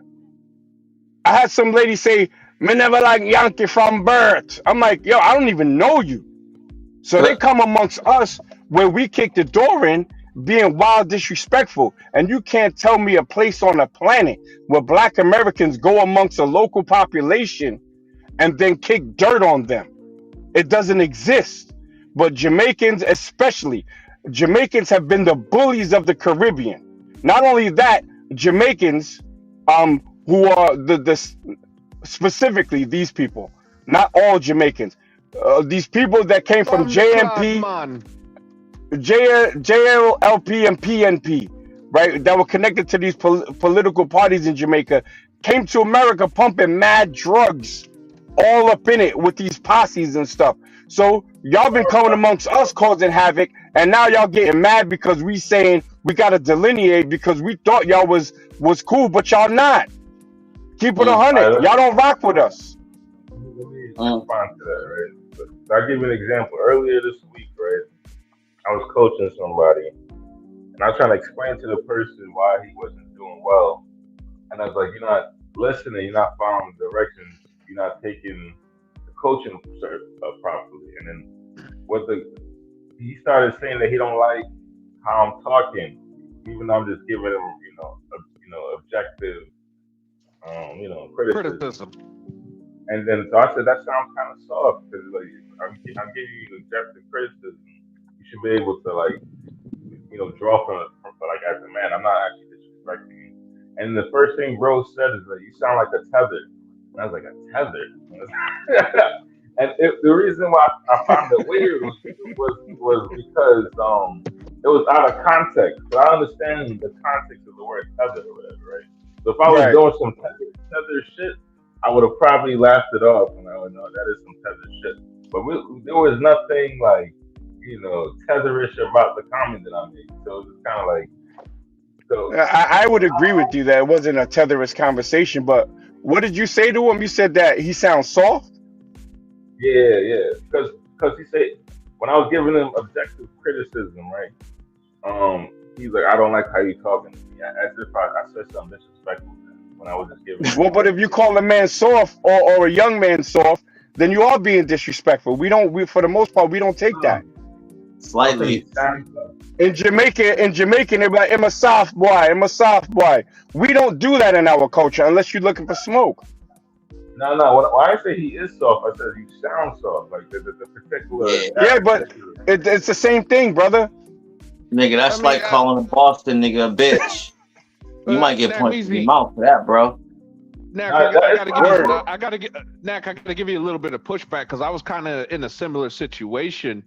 When I was in Texas, this young man, he was in his late 20s. I think he was 27, 28, just lost his job, whatever have you. I hired him to do some work for me and stuff like that. And he, was telling me about all his problems, and I mean, this dude, I just kind of got a feeling like he didn't want to work.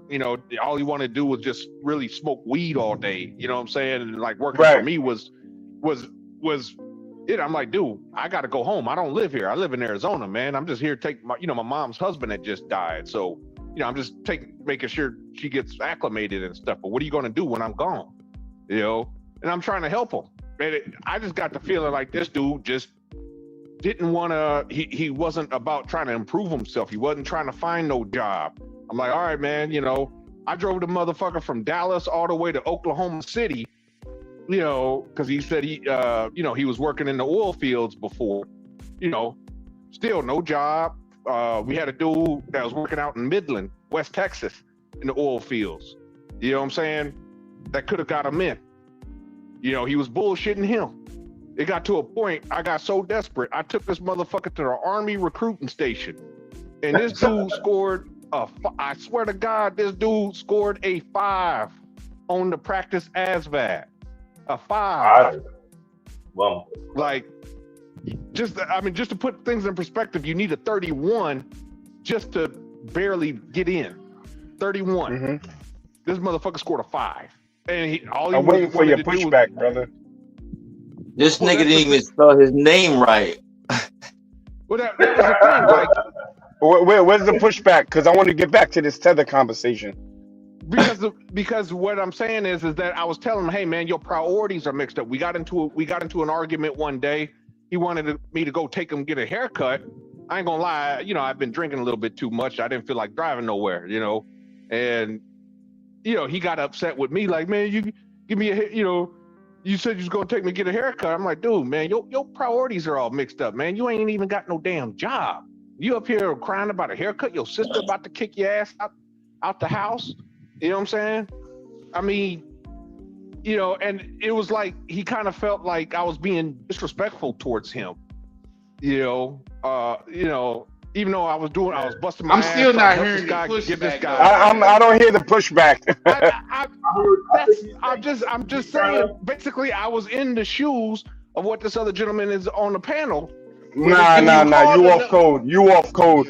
You went on a whole side trip. Let me Let me explain to something to Unfriendly Stoic, because I am a proponent of Tariq Nasheed, and I do follow a lot of his content. You know, every Sunday I listen to his lives, and you know, sometimes I do listen to the lives that he does with the when he's in the rooms. The thing about Tariq Nasheed is this, okay? We as foundational Black Americans have been silent, just like, you know, the 80s babies have been silent and letting, you know, the Gen Y and Gen Z do what they do. We just been sitting in the background not saying nothing. Okay. And just like Magnesi said, you know, all of these people, because during the civil rights movement and all of that, Black folks, we was saying, we did share the sentiment that all skin folk was kinfolk. And when white folks was not trying to let Black folks over into America, the Black immigrants, we were fighting, saying, hey, we want our Black immigrants to come into America. You know, we're all Black, we're all the same.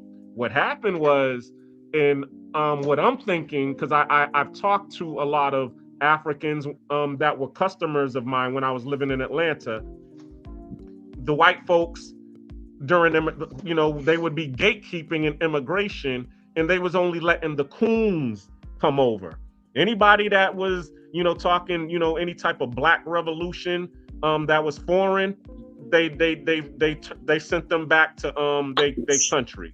But anybody that was talking about they coming over here to spread the gospel and be a good Christian, that was a telltale sign that they was going to be some good Negroes, and they let them in. So what's going on is you are seeing the coons of these foreign country, African countries and Caribbean countries over here. And anytime we start talking Black revolution or, you know, let's get together and build, you always have that one coon that's going to be a naysayer. And that's where you're starting to see the problem, because we're like, yo, we weren't saying anything wrong. We're trying to, you know, get together and do stuff. But you're over here trying to impede progress and slow us down. We don't have time for that. If you don't agree with what we're doing, then just shut the hell up and stay in the back. Don't be coming in our rooms trying to see what we're doing and then have something negative to say about it. But that's because we don't go in foreign people's rooms and sit in there and then talk trash about Jamaicans. We don't go into Haitian rooms and talk bad about Zoes. We don't go into African rooms and talk about Africans. But anytime, you know, a Black room comes up and we're talking some good stuff, you're gonna see a Caribbean person up in there. You're gonna see an African person up in there. You even gonna see a Black coon come up in there and start bucking their eyes and talking some negative stuff, trying to impede progress. So what happens is we just get tired of it and we start roasting them. So that's basically what you're seeing. It's not that we're against Caribbean people and we're against African people, because we do see that there are African people in the Brits that's with the shits in Brixton. They fucking them Europeans up when it comes to progress and Black solidarity. We see that there are Maroons and Rastas and, you know, people who are talking about justice in Jamaica. So we're with the writers. We're just not with the foreign coons. And anytime we see a coon, we just gonna call them out. And I'll land there. I want to touch on that. I want to wrap up the story I was saying originally. So, like, the reason why I brought up the guy calling me a tether, because like I could easily just, you know, snap back and try to make like some SBA joke. But the thing is, I don't lump all SBAs together. This guy is just one SBA that is ignorant, obviously, because he don't even know how the proper context of the word tether.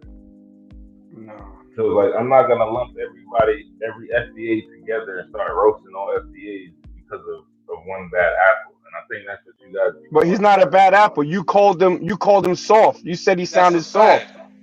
You started you looked for the smoke, and now when he clapped back, word. One man. It's one. He called one man soft. Does that mean? But does that mean that okay, there can't be a soft black man? I mean, what are you saying? But I'm here? saying no. What he's saying was that was when you speaking to a man, that's disrespectful. Whether you would look at it as disrespectful or not, that's disrespectful. My question to you is, why did your first move was to attack a whole group of people? He was talking to you specifically. He wasn't talking about a group of people. You said you want to make an FBA joke for what? What did FBA have to do with that situation?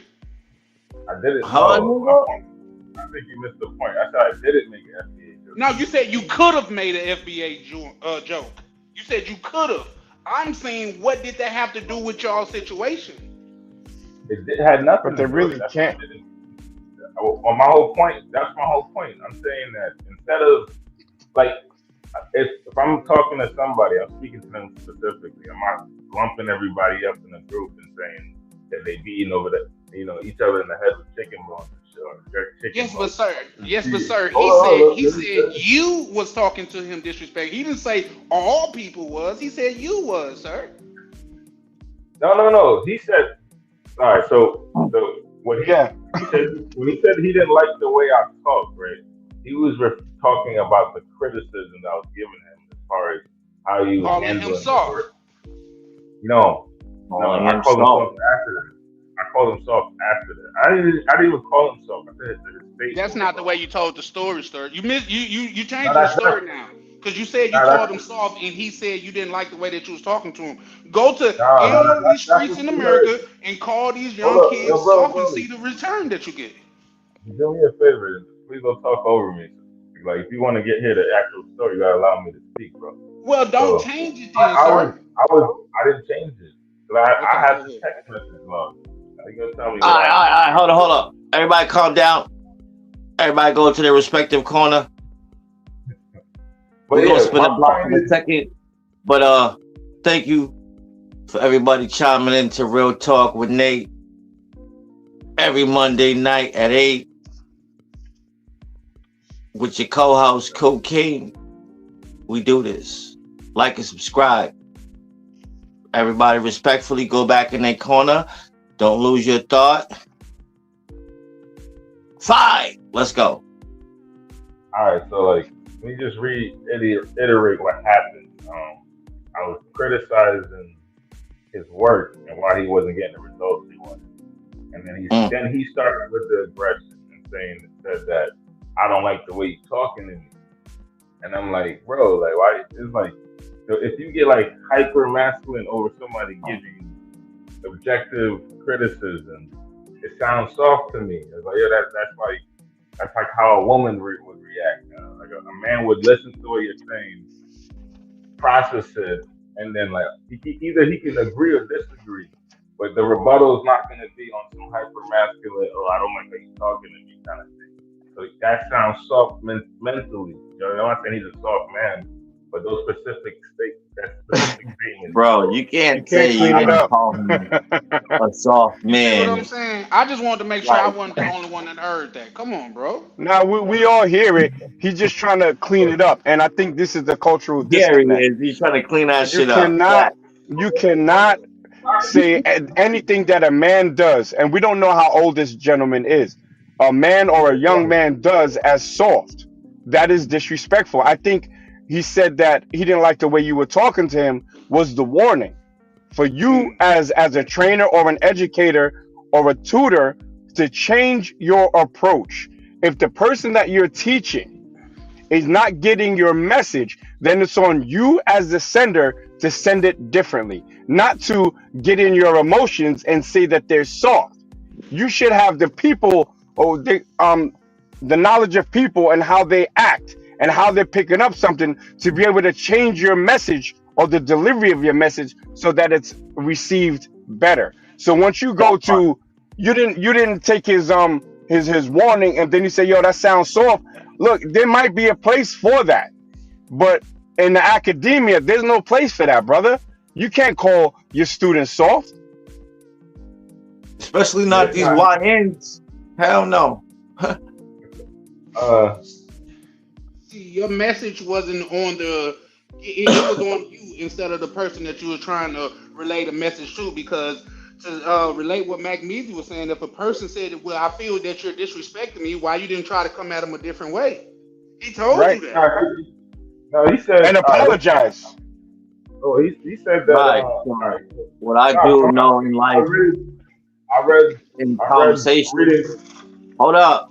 What I do know in life, in conversation, it ain't what you say; it's how you say it. How you say it, exactly. That's a fact. But that's what women say all the time. Oh, come on, man. That's exactly what I'm talking about. That's exactly how what many I'm times talking have we about. heard that from women? It's not what you say; it's how you said it. Nigga, I will fucking super punch the shit out of you through this fucking screen right now, nigga. Well, do it. Go ahead. Everybody go to their perspective corners. Look, this is what I said to him. This is a screenshot that he sent. That he said, I told you why you're not getting shit done, because instead of following directions, you think you know better than me. The problem is your lack of accountability. That's the screenshot of the words I said that he didn't like, right? And then he said, bro, I'm leaving it. He said, I'm leaving this right here.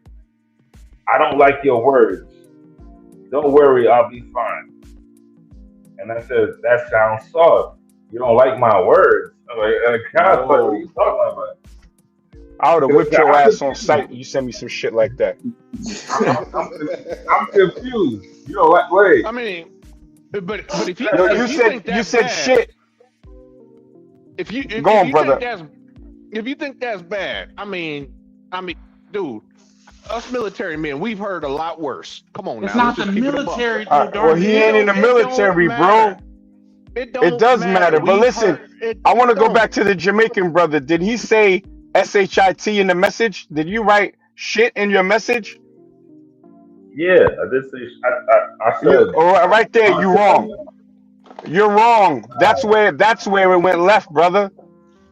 That's exactly where it went left when you used the curse word. What does me using the curse word have to do anything? We curse amongst each other all the time, bro. Okay, well, it matters depending on the dynamic. So one thing that I didn't get was the dynamic between you and this person. Are you his tutor, his teacher? What is your relationship with this person? Yeah, I'm coaching him in how to get into sales or whatever, right? But he's he's interact with these dudes. Yeah, interact with these dudes. And you call him soft on a panel, bro. No, not on a panel. This is a private conversation that we're having. I wouldn't. Oh my God! You said that to him in a private conversation, bro? Yeah. How you think you could talk to somebody like that, man? Around a corner. You and I would have been walking around a corner and would have been figuring out who's soft and who's not. But look. My thing is, I didn't say nothing that crazy to do. I just said that he needs to take accountability of why he wasn't getting shit done. And when I said the word shit, I wasn't talking about. You don't know how to. I don't practice ageism, but look, as someone who I have two proteges that's in the plant that I'm about to walk into now, and when they do dumb shit, right? I don't tell them that they're doing dumb shit. You understand what I'm saying? You give them an option and say, what do you think about doing it this way? or if they're lying and they're bullshitting, I said, well, I remember the conversation differently. That's another way of me saying you a lying ass nigga, right? It's the words that you choose that is going to get the outcome that you desire. But when if I were to say, yo, you supposed to do a continuous gas measurement, and I saw you skip the third manhole, no, I go back and I say, do you understand that the level can go from 0 to 70 and can cost people their lives if you skip steps? Let me show you why. That is more impactful than saying, yo, you lazy, you just ain't want to walk around the whole reactor to try to take. Then he's gonna be, this motherfucker talking down to me. You can't talk down to people because we all have testosterone. We're all men. You gotta find a way that uplifts people. I'm also a boxing coach, so I've never been the one that would slap a fighter in the face and, yo, you losing a round. No, you gotta breathe life into your fighters, not demoralize and dehumanize them in front of people. Even though this conversation was one-on-one, yeah, go on. I apologize for cutting you off, Knack. I just had a question. You know, you're a boxing coach. I remember you saying that. And I mean, what if you had a student that he just ain't getting it? I mean, do you just try to encourage, or do you tell him the truth? Like, hey, man, I don't think boxing's for you, brother. You just ain't. You don't have the fundamentals. You don't have the footwork. It depends on not when I'm teaching somebody, because I'm not gonna break them. My son was actually my first fighter, and I kicked his ass out of the gym a couple times and said, "Yo, get your bitch ass out of here and go make some cupcakes with your mother." He walked to the damn locker room, come back with tears in his eyes, like, "Yo, let's get it." But that's my son.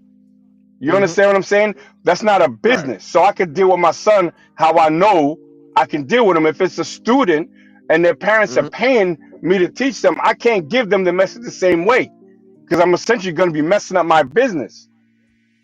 Yeah, but I mean, you see what I'm saying? You could just be. No, I understand exactly what you're saying, but at the same time, you could just tell. I'm pretty sure you can tell when people don't have the footwork, because you got to have good footwork in boxing. You got to have the fundamentals. You gotta know. You got to have. Yeah, I got you. And yeah, and if you don't, and I'm pretty sure you've had students that you can already tell this dude do not need to be in the fucking ring.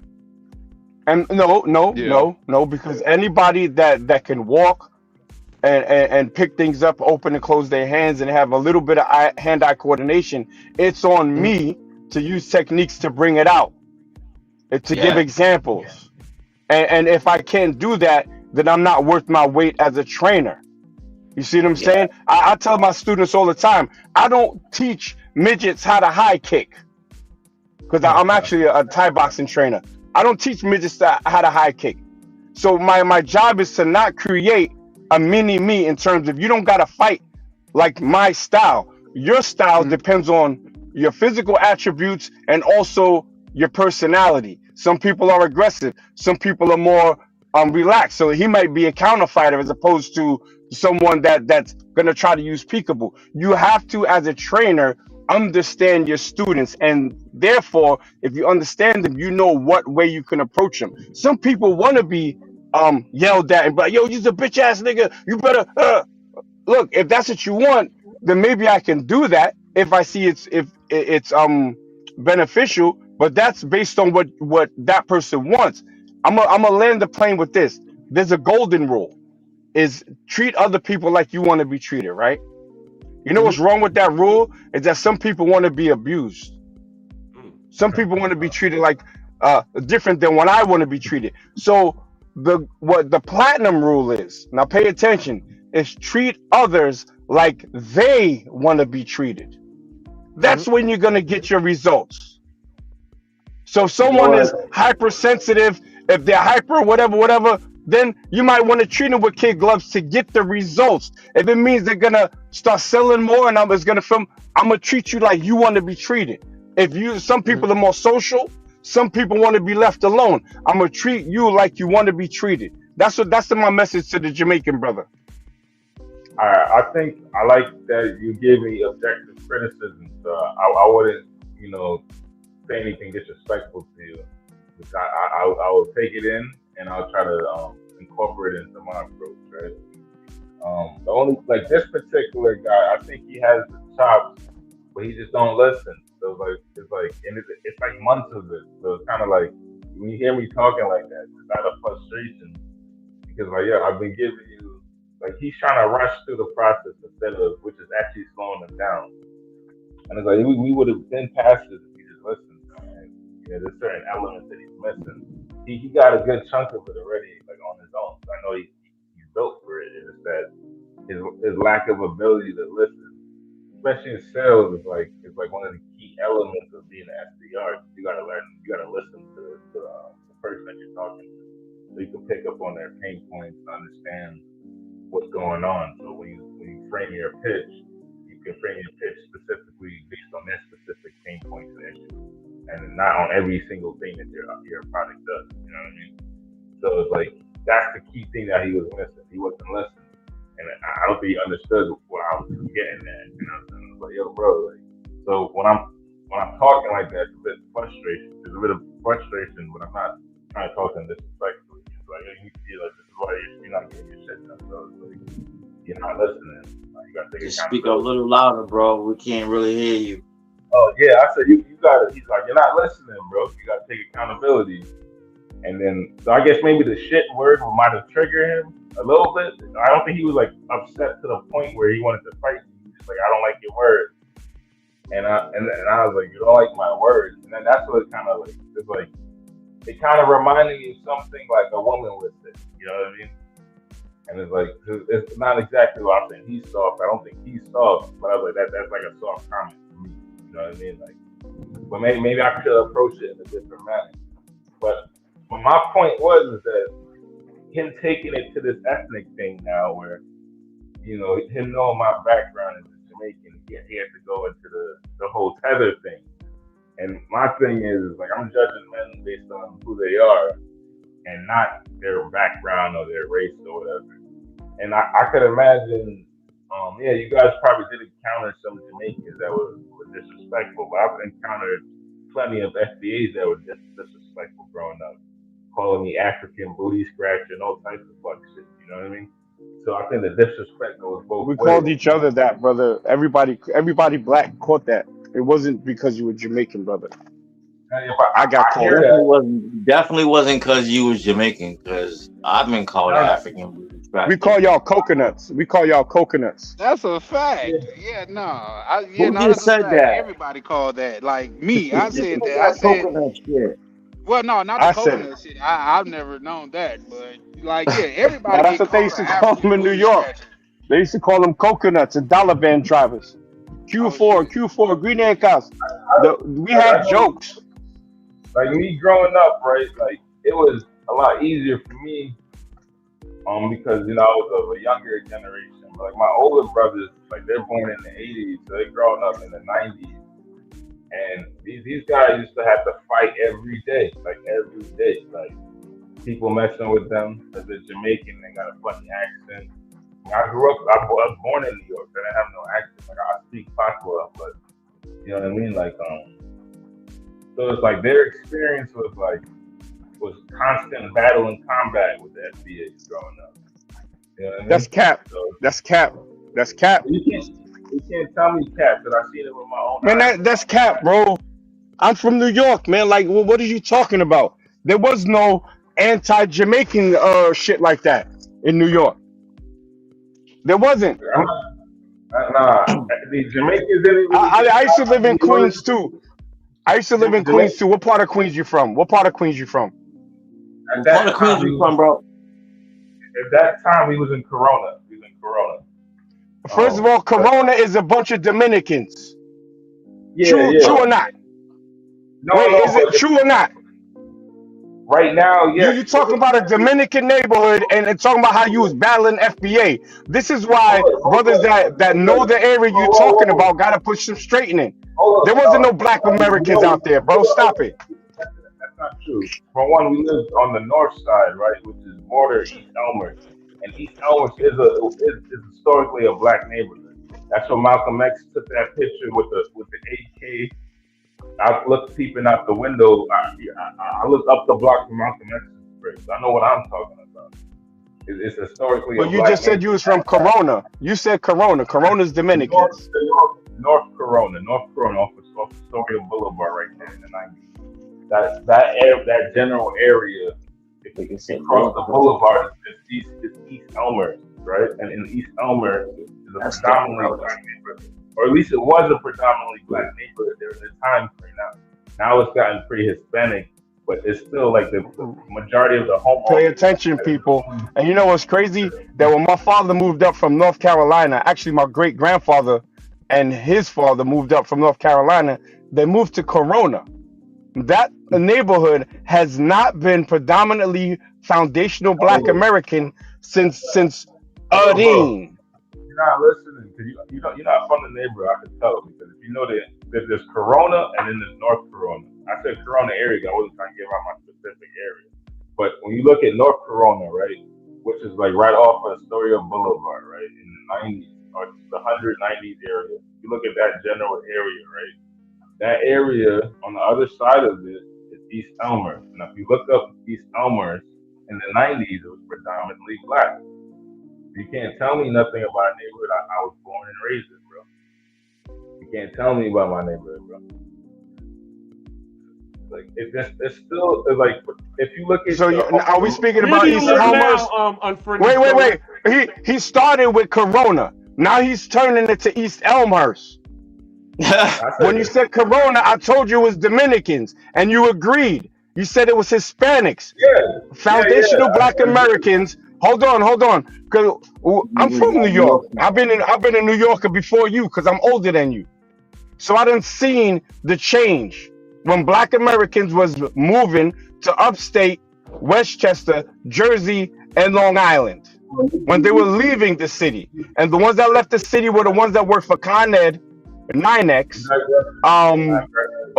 bus drivers and token clerks. They got out of the city, and then it started getting replaced with foreign-born blacks moving to the city. So, and the crazy thing is how you don't have an accent. We don't know if you Black American or not, because in New York City we was never passport checking like that. There was never no Black American versus Jamaican shit like that. It came mostly from Jamaicans that moved amongst us, trying to shit on us, saying we was lazy. That's what it was. I never experienced that too much. I think I've heard people say that shit on the internet and shit. So my day-to-day experience, we was all us as children growing up in the 2000s. We were just used to hodgepodge. You got Jamaican niggas, Trini niggas, you got FBA niggas, and we all rocking, smoking blunts together. Like that's how we grew up. I don't know. So y'all were all rocking. Okay, so which one is it though?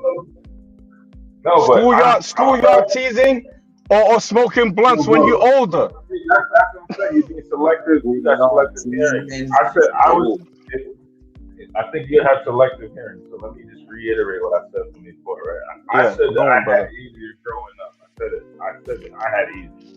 I didn't have those experiences growing up. I said you had it easy. So what are we talking about here then? Yo, bro, you gotta. This is the problem with a lot of SBA niggas. That niggas. No. First of all, I'm a Black American. Number one. You talking about experiences. You talking about experiences that you didn't experience. Which goes back to my point that your neighborhood in the time that you gave me was Dominicans. It wasn't Puerto Ricans. I mean, it wasn't Black Americans. Stop it. I said that. Pause. My experience, but I can remove the ban. The black cleaners trying to remove. So, we grew up on the north side of Corona. So you got North Corona and you got regular Corona, right? And North Corona, right? Okay. We were basically borderline East Elmer. You know what I'm saying? Now, if you look at the demographic of East Elmer in the 90s, right? It was predominantly black. Most of those people, the homeowners there, is basically like a black suburb kind of thing. Most of the homes. Might be that time to spend the block. Yeah. So that's around. If you look, Malcolm X owned the home there. If All right. I'm friendly sport. You're being a little bit long-winded with your story because you've done said this 3 or 4 times, and I don't want to. I really don't want to cut you off, but because we're talking about colorism, I really want to try to get, instead of you explaining yourself about the whole Easttown, Elmhurst, and Corona and all of that stuff. Let me know what your opinion is on colorism. Is it do you think it's programmed or is it a preference? I don't know. Is it programmed or is it a preference? Yes. Do you think colorism is a program or is it a preference? I think it's a mixture of both, to answer your question. Now, the reason why my thing was wrong with it is because he was trying to spin a narrative that wasn't true based on what I said, which I didn't. Oh, bro. Just tell us about your favorite curry goat recipe. what kind of curry goat you like, my nigga? Fuck out of here. Playing games with this motherfucker. Well, here's the thing. What I will say, bro, you have used a lot of not just segregating language, but you have used a lot of triggering language. When you say you FBAs, is no different than when a white person say you N-words. Or you people, period. You see what I'm saying? And he said you FBA niggas. Yeah, so come on, bro. Don't pull up like you're holier than thou. You started that when you said you Jamaican. I didn't say you're Jamaicans. Yo, hold on. Yo, you know what's so crazy? I've dealt with that with my own brother. My own brother has reference to me as you people. Me and my sister. My own brother, like, nigga, we passed through the same womb to get into this world. For you to ever flip your tongue up to me and be like, you people, and your motherfucking brother is weird as fuck. Like, nigga, get the fuck out of here. Like, what do you holler? When that reference slides out of somebody's tongue, it's, you better than me? Yep, that's exactly what he's trying to do. Not your people, because I don't know your situation. I'm talking about the context that we're experiencing tonight when brother said, you FBA niggas. Oh, yeah. All right, so when I honestly feel like that's the same reference. Like, nigga, you think you better than me. That's a fact. I agree with you, bro. I just wanted to be clear I wasn't speaking on your situation, but I agree with you. That's your personal insecurity, though. That's you can't tell me what I meant by that. I'm talking. Bro, I'm telling you what I heard. What the fuck? How do you even reference to that as an insecurity, nigga? Get the fuck out of here. That's not an insecurity. If I say that my experience with you FBAs, right, and your mind is I'm saying I'm better than you, that means that's what you came up with in your head. That's not what you said. You said that's the problem with you FBAs, and that's a different statement altogether. So you pulling up and you filibustering, man. Like, it's like Hold up. Go ahead. First of all, you asked me not to overtalk you, but you overtalk me, so also you're special than us FBAs as well. Go ahead. Right. Hold on. Everybody go back to their respective corner right now. Let's go. Now go ahead. One person at a time, though. Everybody can't talk at the same time, yo. No, all right. Well, the first thing where you came off, you wanted to talk about Tariq Nasheed, and you said that you had a problem with him. So that, in and of itself, was creating.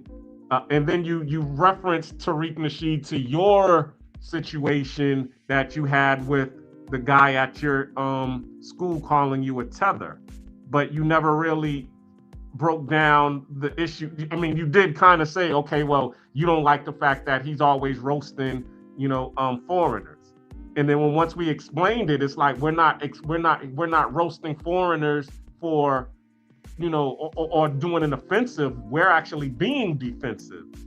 That's really where it came from. But when you started to explain your story, and we're trying to break down your story to show you where the errors of your ways, you're becoming just like the dude that you was trying to mentor or teach. You're getting emotional and you're getting upset because we're trying to say, well, these are the errors of your ways. This is what you need to do and improve yourself.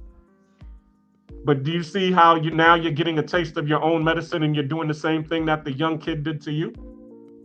Nah, I disagree with that because when How do you disagree? because when what's the girl's name? Knock Measy, when he gave me his take, I said that I accepted his objective criticism because he was talking about his boxing experience and how what's a better way to speak to a student. And I thought about what he was saying. I'm like, maybe I'm a bit harsh. And I like, you know what? I accepted it. So that was never an issue. Right? His subjective criticism. As far as, and then when it came to Tariq Nasheed, when I came on the panel, my whole point was that we're all one people, even though in your guys' minds we're not, right? And I use the prison yard analogy. Like, we might be of different sets, right? But then if you go to a prison yard and we're smaller in numbers set wise, but if we come together, like, yo, we all Crips, we gonna stand together amongst whatever other gang fractions or whatever within that prison system that you go through, right? So that my thought for me growing up, my mother is Rasta. She's a Pan African and she actually lives in Africa right now, right? So I didn't grow up with no hate for FBA, right? So when I hear people talking about that stuff, it's not my lived experience. So I never hated FBA or called them this or that. I chill with them. Most of my friends are FBA, right? But what is perplexing to me though, growing up, because I grew up differently from a cultural standpoint, when people would make like dark skin jokes, I'm pretty dark skinned and I look at them like, you black too. Like, I don't understand why you hating on your own skin tone, or you're like, you might be 2 shades lighter than me or something like that. And then the light skinned people, they get it too, where they're considered soft because they light skin and stuff. So it's like, I always look at that colorism thing as an FBA kind of thing. You know what I mean? But we do have that in Jamaica as well. They do hate themselves. They be putting, the whitening cream and all that. So, we had that issue as well in Jamaica. But I always thought it was weird, because I'm growing up in America, right? So my experience with those type of things are with Black Americans. You know what I mean? Well, if I may, you're not describing a Jamaican experience, in my opinion. You are describing a colored person experience in Jamaica. Like I think somebody said earlier, they wasn't making fun of you because you were Jamaican. They were just making fun of you because that's what people do. That's what kids do. Nobody's on this panel haven't been made fun of going through school. Just that's how life works. Yeah. For you to internalize it and make it like because you Jamaica, that's Jamaican. My apologies. It's kind of like you planting a seed of hate, but whenever you step back and looked at it, the kids that was joking on you was joking on each other too. Yeah, but then when the FBA thing come around now, right? So it was like I had an FBA brother that broke down a lot of things to me where I was like, okay, like he showed me in the music, Black Americans, their contribution to music, because they even think that we wouldn't even think about like metal and rock and roll and even ska and like hip hop obviously, and then the fashion and the food and like, so when you see people, so like for example, there's a post right with Busta Rhymes, right? He was saying that Black Americans didn't have any culture, and then I loved how this woman, she's an FBA one, how she approached it instead of calling them names or being like low IQ in my opinion.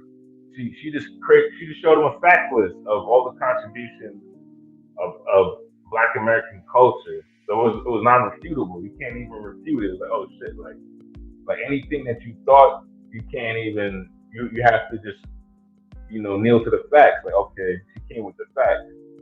So it's not the facts.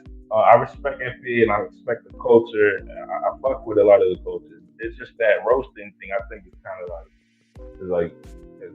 like low IQ. Oh, roasting is part of our culture, brother. That's and culture, when you say that's part of our culture, so you don't have to like it, right? But when we respond to someone's disrespect, the person being disrespectful can't say, "Oh, well, you shouldn't have spoke to me like that." Busta Rhymes, who grew up as in the nations of gods and earths, which is started by Clarence 13X, a Black American, talking about we don't have no culture. That's wild disrespectful. So we get at him is because we're going to respond in kind. We will always teach somebody something, but what's understood doesn't need to be explained. The whole world knows what we've done. I was in Paris this weekend, right? I was in Paris, and in the metro, they got a Rosa Parks train station in Paris. So the whole world knows who we are. So busting around acting like he didn't know. No, he knew because he's ingratiated himself with it. He didn't start becoming proudly Jamaican until later on. You see what I'm saying? Talking with a patois accent. That's what a lot of Jamaicans did. It wasn't cool to be Jamaican when they first came. So then they was acting like they was us, tethering to our shit. And then all of a sudden they came out, yeah, Miz a yard man. Man, look, that's why I'll teach first. But once you start saying low IQ and using these white supremacist talking points, people gonna start getting smoked with the roasting. I mean, that's a fact. All right, well, you actually proved my point just a moment ago. What I was saying before about my older brothers, that yeah, it wasn't cool to be Jamaican in the 90s. When Sean Paul came out and, it was popping, it was very cool. That's the era I came up in, right?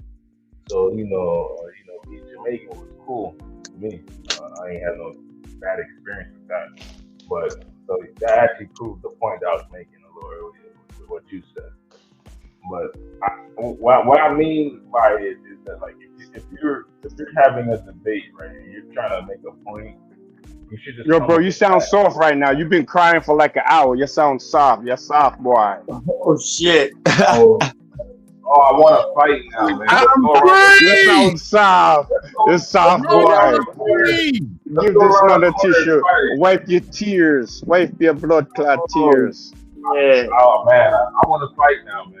Let's go around the corner because I can't. Man, I've been in timeout this whole goddamn time. Thank you, Black Cleaner, for releasing me. Roland, back. God damn, I'm back. I'm free. I want the intellectual FBA to pull up, man, so we can have some real discourse. That's what I mean. That's what I'm getting at, bro. I like what FBA is doing as far as bringing relevance to their culture and showing that. Bringing relevance. We are the culture, bro. We are the culture. Your greats copied our greats. Okay, we are the culture. We don't need you to validate us, man. You talk, and you ain't even Jamaican. You a Jamaican. You a Jamaican. Keep it 100. You go to Jamaica, they're gonna be like, "Hey, Yankee boy, your skin a shine." Yeah, exactly. Exactly. Charlie, I know y'all. Charlie Chan is in the back. Oh, he got me. No, my bad. That was on me. Yo, son, you a Golden Crush. You a Golden Crush Jamaican, bro. You give me a number 3 beef patty and cocoa bread. What is your real Jamaican? Story. What is your real beef? Let me jump in here. What is your real beef? What is your real beef with the FBA? Do you think we're preaching individualism? Are you thinking we're delineating because of what? What do you think the whole point of the FBA is? I think he gave the analogy of us being in the prison yard, and he was saying that. I'm going to hear his point of view. Let him spit it out. What do you think the FBA is doing wrong by delineating the idea of Black Americans being here way longer than any immigrant that came through on your family side? That man said I don't think anything wrong with delineation in a sense, because I think this is why I think FBA have been robbed of their culture. If you even go back to like the $5 Indians and like talking about the natives, indigenous people to this land. So it's like when you look at the history, they've been robbed and they need to get compensated for what's taken from them. So like I respect that. It's the issue I have is when you got say Jamaicans or other ethnic groups that rock with and then you start making jerk chicken jokes and shit. That's my issue. Like niggas talking about hitting niggas over the head with jerk chicken bones and shit like that. That's the first thing I heard. That's the first thing I heard. Here's the thing. I got a brother that I do shit with all the time. His name is Colonial. He's a Haitian brother. He acknowledges the FBA's idea and goes along with it. A kick dog doesn't holler. If you down for what the FBA identifies themselves for, and you don't understand that there's plenty of immigrants that have come here, assimilated into our culture, got elected into key positional political roles, and are now making decisions for FBA lineage people without having any identity or any kind of fucking skin in the game. When they're making this decision is when we started getting upset. Long before we changed ourselves to saying we were Black Americans to Afro-American, for the simple fact of inclusion. So then we included everybody into our shit and said, we're all one people. Guess what? Y'all fucked it up. Y'all turned around and said, okay, yeah, we're all one people, but when y'all win something, you break out your national flag from where you guys are from. Guess what? We're from here. We've always been here. So when you start making decisions for people that have skin in the game for all these generations, for over 400 years, and you start excluding the fact that, oh, when reparations come up, oh, no, nobody deserves that shit. Why? Because you don't have any skin in the game. There's nothing lost. Our ancestors are the ones that died. Our ancestors are the ones that allowed you guys to come in and take advantage of the systems that are in place. And by all means, do that. But when it comes to speaking for us, shut the fuck up and say thank you. And I'll pass the mic to somebody that actually can speak to those things, because they've lost blood. They've had ancestors that died here for those rights that you guys are now taking advantage of, and maybe even exploiting, depending on what culture you came from. And I lay my plane. Don't you lay that on that. I will piggyback on that. You pulled up and chose violence. Shout out to Ronan. Yeah. I'll piggyback on that, because he was talking about the analogy about, being in the prison yard and all of the brothers being able to work together. But see, the problem with that, I mean, there is no problem with the analogy, but the issue is that you also need to understand is that in prison, there's a thing called checking the paperwork, okay? Because they want the real ones to be able to rock along with them. They don't want, no chomos. They don't want the people who's going to hinder their progress. And that's all we're talking about when we're talking about this reparations argument, and also us growing together. There are the people that are out here who, as he said, they will start talking negatively and also being naysayers and slowing things down. And then what do the people do? They're like, yo, who is this cat? Why is he saying this stuff? Yo, did we check this dude's paperwork? Yo, check this dude's paperwork and see what he's about. Oh, he's a Jamaican dude. Okay. Oh, so, yo, bad man, Buju, you need to go check your man, by, because he talking reckless right now. You know what I'm saying? Go check. We don't even want to be. We don't even want to check you. We would rather have the ones who are riding with us check the ones who check their coons. To be honest with you, but as we said, you all keep coming in our spaces and start talking negative about what we're doing. This is a FBA space, and it's a safe space for everybody, because, and I'm gonna be real with you, I went to a elementary school. The name of the elementary school is Berea Seventh-day Adventist Elementary Junior High. Talk about SDA. Okay, and then the reason I'm telling you about that, because if you know anything about Seventh-day Adventists, then you know most of the people that went to that school were from the Caribbean. I was one of the few foundational Black Americans that was in that Seventh-day Adventist school. Everybody, and it was an all-Black private school, but mostly everybody was from St. Vincent's, Jamaica, Haiti, Trinidad, and Barbados. Those were all my classmates that I grew up with. So I rocks with the Caribbean, with the West Indian Massive heavy from Boston, okay? And most of them are my friends. I would never talk bad about any Caribbean culture. Yeah, we did rash on each other and rank on each other and pick on each other, in elementary school, but we were all friends, you know what I'm saying?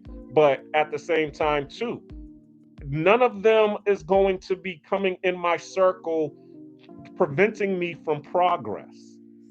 So when I do see some people that come into the circle and try to prevent me from progress, and it doesn't even have to be a Caribbean person. It just like 2 weeks ago, we was on vacation time with Ryan's live, and we was talking to Chill Capo, and Chill Capo was talking about, hey, let's boycott Colombia. And everybody was like, yo, yeah, we for it.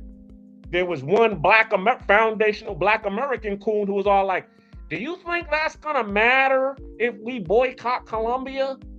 We like, yo, who the fuck is this coon who's saying this bullshit? Get this motherfucker out the room. Get him out of here. So it's really, that's all we're saying. We're like, yo, if you ain't got nothing good to say, then shut the fuck up. Who asked you? That's really what it's all about. We're not really dissing anybody. We just trying to, we checking paperwork because we trying to do something. I'm gonna land there. Anybody else got anything to add?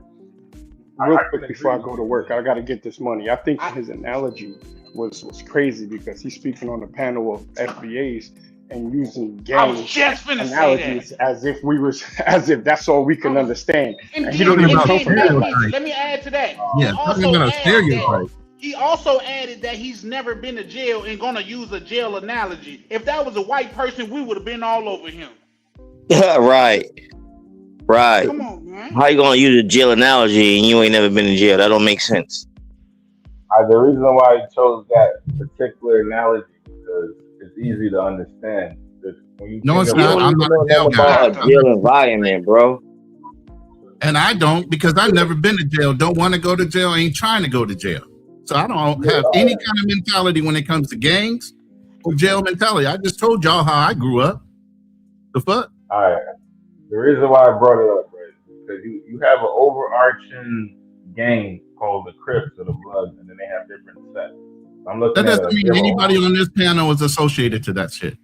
So why would we understand? I didn't say that, though. I didn't say you were associated. You're assuming, though, because you use it as an analogy. So you're basically saying this is what that's our environment. That's how we grew up because we should be able to understand your analogy on the basis of somebody in your family had to be associated to a gang, a Crip, or a fucking Blood. I mean, I know where I grew up, we had gang members. So that was my reality. So what does that say about your reality versus ours? It's different. Yeah, but I wasn't in the gang. Most of the gangs. It doesn't matter. You grew up around that culture, so you can associate yourself to it. What if we told you we never grew up around that culture? Yeah, I mean, he would find that hard to believe. Exactly. He stereotyped us. I'm not. Or stereotyped the room. You're putting words in my mouth. Yeah, that's how you. I didn't mean it offensively. It was just that. Nobody ever does though. When you stereotype somebody, you don't mean it offensively.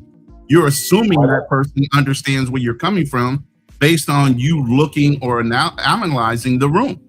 So you analyze the room and you assumed we would all get off on that analogy that you're about to use as something we all understood. No, I just think I thought everybody was objective when it came to like sharing an analogy. I could have been. It was the easiest analogy. Here's the thing: you use the lowest form. Stoic. My question was: if this was a panel, his whole thing is, would he use that same analogy? That's what I'm saying. You use the lowest form, and Stoic, you have a great name, Unfriendly Stoic. Okay, that's great. But here's the thing: you use the lowest form to associate yourself to a room of black men as gang culture versus somebody in corporate America. And Unfriendly Stoic, say this, we love you because you a brother, but you're gonna get this work tonight, okay? I see that. This is my question. Guess what, Friendly Stoic? It's not because you're Jamaican. It's because of the things you said. If anybody would have pulled up and said what you said, he would have got the same energy, sir. All right, well, give me a better analogy. Give me a better analogy. That you would use. That fits. I still don't understand the point that you was trying to make because all black people in jail don't just link up and say, "Oh, we are one." So what are you talking about? No, they don't. That's what I said. I kind of gave you an analogy already, and I had a young brother. His name is the Homie Sub, and I went on his show before, and it seems like, and I don't want to use the word tethers, but immigrants. Okay, you guys come over here. And you got it. Oh no, he said you got it. Yes, I'm gonna say immigrants come over here. I'm gonna say immigrants come over here, and y'all try to teach us about our culture and say how we can make it better. but yet and still you all fled from whatever cultures and countries you came from to come here to better your families and your legacy off the sweat and blood of our ancestors. And then you turn around and you tell us how we could do something better here in the United States, yet and still the systems and the way that you guys came up was based off of our ancestors. The audacity. All right, I can speak on that point. Me personally, like I didn't flee anywhere. I was born in Jamaica, Queens, Jamaica Hospital to begin with. You are first or second generation immigrant? I was the first person in my family. Okay, so that's the same thing I said to this young man that was Nigerian. His mom and dad had no skin in the game. His mom and dad had nothing to draw from. But even the Nigerian young man that has his own YouTube channel acknowledges the fact he has nothing to draw from when it comes to speaking on reparations or why we would delineate, and no understanding of it, because his cultural beliefs, even though he was born in America, are based off of who? His parents. Yes, you have the experience of growing up as an American. Your parents don't have the lineage or the ancestry to draw off of Black American history. That's the difference. So you don't have any skin in the game when you make determinations in the future based on American culture. You really don't have any skin in the game beside your first generation experience, not generations upon generations of your ancestors dying, fighting, getting screwed over, redlining, and all these other things that got you to this point. All right. So you're talking about the systematic racism that held you guys back. Correct. And your ancestors don't have any draw from that, just your parents. They don't have any skin in that game. All right. But I think where it sometimes might get confusing, it depends on the person talking. I don't know what Moses said. But how long have your parents been in the United States? Let's put it that way. My father came to America in the 70s. And then okay, so in the 1970s, the most he had to deal with was when the industry of steel and the plants went down, gas prices and everything went up because of OPEC and everything that was going on around the 70s. Moving forward, the 1950s, Civil War, slavery, civil rights, none of that shit do they have any draw on. So when they taught you, all you could go from is what their personal experience from the 70s moving forward was, and whatever you picked up in school if they taught you anything about Black American history. Guess how we learned? Our ancestors taught us. We saw how much we lost, the different wars we had to fight in, our ancestors getting hurt from that, the trauma from all those things piling up, because each generation teaches the next, right? We had all that experience, but yet and still your parents have from the 1970s moving forward. Not a lot to draw from when you're talking about 400 years. Well, you got at best 50. Okay, I get what you're saying. I'm saying that so like I get what you're talking about. I've done the research and I know about redlining. How they position. No, I understand. You could do the research, but there's no personal connection. So you really don't. That's what we're talking about with skin in the game. You can do all the research and know the history, but you don't really have no feeling of loss from that history. It's really just black and white words to you. It's not literal lived experience through ancestors. Not necessarily, because like my ancestors went through a similar experience in Jamaica.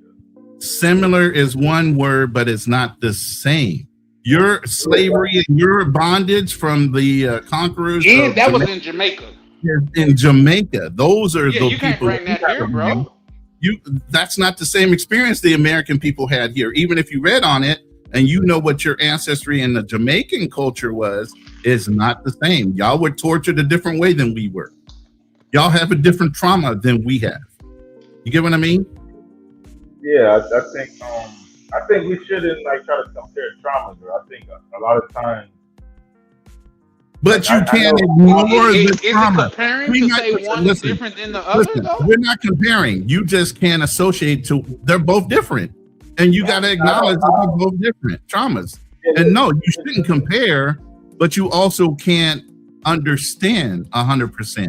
You can say I'm empathetic to it because my ancestors went through their own thing in their culture, but you can't really truly understand it because it wasn't your ancestors here that went through it. Your ancestors were in Jamaica. So you're kind of disconnected when it comes to understanding the full-blown trauma, but you do understand the trauma because your ancestors in Jamaica went through it. So while you can kind of be empathetic to it, you can't really truly understand the depth of it because it's two different things. All right, so like we give you an analogy. Like let's say that we start on two sides of a map, right? And then we're both trying to get to the same place. Yeah. And then You're an engineer, right? I think that was your history. You're like an engineer or something like that. Yeah, I went to growth school of engineering. Okay, so then you should understand the way I think. I think spatially.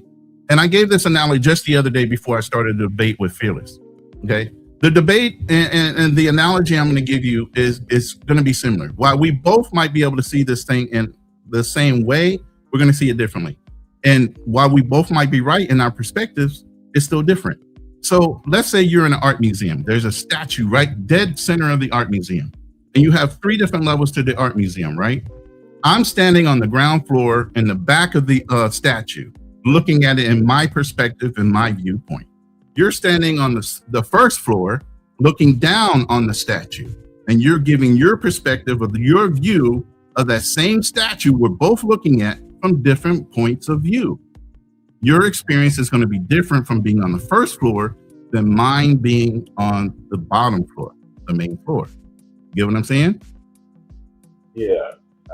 Okay, so we can both see the same thing. We can see the different perspectives of that same statue, but we're going to interpret it 2 different ways because we're looking at it from 2 different views.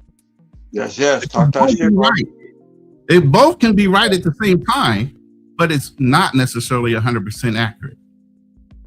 Yeah, I agree with what you're saying. Talk that shit, Ronnie. I want to give you like an analogy. Like, let's say we start on 2 different sides of a map, right? Where we end up in the same location at one point, but the location we end up is not where we're trying to head, right? Now we started on 2 different points. We're currently in the same location, but we're both trying to get to the same location. Right, but see, here's the thing. Even with your analogy, I start on one side of the map, you start on the other side of the map. We meet in a central rally point, right? And we're still trying to get to that main point. Both of us together. Your journey to get to the rally point and my journey to get to the rally point were 2 different ways. You might have went through valleys and swamps to get there. I might have had to climb over a mountain and go for a fucking ocean. But we got to the rally point, so now we can move forward, right? But here's the thing. We rallied up, and we start moving forward to that same point. But yet and still, your part and your group all of a sudden starts to say every time there's a victory, you bring out your flag, not a unity flag. You tout up your country, not us. That's what's been happening. Since we said Afro-American, we tried to rally up with y'all. When we said Afro-American, we're all African Americans. I think Jesse Jackson started that shit, right? We switched from being Black Americans to Afro-Americans because we wanted to include y'all. So we rallied up, right?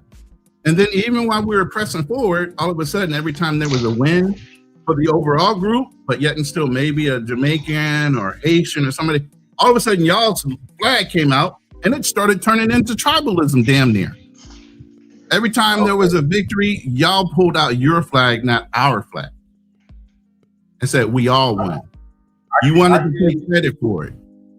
I can agree with that because even me as I grew up in America, I still have a lot of pride in my heritage, right? Thank you. As you should. Right, but and we're not taking like you got a problem against people that like FJs that having pride in their own. I've never had a problem. I have a problem with people talking shit about Jamaicans. That's my problem. I said it over and over.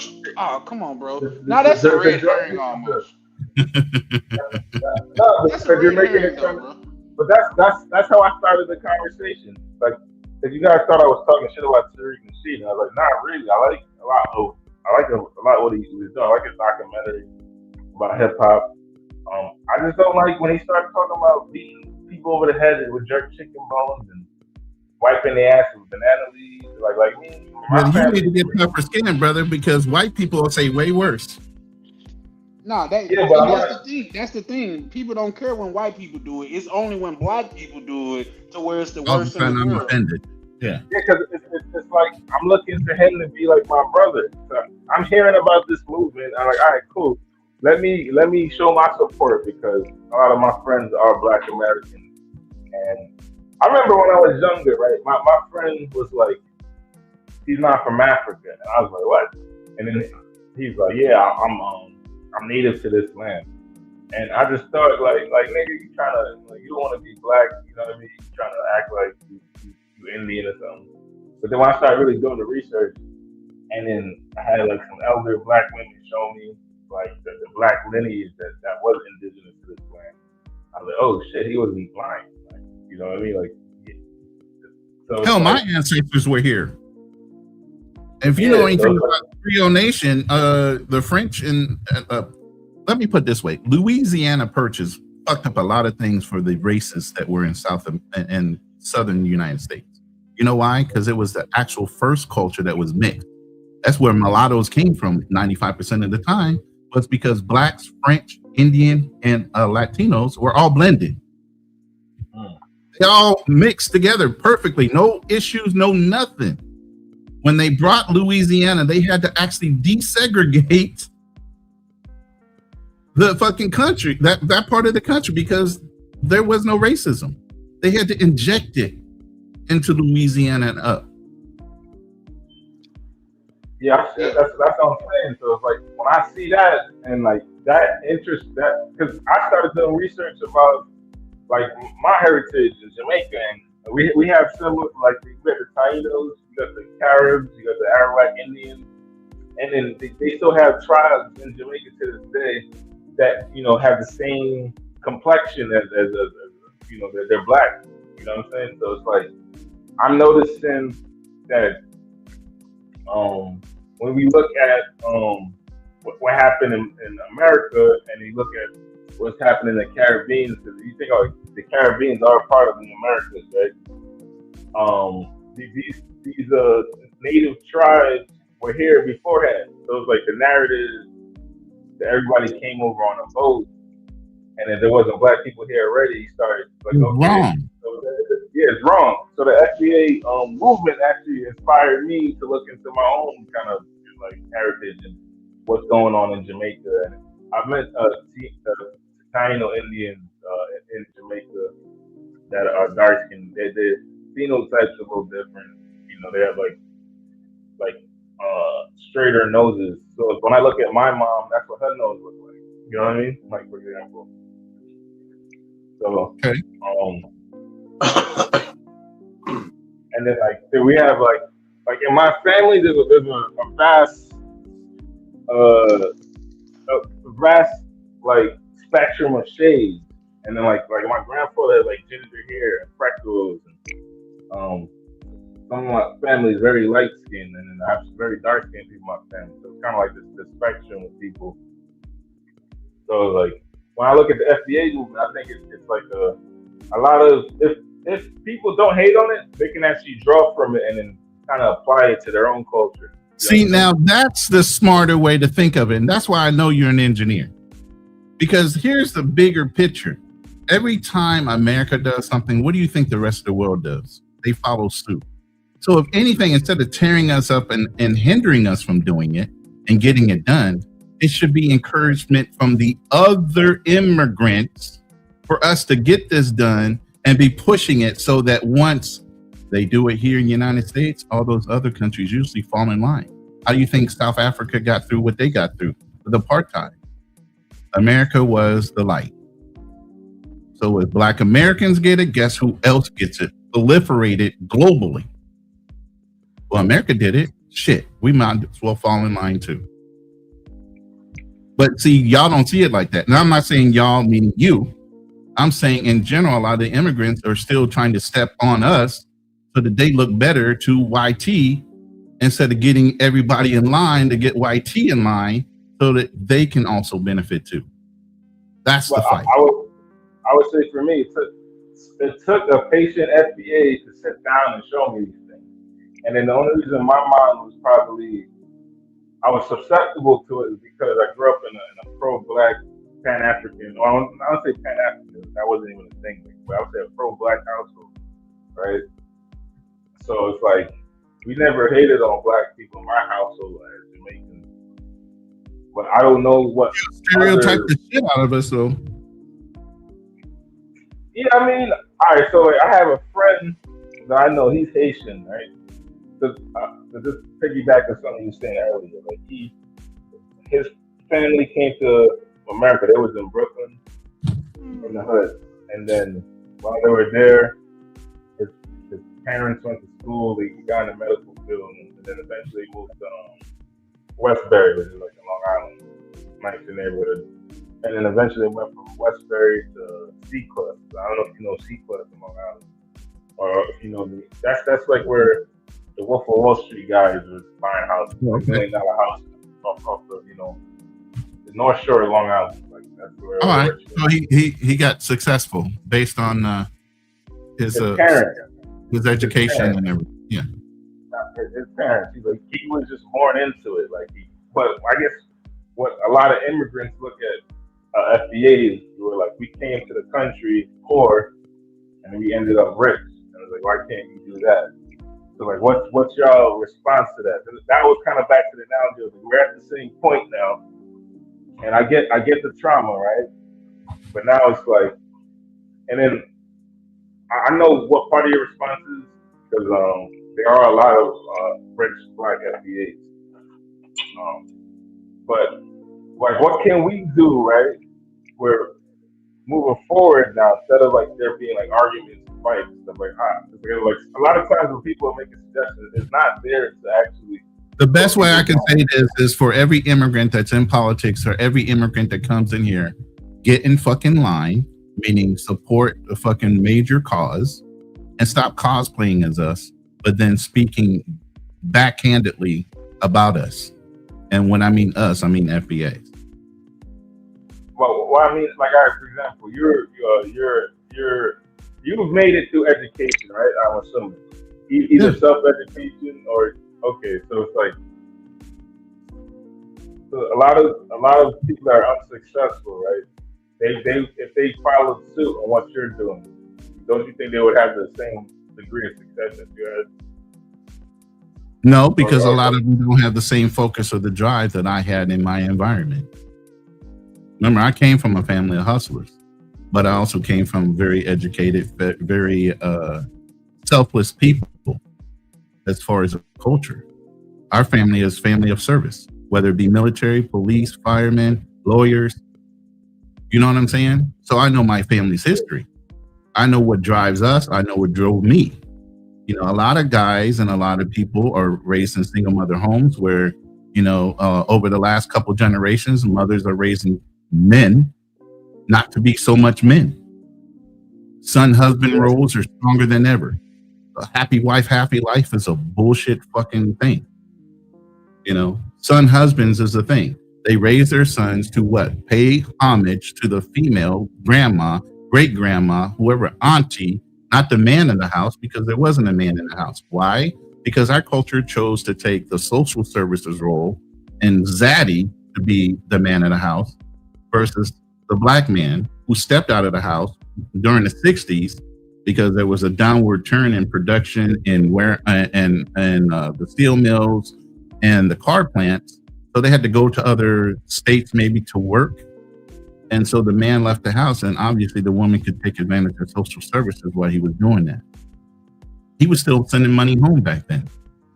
The woman was taking that money and taking social services, Zaddy and him. So then when he comes back, when the economy fixes itself, guess what? Our black women decide to say, you know what? I don't necessarily need you in the house no more. I got Zaddy and you were sending me money anyway. I can put you on child support. It made it easier for them to want to break away. FBI and everybody achieved their goal. The strongest nuclear family in America were black families in the 1950s. How far we have fallen in 70 years from being the number one unit of production, the Black Nuclear Family, Wall Street, and all the other productions where we kept our money in our fucking communities a hell of a lot longer. We supported each other a hell of a lot longer to now. Look at the disarray, the fucking chaos.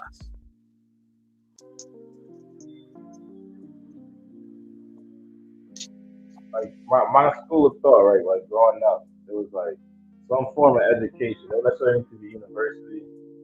You know, it could be like hands-on, like, you know, blue collar work, technical. How do you push education when you're not even celebrating people that are educators? You're celebrating gangsters, drug dealers, rappers, and alike. Our culture specifically, how many white people are doing those things? How many Asians are producing and celebrating those aspects of their community, not the fucking businessman that has a tech company because they push STEMs? But Ronan, my only pushback to that is how much of that is done like on a large scale, like media. We have It's absolutely done through social media and the media, and who controls the media but the same people that tried to break up the Black Nuclear Family. They still fear us to this day. They have not stopped fearing us. Even though they've taken us apart, they still scared that if we ever unite, it's fucking over for them. Yes, and history has showed that. Right. So why would they even allow us a foothold to get back together and get it together? Maybe we gotta change the narrative, like, you know, start trumping, like, you know, start showing the black kid that went to engineering school and got his. That's the point. What news media do you see doing that right now? It has to be independent news. Wait, it has to be independent news. It has to be driven by black motivations, right? What did we have like that we sold off? BET, Ebony, all these other black media companies and all these black magazines and publications. Guess what? Viacom and other white companies now own them too. So even black media can't even promote black things because what? They're promoting rappers, gangsters, football players, athletes. They're not promoting the good things. Why? Because they want you to continue to fall in that trap of how many out of a percentage of people actually make it to the pros. How many of those people actually make it to what these people they emulate actually can do? And that's what you're saying right now is kind of what I'm saying as well. It's like when you see these immigrants talking shit, sometimes it's because they're looking at what's being promoted in the community, right? Yeah, just like you stereotyped us and giving us an analogy based on prison instead of giving us an analogy on something that's a little more elevated than prison work. No, I don't see. I know this. I mean, you told on yourself when you did that, though, right? No, listen, what I'm saying. I know this because you stereotyped us as a whole. No, I want to hear the statistics that he's an engineer. Listen, he's an engineer, right? He's on if he sat in a room of people of his own culture, Jamaicans, Haitians, and everything else, I guarantee you, he would have not used prisoners or prison work as an analogy in that room. I agree with that. Very violent and crime-ridden environment. I automatically say no. We all didn't grow up that way. I just told you that. Yeah, but I'm saying if you were here earlier, you would have heard my specific story because Keem asked both Darnell and myself what were our backgrounds. Okay. Even my background was different than Darnell's, and most likely different than Keem's or Black Cleaners or even Charlie Chan's. We all didn't grow up the same way. What you're taking is the media projection of all of us are criminals and dealt with drug dealers in our neighborhoods and who we looked up to. But then on top of that, you want to complain as if you're not being accepted. I think this is the problem. A lot of times you guys assume something before somebody finishes their statement. I was bringing up the statistics. He said you guys not to get offended. When I say you guys, go ahead, man. He's messing with you, really. He's actually messing with you, and you don't understand sarcasm sometimes. A lot of cultures don't. All right. When you look at the statistics, right, it's something like 99% of black people have never been to prison before, right? When you look at the prison population, it's even though there's a heavy amount of black people there, when you compare it to the actual black population in America, it's a very small slither of black Americans. Exactly. We're only 12% of the population, but our prisons are overwhelmingly full of black and Hispanic people. Why do you think that is? Because overwhelmingly, the more convictions are by people of fucking melanation, not white people. White people get off with lighter sentences and all these things that have already been documented and statistically written down. So yes, while you might look at something and get that generality of there's more black people in prison, but there's less of us. The per capita or per population levels are not the same. There are more white people on social services, but yet and still they project what? More melanated people are on social services than white.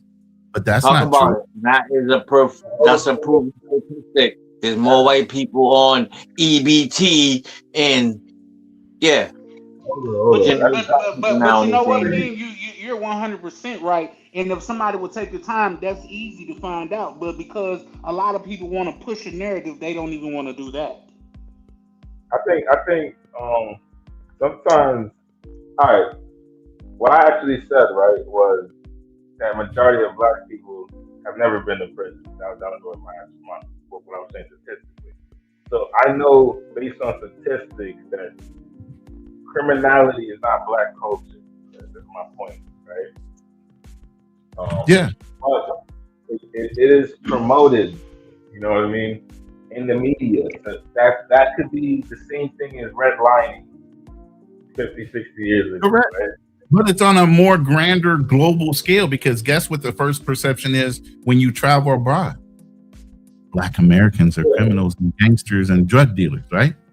Until they meet us and like, and you hear it 95% of the time. When somebody actually gets to know us, they say, you're nothing like I thought you were. Meaning nothing like what I saw on social media or on a movie.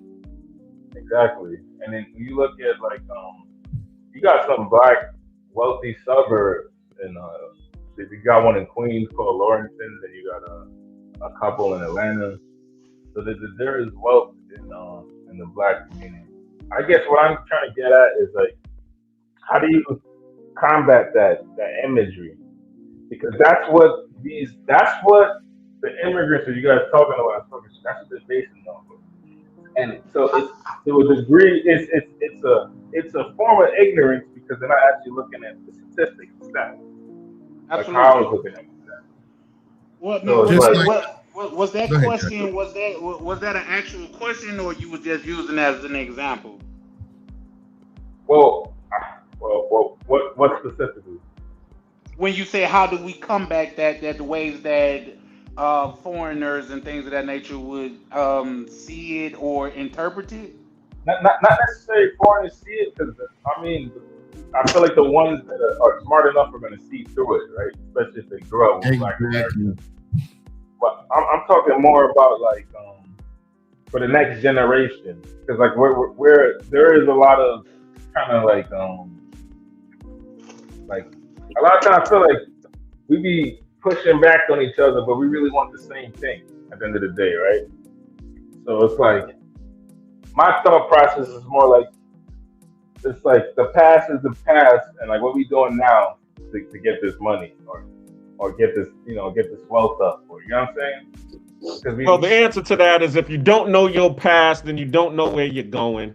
And yeah, we just have to look at the mistakes that we made in the past in order to get to the destination that we want to go. But with that being said, I gotta introduce Mr. Peppers to the stage. What's going on, Mr. Peppers? How you doing? Yo, Mr. Peppers. What's going on, folks? I've been listening for like the last few hours, and this gentleman here,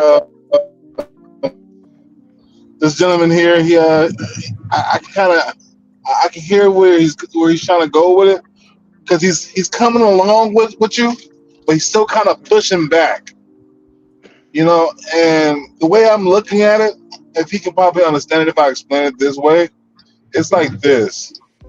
It's like, say if I'm building a boat, all right, and I'm like 90% done with this boat, and then the Jamaican homie comes by and says, "Oh, that's a nice boat, man. Let me know when you're done building it. I said, well, I'm 90% done. If you come help me, I can get it done faster. You're like, nah, I'll get back to you when you're done. Here we go. And now I'm 100% done with this boat. The Jamaican brother come over and goes, hey man, let's get on this boat, man. Let's go, and let's go here, and let's go here, let's go. Okay, but you wasn't with me when I was trying to build this boat. But you wanted to direct where we going. I hear that. That's a good one, Peppers. I like that. That's down somewhere, bro. That's what I've just been listening. Hey, and shout out to you. All right. Man, I'm just a loyal follower, man.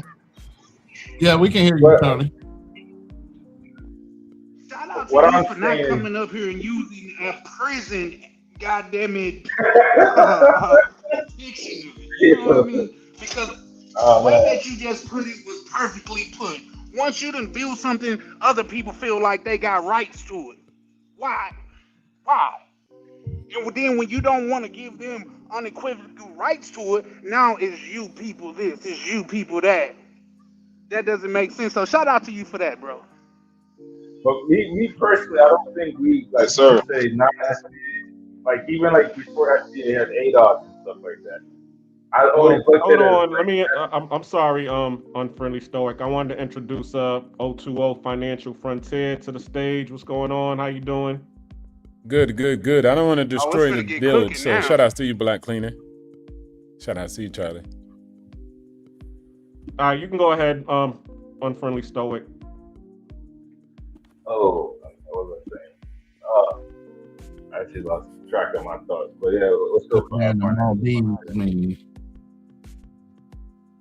Oh yeah, so I don't think like non-SBAs should get access to reparations. I don't want access to see, dude, that's what we need to have that Spike Lee. Everybody together. Yeah, I think that's y'all stuff. I think, you know what I mean, and we're in support of that, right? But I also wonder, like, how would that happen? How would that distribution happen? Same way it happened when they did it to the Indians and did it to the Israelis and did it to the Japanese. The same way. So like with through land and the Afghans that came over here just recently. Look, also how they did to the white people when they got reparations from when the slaves was free. They'll figure it out. Yeah. But here's the biggest thing. The biggest thing about that, all of that, is the first thing we have a reputation in our community, and YT people will say it all the time. Y'all had plenty of notice to go ahead and organize something and get it ready. We're always a day late and a dollar short. We don't plan ahead of time. We're last minute planners. So this whole idea of delineation is just to go ahead and jump ahead of whatever might come down, whether it comes down to this generation or never. You could never say we didn't organize enough to delineate the differences between people that have been here and the immigrants that came after. But for some reason, some of the immigrants are having a problem with the delineation. Like, we don't know that we're all still black. Nobody ever said we're not black. It was just a dividing line because a lot of people like to ride coattails and be included in things that aren't necessarily for them. Matter of fact, it's gotten so bad that Donald Trump just recently changed the bill to make sure that if things were set aside for Black Americans to take advantage of it, you can no longer just be an American immigrant that has your nationality here or a green card or even your visa to qualify now. Because there were more African names put on scholarships than Black Americans were. Yeah, but is that going to stop the Asians? Bruh. I said if it was set for Black Americans, it's now going to be for Black Americans. I didn't say nothing about Asian people are fine. They're in STEMs. They're doing everything the right way. And they're the best ones to do it because you know why? They're low key about their shit. And they're still one of the number one, number two producers in this fucking country as far as their net worth. But Ronan, the same thing happened with affirmative action. In the 70s, blacks were benefiting heavily from affirmative action. And then white people were. White women specifically. black Don't glaze over people that. too. No, I'm not glancing over it. But here's the thing: is that by the late '80s, early '90s, Ronald Reagan, while he didn't take away affirmative action, he did take a lot. He took out. He stopped funding a lot of the affirmative action programs, which began to slowly kind of kill it. But the thing was, the Asians, what colleges did, they got smart and said, "Oh, Asians are minorities." So Asians benefited a lot more from affirmative action than a lot of Africans did. That's true. And then that's kind of what my point is like, if these programs exist, right, is it wrong that these other people apply for it? And then if there are less Black Americans not getting it? Look, y'all are splitting hairs. Nobody ever said you can't take advantage of the systems. All we said is don't speak for us. You have no skin in the game. The systems are the systems. If you jump on it and you get the degree and you get the fucking advance notice and y'all know how to work the system, we don't give a fuck. Just don't speak as if you were us. That's all we ask you to do. We can't go to no other country and say anything about your cultures. Y'all will tell us to shut the fuck up. You don't know anything about it. You can't go to Africa and speak on their nations and their politics or anything about that. But for some reason, when y'all get here, that freedom of speech thing, that lets y'all go fucking buck wild crazy. Y'all now speak like y'all are us. All right, so your main point of contention is when unfriendly stoic. I'm in my early 30s. I was born in the 90s. Oh, okay, so you're so this is the Millennial. Black Cleaners KB. Okay. I'm not sure who that is, but that's Charlie. Charlie Chan has KB. Hey, that's a good one though, bro. I ain't gonna lie to you. Charlie Chan. Yeah, I feel it. That is the Black Cleaners KB for sure. Yeah, but my question for the panel though, I mean, don't you guys think that we're, whether you're FBA or African migrant, don't you think our numbers are just I hear a too small? Kumbaya number coming. Hold on a second. Don't you feel that our numbers are just too damn small to be beefing and feuding like this? I mean, collectively, we make up 13% of the population. And I know what some people are going to say, well, white people do the same thing, which is true. But the thing is, when white people, they're 60% of the population. So when they say hate the Irish, for example, which might be like 1 or 2%, okay, they're alienating 1 or 2%. They still got everybody outnumbered like 5-6 to 1. I wasn't gonna My say brother, that. the difference in between that, the difference in between that is that even though the white people say I hate the Irish, they were still telling the Irish people that they're better than Black people. Yeah, no, that's true. That's true. But they were still back in the day. They were still the N-words of the white community. I mean, let's just face it. But yet they were still better than Black people. Yes. Exactly. But the point that I'm trying to make is who hit that Don DeMarco in there? That's crazy. The point I'm trying to make is that we're too small, to be divided. I mean, remember how power in our country. Divided by who? What degree are you talking about? I'm sorry. Say that again. Divided how? You're saying, how are we divided? Okay, you're saying how Africans are saying, okay, shouldn't be speaking for us, and this. It kind of sounds to me like you're saying they're not us. Which they're not fine. us. That's fine. Because they're not us. That's fine. The point is that okay, now we just alienate them. So how much does our numbers we didn't shrink? No, we did not alienate them. You just problem. said they're not us. No, for some reason, when somebody says about delineation, you think that we're in denial of everything that we are. We all know we're all Black Americans, regardless of whether you're an immigrant or whether you're an FBA. We're all Black Americans, right? They all went through the process. We're all Black Americans. Okay. The whole thing we're saying is don't cosplay as if you're FBA when it comes to reparations. Other than that, we're down for whatever cause it is. We're not fighting about that. Ronan, yeah, I think also they don't call themselves that. They call themselves Nigerian Americans. Yeah. They call themselves Guyanian Americans. And I'm not saying they shouldn't. I don't care. It's their life to live. But what I'm saying is one thing that they don't call themselves is African Americans or Black Americans. They call themselves specifically where they're from and then attach an American to it.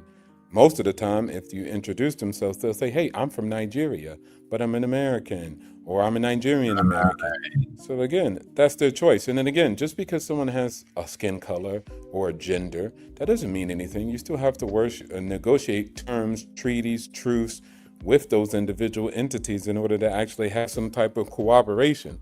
And so to say we have cooperation of people when we have no treaty, we have no agreement, we have no a memorandum of understanding or operation of agreement, like, I mean, what are we talking about? Like agreement? Or an agreement that y'all are gonna fall in line. Yeah, they fight against that shit right off the bat. What do we need an agreement for? I mean, basically, I don't know if anybody understands, but the way how power works in our country is based on population. So those with the bigger numbers basically, make the decisions. So wait, so those with the biggest number make the decision. So there's no such thing as people saying the small had to do this. There's no such thing as other people saying the small group, like the rich, do that. So all that is irrelevant. It just depends on if you have the largest numbers, you have the power. Is that what you're saying? Yes, absolutely.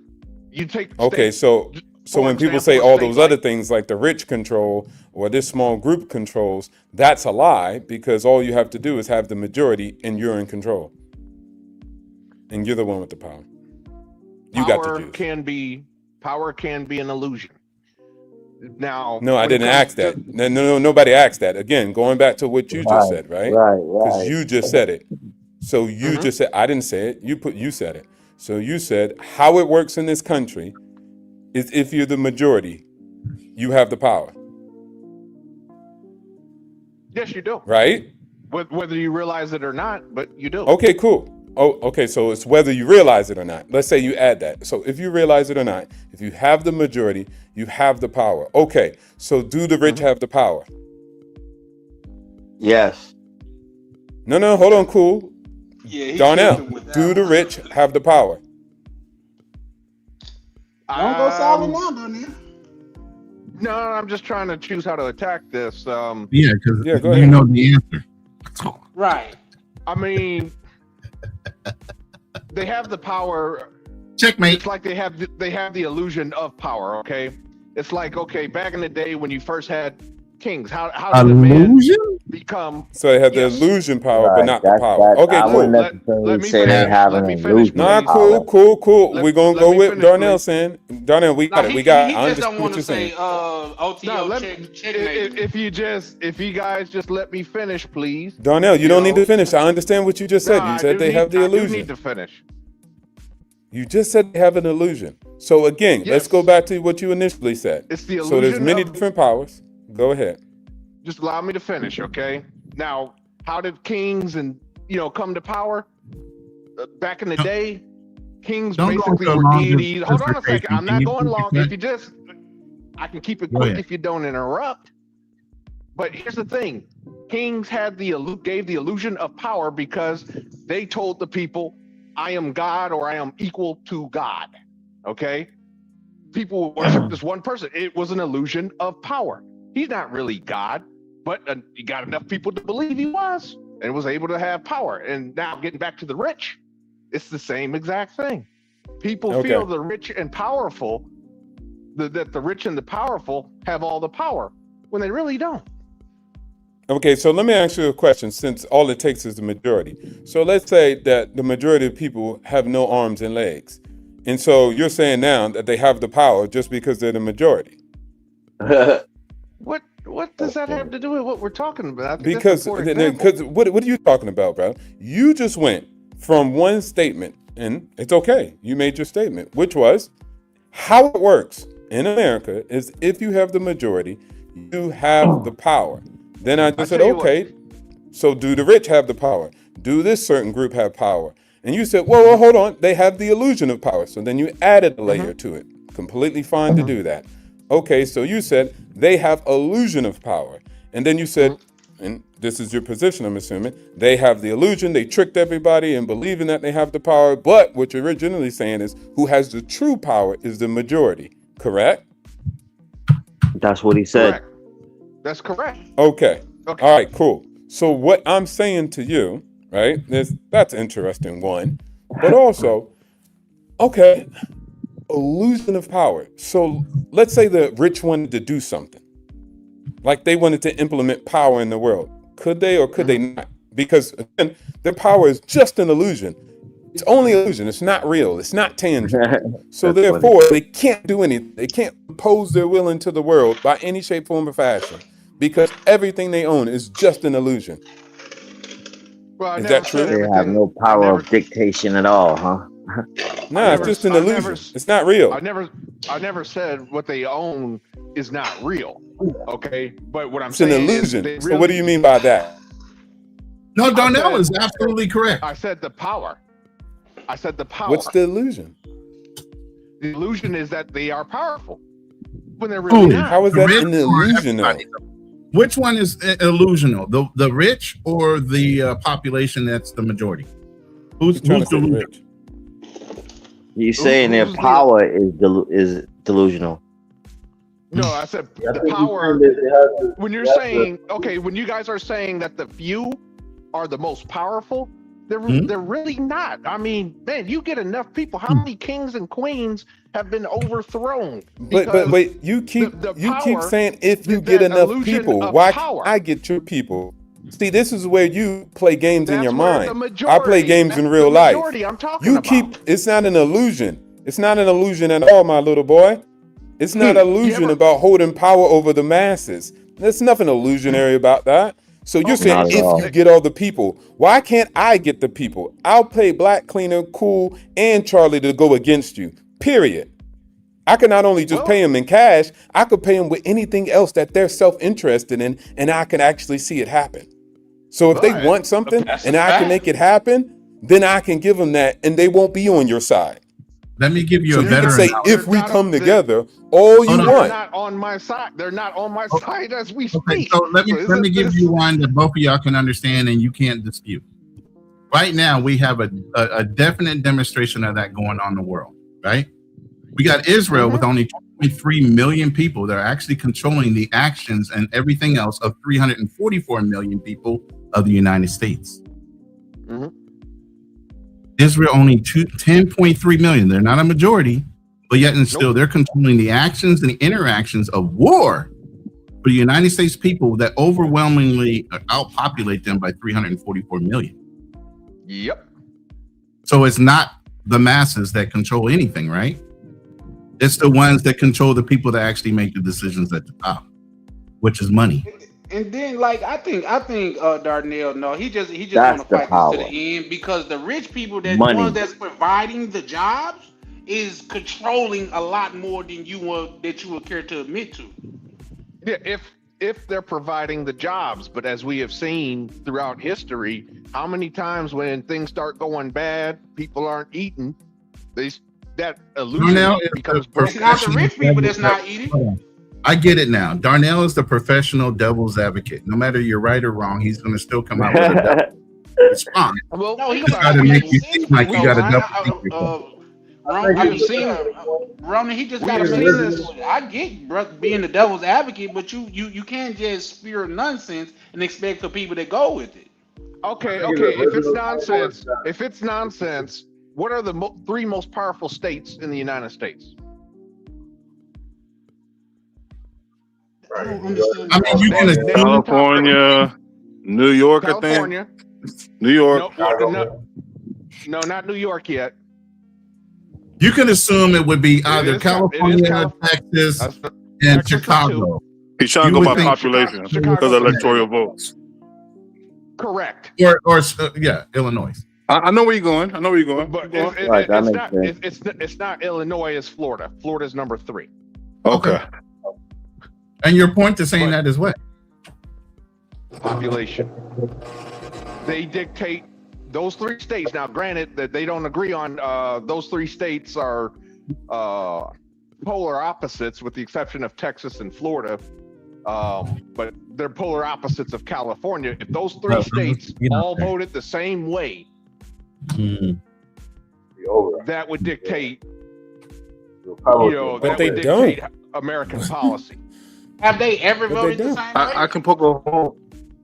I can poke a hole in that analogy there, because yes, those states have a high population, but who gave those states those electoral votes?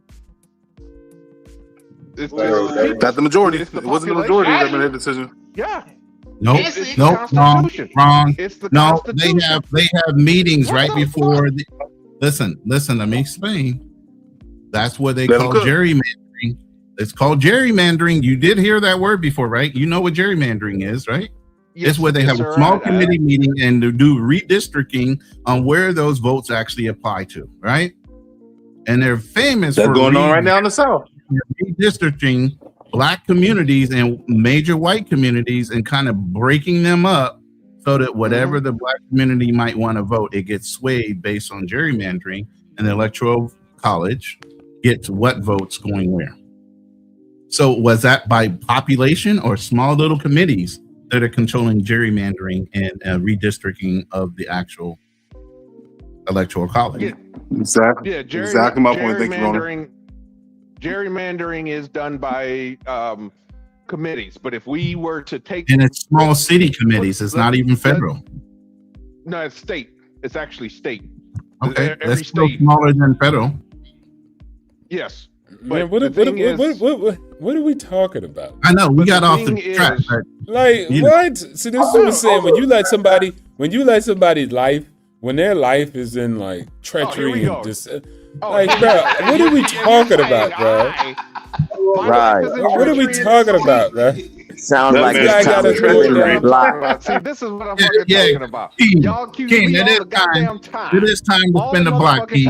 It is time. It's time to spin the block. We got way off of colorism and travel to now we all up into politics and who has the power. Intellectually master, I'm talking about some which state, whose state, big state, little state. What the? Hey, Darnell. I think Darnell. Ronan, that's your boy. He said, "That's your man." What are we talking about?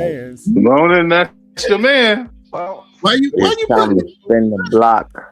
I'm responsible for Darnell. All of a sudden, I can't get my brother to cut his hair or shave his beard. What you mean?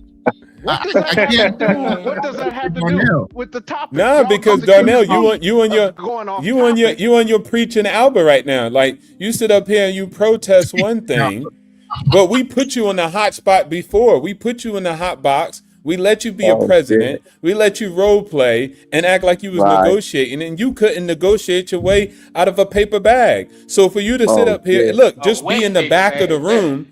Yeah, just be in the back of the room writing something on the paper, but don't be in the front talking about what we coulda, shoulda. And it's also kind of hard to negotiate when you're trying to negotiate with a jackass. Okay, I mean that's what the world is.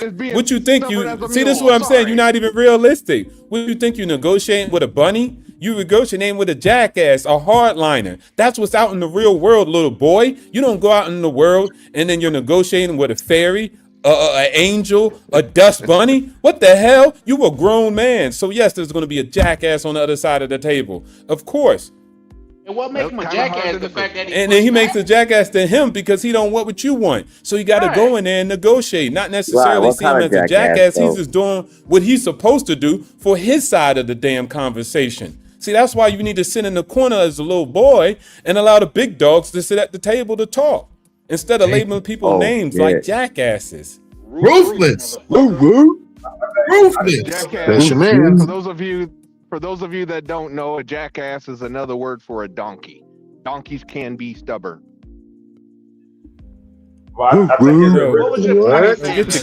Get your hair cut, bro. You could have just used the word stubborn. Stop being a chick. See, this is why I say women don't only do it, men do it. Watch this dude. He could have just said, hey, you're stubborn. But what'd he say? A jackass. Then when we leaned on him and he looked stupid, then he wanted to be like, well, technically there's a donkey and a donkey's known to be stubborn. Donkey is known to be a mule, a punk, a beast of burden, a bunch of things. So next time, just use your words. But we don't want you in the room, man. We learned that you don't know how to use your words elegantly. Sit down, son. Also, the donkey was used in biblical times.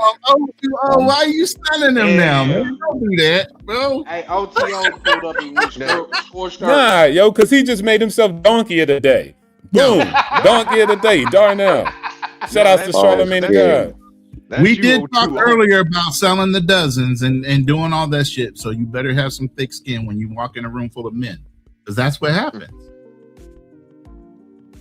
Yeah. You don't want to look like no goofy.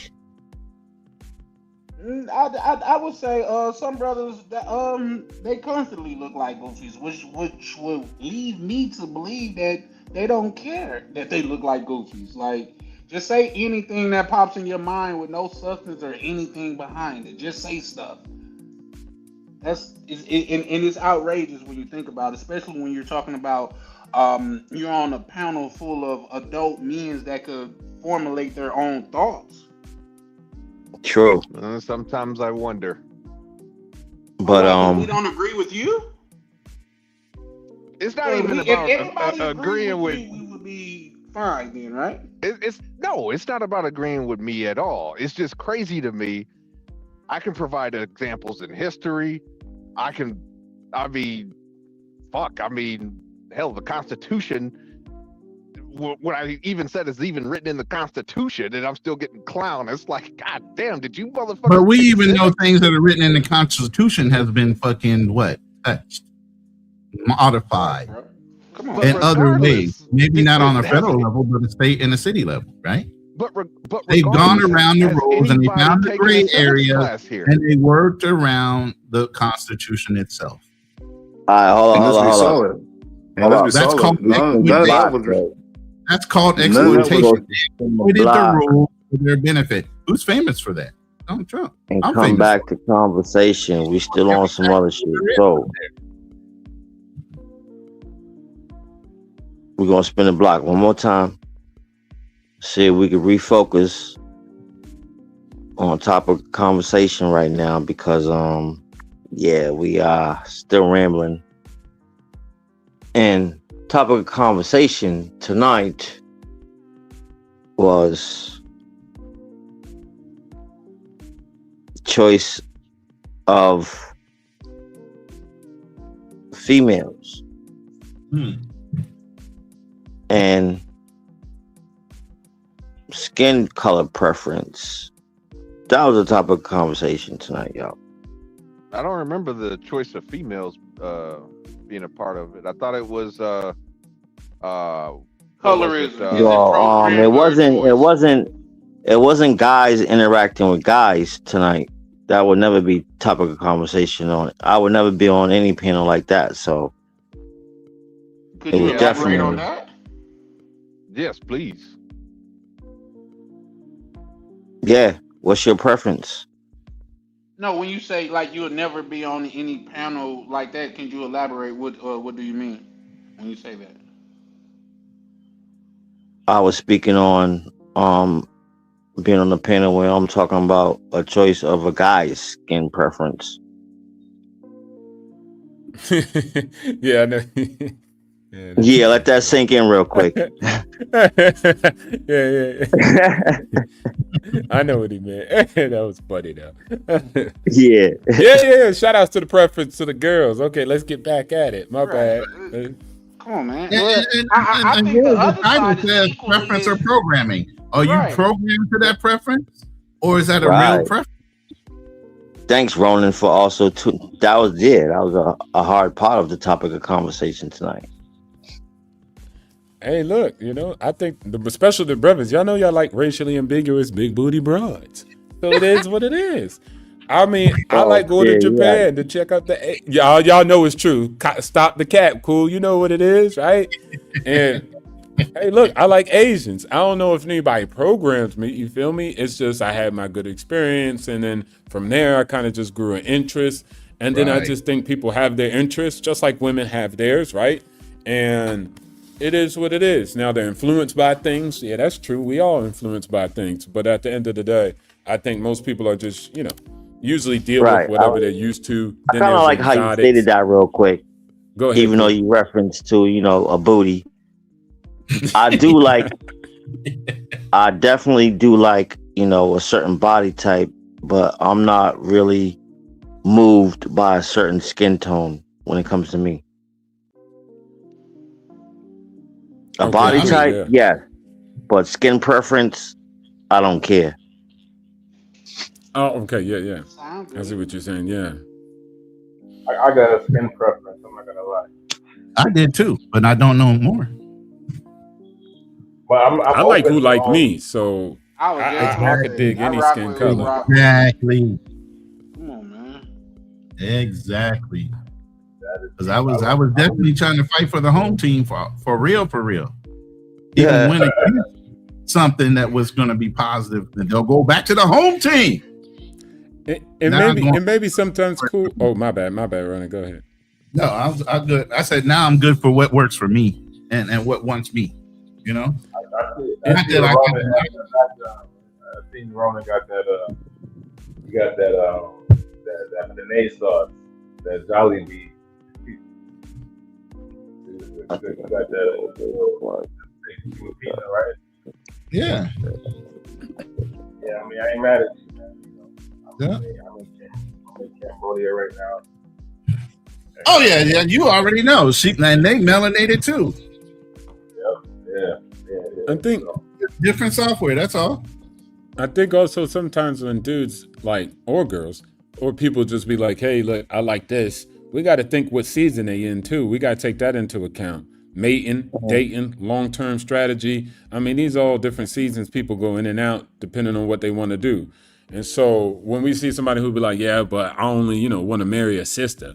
Why? Oh, because they got to know my struggles, or they got to understand my perspective at life and what a man go through on this side. So that could be why specifically, right? But they'll date, but they'll mate with shorty from a different race or a different ethnic group. You get what I'm saying? Right. And the same thing for shorties. But we don't really be looking at people's season. We just look at them and then try to just project that as they're just that type of person. Like, nah, they change, they switch up. Hence why some girls be like, yeah, I want to be out here what we call, hot girl season. Next month they want to be wedded. And then after that, they want to go back to hot girl or never come back. Who knows? But at the end of the day, I think if we look at it like that, then that's why people switch up preference. And yes, programming and all that has influenced that too, to an extent. You know what I was just thinking that about? Sounds like that sounds like programming there. No. People went from wanting a pair bond to trauma bond in a relationship. That's crazy work. I want somebody that's got as much trauma as me. That's wild. Instead of a woman that pair bonds with you because she's not out there running amok, having, bad girl summer or whatever the hell you want to call it. He said a bad girl summer. Because it ain't good girl summer. Every kind of craziness. You know what I mean? Hit the comments real quick. Ronan, what does this say? I was just thinking that. Let's go. Instead of dealing with the truth, people are going according to trying to be race neutral. Shaking my head. Who is that? And what's their name, Ronan? That's my girl for life. Or shout out to her for hitting the comments. Thank you very much. Yeah. Instead of dealing with the truth, what truth though? People are going according to trying to be race neutral. I don't know how she phrased that in such a way. Be direct. I would need look, you don't have to be PC in here, Tay Girl. Tay Girl, you could be as ratchet and direct as you want to. We're men. We got tough skin. We can handle it.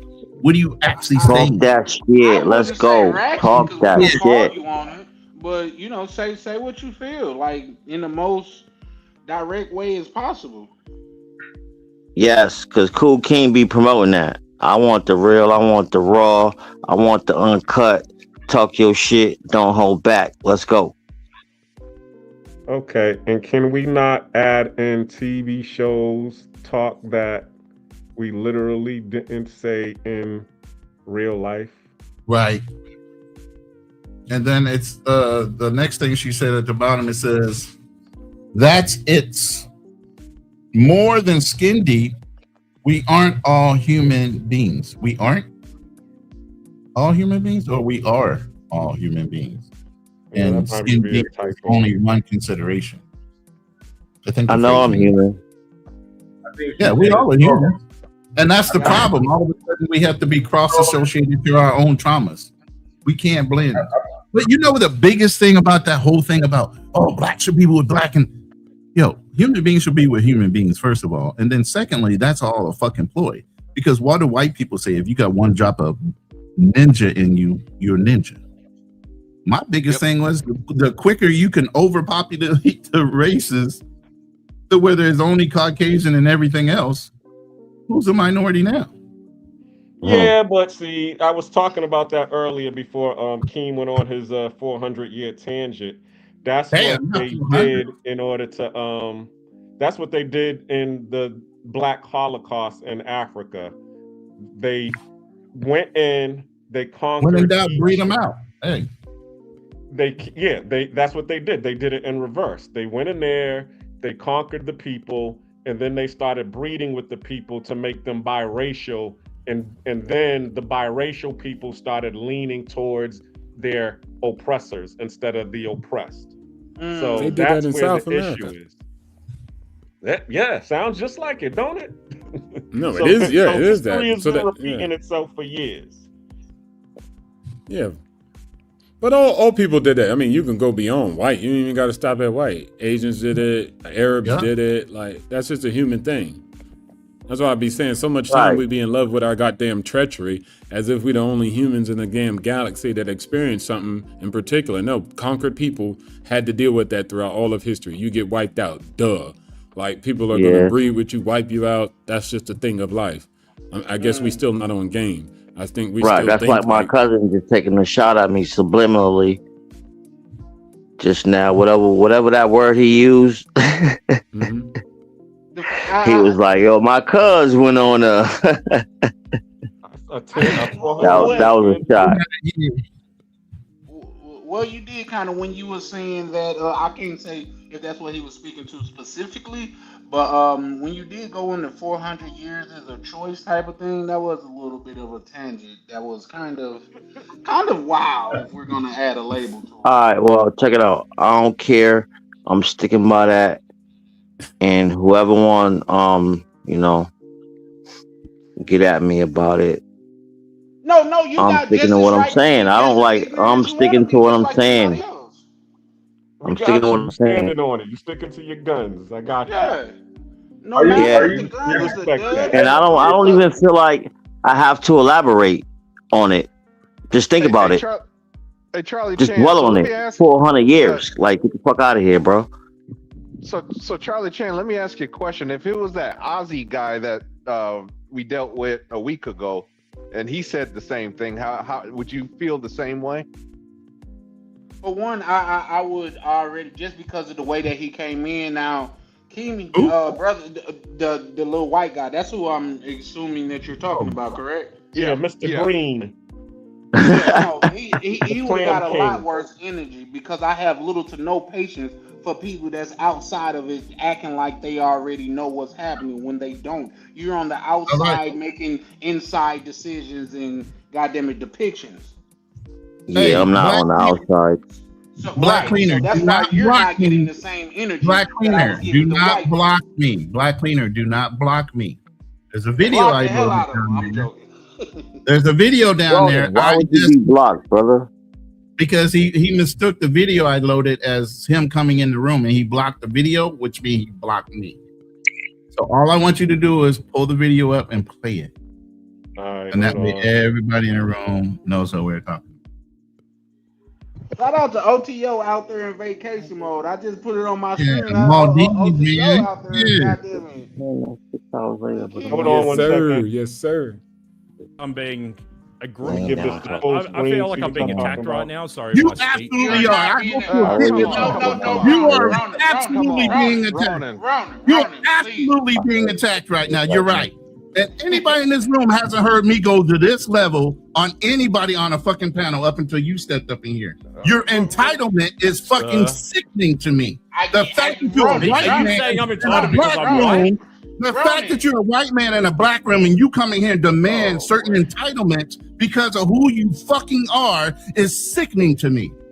Ronan. That doesn't distract from the fact that I have what the fucking hell just mental happened? problems too, and you're irritating the fuck out of me right now. How about that? You have PTSD about me or something. Darnell's been wanting. No, I have PTSD over ignorance. So I want to be able to You're give being Darnell ignorant the right floor. now.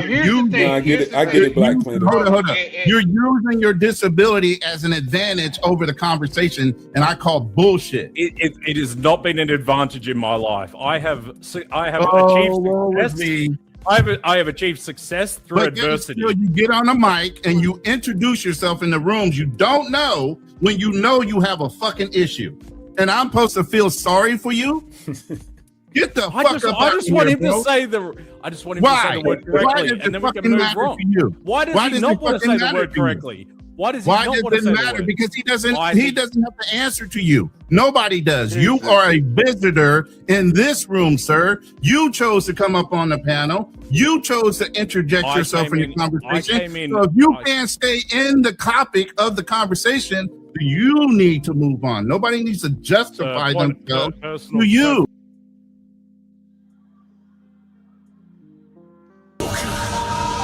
Right, you can end it. Who did the edit? Black Cleaner, where you at, Cuzzle? I'm right here. Yeah, so what did y'all think about that? I mean, salute to Ronan the Travers for getting at the my first troll. I never really had a troll get on the stage before, but I did appreciate the fact that, you know, once we saw that the troll got in there, everybody got on code and got him out of here. Well, there were a couple people trying to calm my ass down. Like, Ronan, no, let me go, motherfucker. Let me go. Leave me alone. Let me get this motherfucker. Well, I wanted to point out the displacement of white people in Australia. That's what I wanted. But that night I was a little bit in my bag. I ain't gonna lie, because that chimping out shit really triggered me. I knew it was coming. It was just a matter of time, and he was trying to do it on 020. 020 wasn't necessarily biting, and I was like, I'm tired of playing the game. So then that's when I jumped on him. I was like, nah, man, I know where you're going with this, and I'm not going to let you get there. Mm-hmm. So hold up, where everybody else at? What's going on with the screen? He took us all down. He hasn't brought us back. Can you hear it? Can you hear me? No, you got to bring up a different screen, though. Yeah, we can hear you. You just got us all down. You got us all down, though. I can still hear everybody. Hold on, yeah, let me put y'all back on the screen. That's probably what it is. Just don't block me. Please, don't block me anymore. Hold on 1 second. Did that work? Yeah, we're all up. Yeah, you got it. All right, cool. Yeah. Yeah, that video's already got like 10K hits. Wow, okay. They like seeing me go off for some reason. I don't know. I'm usually a nice guy, but that one. World star. I like that. I'm for that energy, Ronan. Let's go. I ain't say nothing. I'll let you go. Like, get your ass up out of here, motherfucker. I mean, you were cooking him on the financial side. I just had to cook him on the other side. He can get beat up anyways. I'm cool with it. I'll let you go off. I ain't say nothing. Yeah, you had him baked on the financial side, man. So I was like, you can get 2 ass whoopings. That's cool with me. Thank you. These 6 hours in, and when you sit down and you watch this, just know you chimed into Real Talk with Nate, the Black Cleaner, every Mondays at 8, live on YouTube. Let's go. Right. You here for the long haul? Because we went to 5 a.m. the last time, King. Oh yeah, I definitely can't do that. Nah, I'm about to tap out. Yeah, I'm good. It's only probably about to get like another 20 minutes out of me, and I'm out of here. All right, cool. It's only 2:28. My watch hours in, so I appreciate everybody that's still rocking with hit the like button, subscribe, so we can get this thing monetized here. How many watch hours do you have right now? Let's go. I just started, so I'm like at almost 40 watch hours so far. What? We gotta get that. We gotta get you up, man. You need. Exactly. You gotta Yes. collab. Do a collab Pause. with a bigger Like and audience. subscribe. Like and subscribe. We gotta get the black cleaner up. Do I a mean, collab. as I said, Pause. everybody else Pause. You gotta say you gotta get the likes up, man. Don't say it like that, Wilding man. out here. Pause. Yeah, bro, that's crazy. I ain't gonna lie, that's crazy work. Now, but I'm saying, like, if you did a collab stream with, like, say, like K9, who will have like 60, 70 people in there, those watch hours will count towards yours. That's how a lot of people hack the system. They'll just do a collab stream with people they know that have like a sizable audience. That's kind of like the hack to get them watch numbers. That's what a lot of these dudes do. In that I don't know. That's what I'm trying to do, Stuart. I rarely ever do like say when I go onto another person's stream and do a collab stream, but you got to make sure that person is okay with it. But that's a way of doing it. Now me, I rarely do it, but I'm at 8,000 plus watch hours. Yeah, he did that marathon, so that marathon really crazy. got you. Nah, that's a fact. Had I known that marathon was working like that, I would have still been running it. How many subscribers did you get from doing the marathon? It was cool, but the subscriber count didn't reflect That's the biggest much. part. Yeah, I don't think lives are great for watch hours and not subscribers. If I'm being honest, just from my experience. Highlights are the best. The shorts will push them back over to the live. You know what I'm saying? So that one short, I have it linked to the actual broadcast. Okay. But let's keep it a buck too. How many people is going to sit up and watch a 6-hour live? Like people do that over there, but it's only people that's really consider themselves a part of this community. You know what I mean? You're not going to have a new person come up and watch 6 hours of your live. I'm not going to say that's impossible. It's just unlikely. Yeah, I mean, it takes a certain person, like a truck driver or a nurse or somebody who's actually going to sit there and watch. Right. That's what happens. A lot of guys, they'll get back on the road or they work at night and they'll go and pull up your live and they'll let it run while they're working in the background. I get that all the time. What I've noticed some people will do is like they'll drop shorts as they're live streaming, and then those shorts, because when you're live streaming, it shows that like that red emblem over your name. So if they scrolling through the shorts, they'll see that you're live, and if they like the short, they might pop in the live. So that's kind of like the hack to get new people into your live. You drop the shorts while you're live, so you edit some shorts up, and then drop a couple shorts while you're actually live. I just do it right afterwards. So the minute I get off, if I know there was a hot conversation or a real hot moment, I'll clip up just that one moment and put the link on the short, go to the live for replay. So like this channel I have is only, but I have another channel that I use for long form because with the YouTube algorithm kind of messed up. You have your own channel, Stoic? Yeah, it's Unfriendly Stoic Live and then Unfriendly Stoic TV. I'm more active on the live channel. I don't do much live. I drop a lot of shorts on there, just like showing my travel journeys and whatnot. Like what I do as an expat. I'm kind of like somewhere between the expat and the digital nomad because I do frequent other countries, but like I have a base in like 2 countries, which is Vietnam and Cambodia. And you in Cambodia or Vietnam right now? I'm in Cambodia right now, but I was in Vietnam like maybe 30 days ago. I gotta get a look at your channel real quick. I need to pass. So I'm actually trying to start. And then you go to Unfriendly Stoic TV. I got a couple long form videos, like 3. But that's kind of where I want to start really hitting the long form videos on that channel, and then do shorts and live streams on this channel. I'm trying to go live. That's like the way I want to structure it. Went ahead and subscribe to your channels. I appreciate that. You gotta speak up a little bit, brother. Yeah, these headphones are trash, bro. I'm not gonna lie to you. I might switch to my iPhone. Like, I'm on panel on my iPhone. The microphone is better on my iPhone. I got these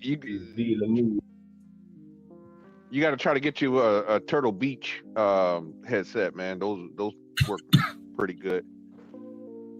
Yeah, I got the baffles. Yeah, when you're traveling, man, it's kind of hard to get what you want. But I purposely planned when I moved over here. I brought a Pelican case with all my equipment in it that I was going to be using for my lives. But I shrunk everything. I have a portable PC that's like super fucking small, but it's powerful. And then I have a regular keyboard, but I got my Rodecaster Dual. I use a GoPro camera because it doubles, as my main camera for 4K and when I go out and do content.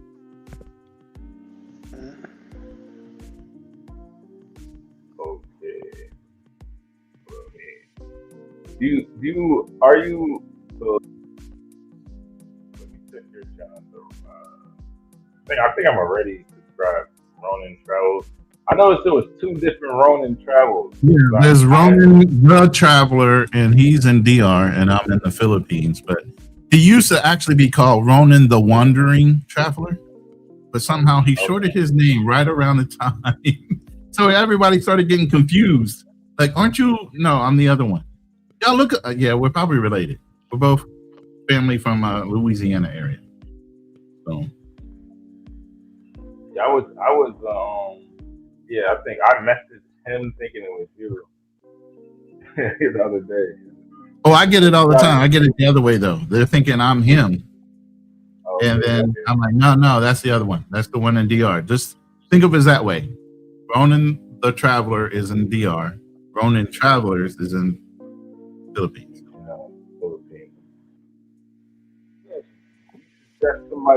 Shout out to Stay High. Salute to the Black Cleaner and the panel. Salute to Stay High. What it do, good brother? Okay. You want to come up on the panel? Feel free. Let me know. Matter of fact, I'll just drop the link anyway. Tay girl, what does that mean? We have to stop negating our experiences because others experience too. Don't dismiss our plight. Shout out to Tay girl. Right, what does that mean? Messages. I didn't see that. Yeah, I like that. I like what you're saying. I just don't understand the last part. Right. Yeah. Bro just dropped the link, Taker. If you want to pull up, feel free to. I'm about to switch devices so my audio goes. Yeah. Oh, good, bro. Here's the thing. My thing is, my goal is not to be on here arguing with people, but the way that I feel, a lot of times I do feel strongly that way. But I'm not so stubborn to where if you backing up everything you saying with proof and stuff like that, I'm not so stubborn. Man, Charlie, did you do that on purpose? Do what? Use the word stubborn. I did. Wasn't that the whole thing O2O was getting? Listen, I did. I was gonna interchange. I think it was indirectly like you use that word just on purpose, just to go. No. Shout out to Darnell because I have talked to Darnell in the back office before, and I think Darnell is actually an intelligent human being. But just because you a rocket scientist don't mean that you understand all other concepts of everything. I'm not a rocket scientist, so I wasn't indicating that you were. That was just an example. Right, but I understood what you said. Kool Keem understood what you said because you can be book smart and have no knowledge of simple things. Exactly. That's exactly what I was saying, brother. Appreciate that. So, Darnell, at no time have I ever mistaked you for a rocket sign, sir. So you don't have to worry Hey, about that's another slap too. I know, right? All right. How's my audio now? It's better? You good? Yeah, you clear. Okay, perfect.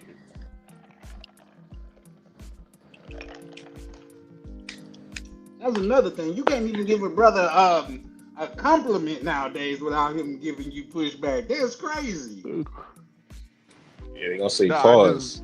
They're gonna pause. I mean, it's not. I'm not offended or nothing. I just want to make it perfectly clear, especially to the audience. I only have a high school diploma. Okay, so. No, from a lot of your points, we get that. But I'm saying, like, from me talking funny. to you, I think he is an intelligent man, especially on the on like say financing and things of that nature. We had a decent conversation in the back office, so I do think he is of an intelligent man. But a lot of I'm saying all of that to say a lot of points that he make don't have legs. Down south, we would say that dog don't hunt. I'm not paneled up. I'm just talking. I say I'm about to fall asleep in like 2 seconds on this shit. All right, King. Well, it was great having you. We'll see you on the next one. Tune in next week. It was good. I ain't tapping out yet. Get out my business. I was just talking in the background. He said, I ain't the weak link. He's like, I ain't the weak link. You ain't gonna get me to tap out. Right. I'm here. Remember Robin Harris? You over there at the girl's house trying to make sure the dude, the little kid fall asleep so you can go in there and get some. He got you up till like 5 o'clock in the morning. Now you start yawning and the little kid look at you and say, can't hang, huh? Hey, no. Speaking of that too, it's a little bit off topic, but I think kids come out C blockers, bro. Cause whenever that happened to me and I was over at Chick crib and we were trying to wait till the little one went to sleep, it's like they went on a marathon, bro. Like he set you up because he probably fed that kid coffee before you got there. Yeah. Uh-huh. That's a game. Yes, cause I'm gonna fall asleep. Shit. She wanted to see your dedication level. She just wanted some of your weed. That's it. Yeah, remember Keem? We went over this chick's house. This was back in the days when the party line was still in style. So I met this chick on the party line. They live not too far from Keem. I don't smoke, but Keem smokes. So I go get Keem. We go over there. We match a blizz. We sitting there watching Powerpuff Girls. And as soon as she finished, smoking the weed or whatever, as you said, the little kids wanted to continue watching something. And at that time, I just knew what it was. I was like, all right, King, let's go. Because I don't see nothing else coming from this. She just wanted some free weed. Let's go. Two of y'all went over, so it was a 2-on-1? Huh? It was a 2-on-1? It was a what? That's actually a legitimate question. Was it a 2-on-1? Because you never said it was another female. You just there was another female. Yeah, I'm sorry. There was another female there. It was just she had a wing woman with her. King was backing you up.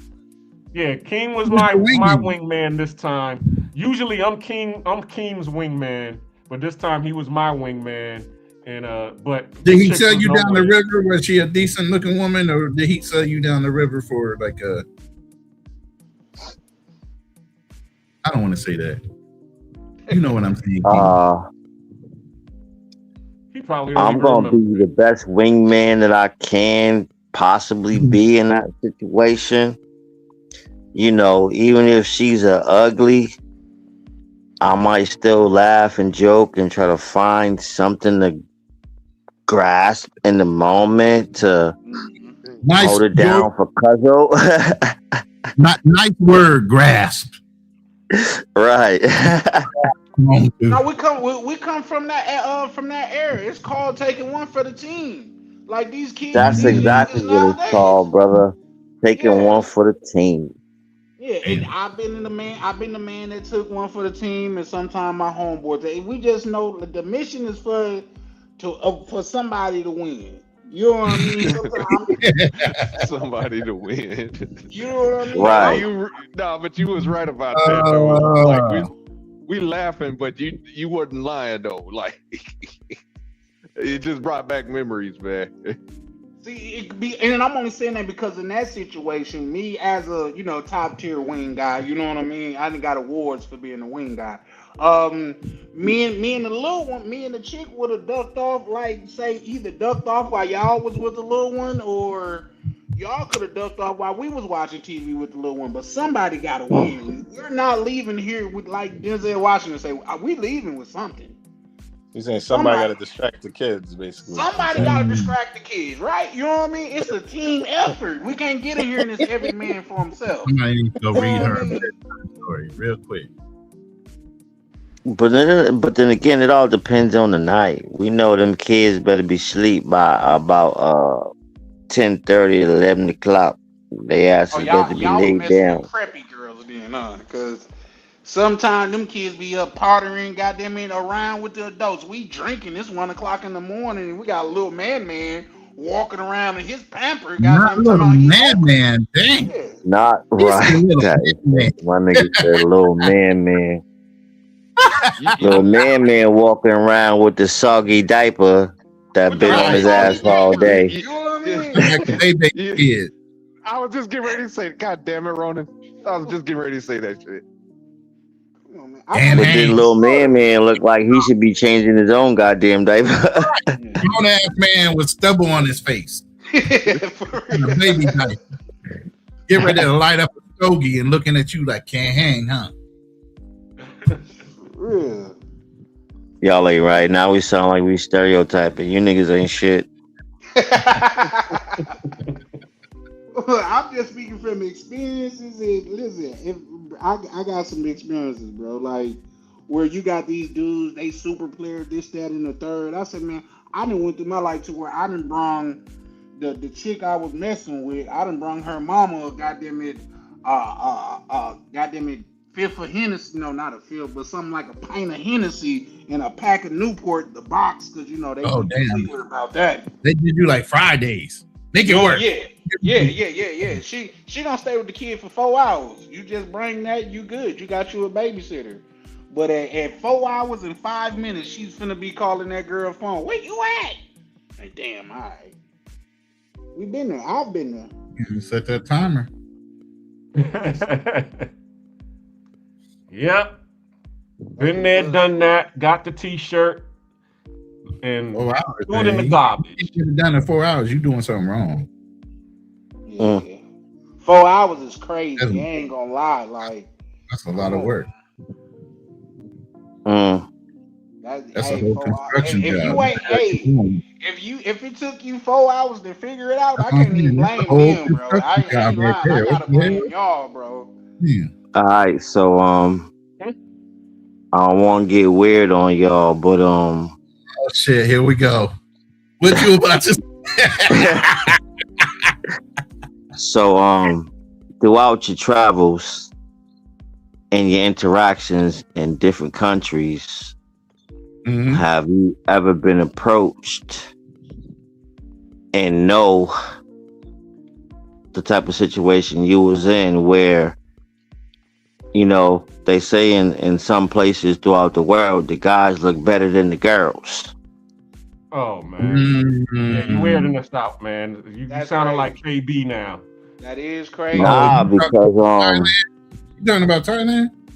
Nah, I'm just talking about period. Throughout the world, period. You know, they say that about Miami. The guys look better than the girls. Have you ever been in a situation where you... Let me ask you that. My apologies. Go ahead. I thought you was done. Have you ever been in a situation where you felt that you might, the person in front of you was dealing with might be trying to fool you? No. No. Well, what do you? No. What do you mean trying to fool you though? Bruh, Come on, man. You got to be a little quicker than Adam's that. apple. You Bro. want us to spell it out for you? A Decepticon. How about that? Exactly. There you go. Thank you. Thank you. Right. No, sir, that has never happened to me. Nah, but I'm just saying, I'm speaking on me. That I would happened. like you could never get me with that, like, cause I'm nut checking. I don't give a fuck. That's crazy. Checking for If veins in your head. if I'm in a situation where I'm interacting with somebody and you respectfully allow me to make sure that you ain't got the same genitalia that I got, wow, then that's gonna happen. Anybody trying to be deceitful is gonna be like, nah, nigga, you better back the fuck up off me, nigga. What if she's a woman that don't want her body violated like that, bro? But well, listen, in that situation, over there, y'all talking. In that scenario, like, they don't. I'm not trying to violate you. I'm just trying to respectfully make sure I'm safe. Wait, cool though. Is that preference or programming? Oh shit! At least he's trying. Nigga, that's programming. That's programming right there. That's programming, bro. But I'm gonna be real with you. It sometimes they got the gash now too, man. Some of them, it's no, hard, for man. real. Especially you go to some of these in Latin America, you go to some of these massage parlors, and you be thinking that you dealing with Consuela, and you dealing with a fully transformed Conan. All right, so let's talk about that. We really about to get weird now. Jesus. Yeah, that's hey, somebody's backstage. My channel. Watch my channel backstage. Hit the backstage button. I'm not gonna be disrespectful with my wordings though, Ronan. Okay. I'm just scared. So let's say like the same scenario that the Black Cleaner just created where it's fully transformed. Do you feel violated? Or are you weirded? I'm weirded, period, because that's not what you started as. But how do you feel with the after and the whole full body transformed? There's no you got the same thing I have anymore scenario. So what are your goals with the relationship? Like when you're dealing with That's crazy. Yeah, that was funny as fuck, bro. I'm just trying to make conversation, dog. I'm super heterosexual.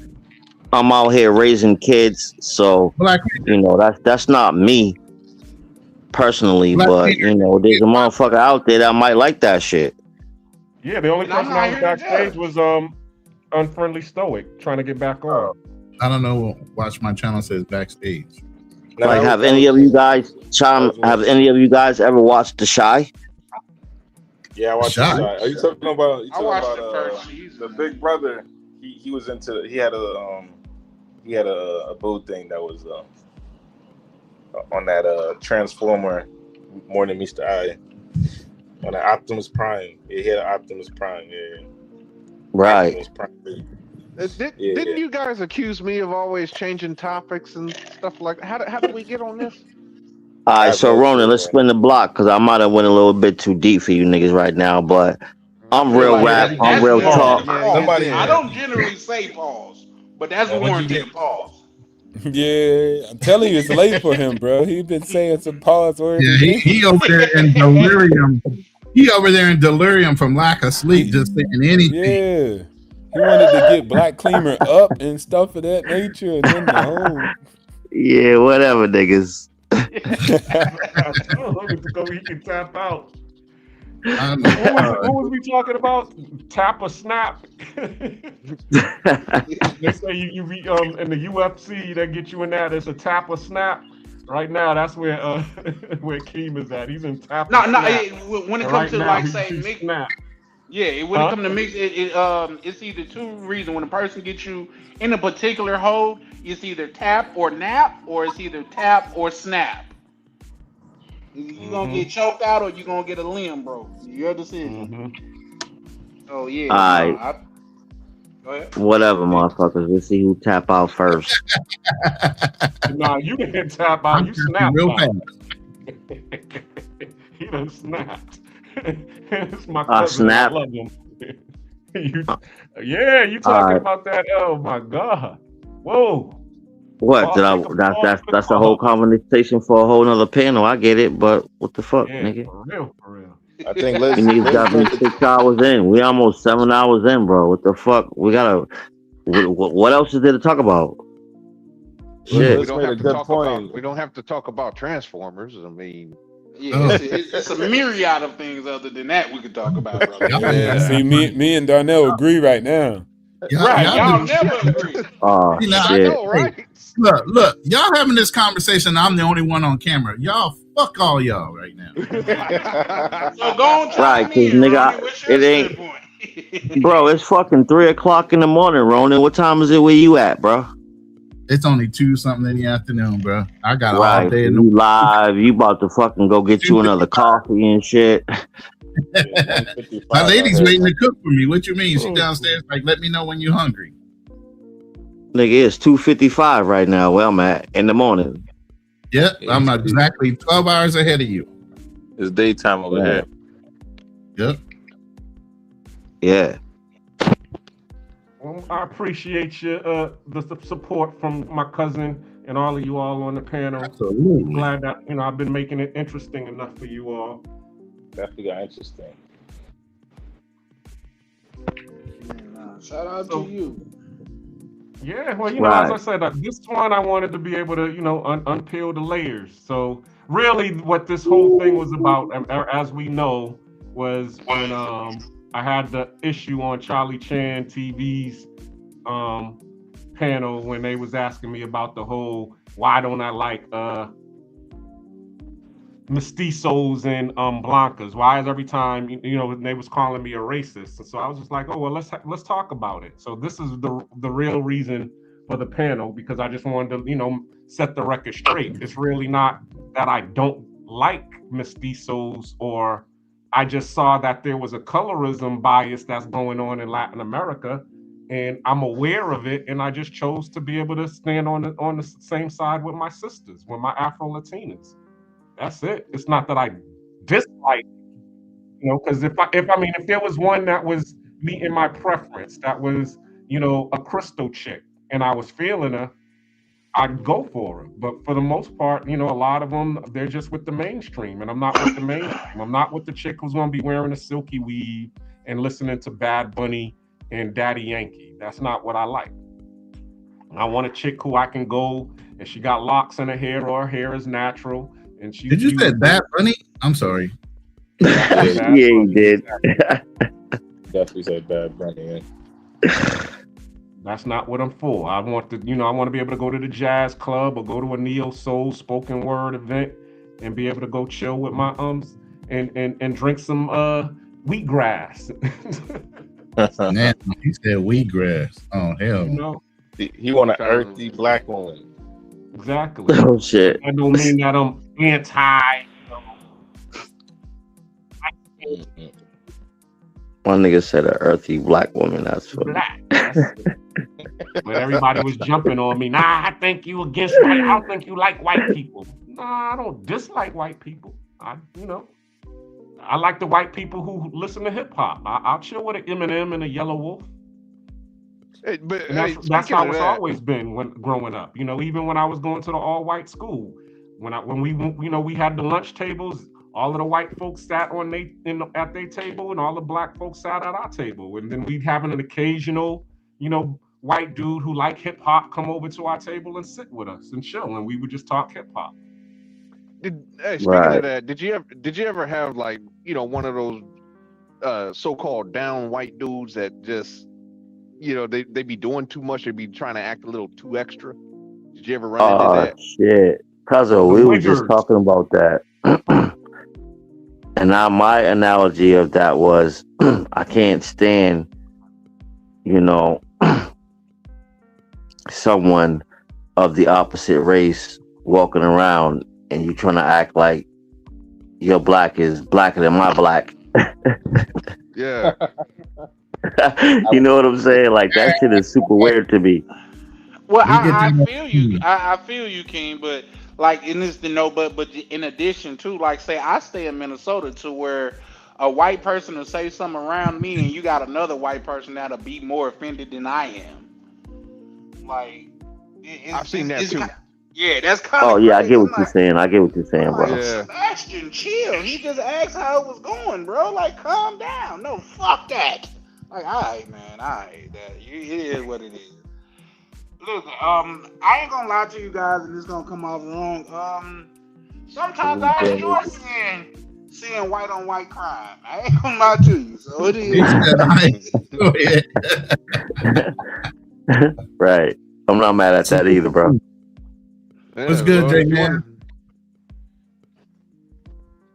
Like statistically, white people, when you look at crime, it's usually white on white or black on black, because people are generally around their own race. So it's like it's kind of like those are proximity crimes. Yes. Yeah, it's more like how I put proximity. it. Like it's a false narrative that like black on black crime is a thing. When you look at most crime as a whole, it's usually same race. It's the same for both black and white people. Is what I'm saying, as far as crime. Yeah. So it's like look at the crime statistics. It's like white people are unaliving white people and black people are unaliving black people. But it's not because there's a specific issue in the black community. It's because they live near each other. These are, you're more likely to get bodied by somebody or is in close proximity to you.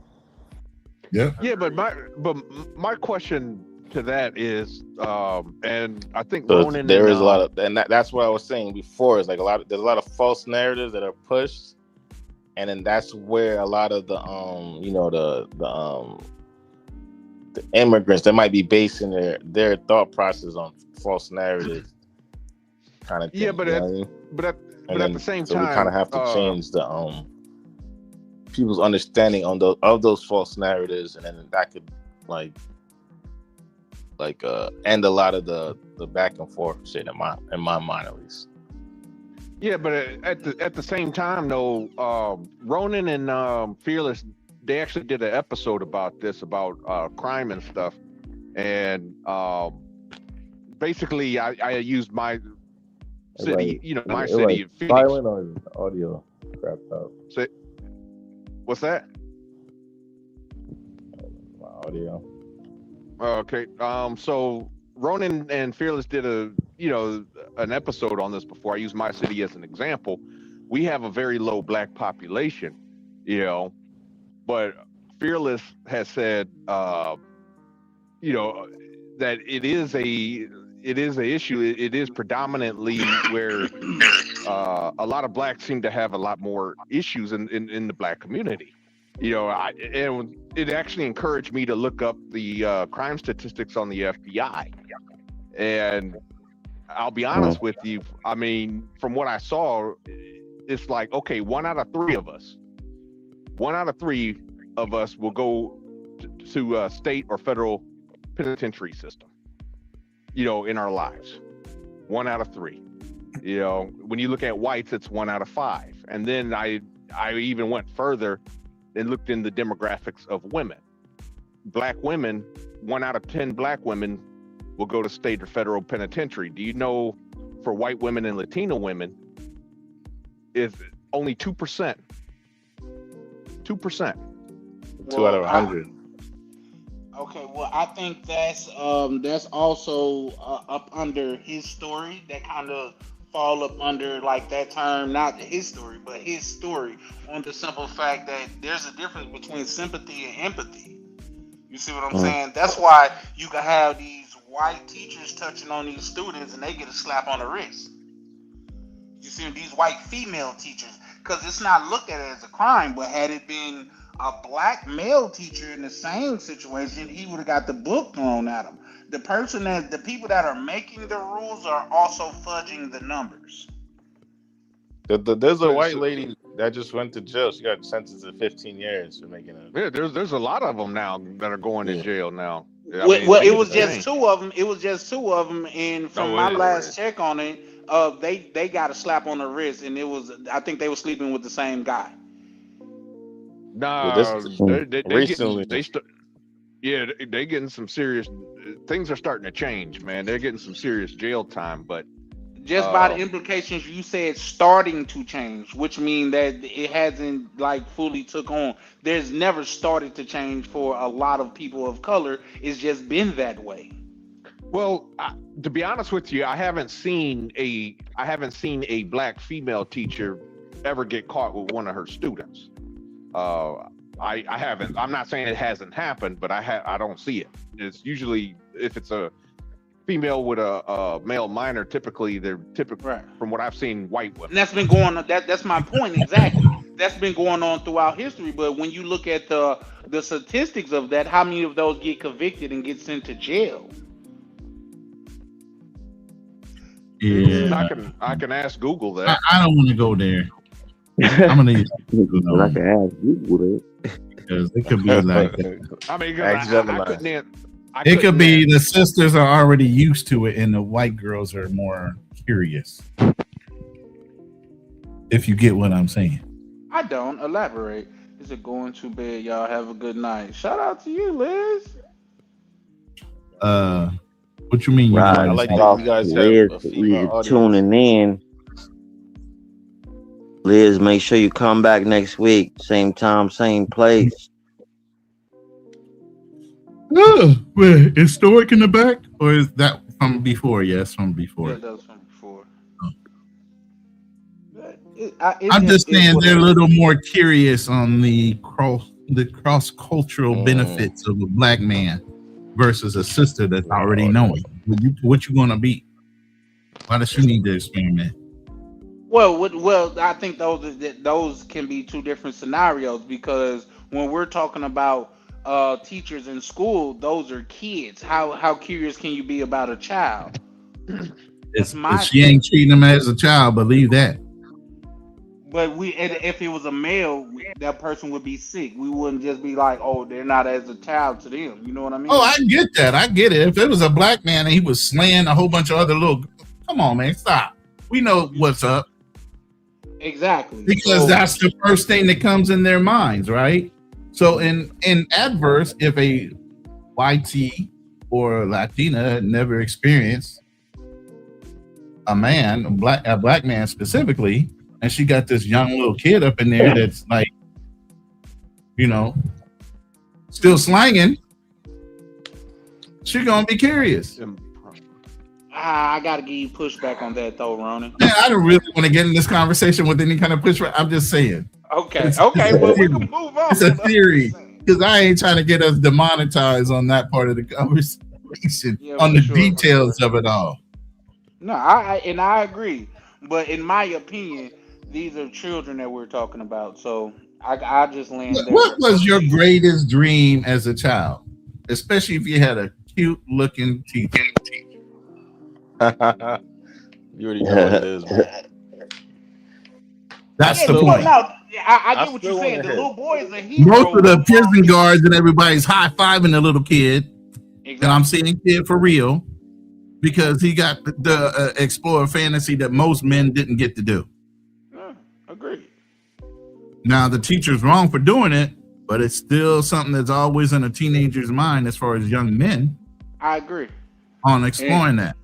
And I would even go as far as to say, like I said, we don't have to dig in on that. So I'll just land there, because I can go into a whole soliloquy about it. Thank you. Hey, I found a demographic where blacks, we winning. This says racial demographics and teacher sanctions. So this is where percentage-wise, whites make up they're basically the bad guys here, 57.1%. Versus Hispanic teachers, 26.7%, black teachers, 13.5%.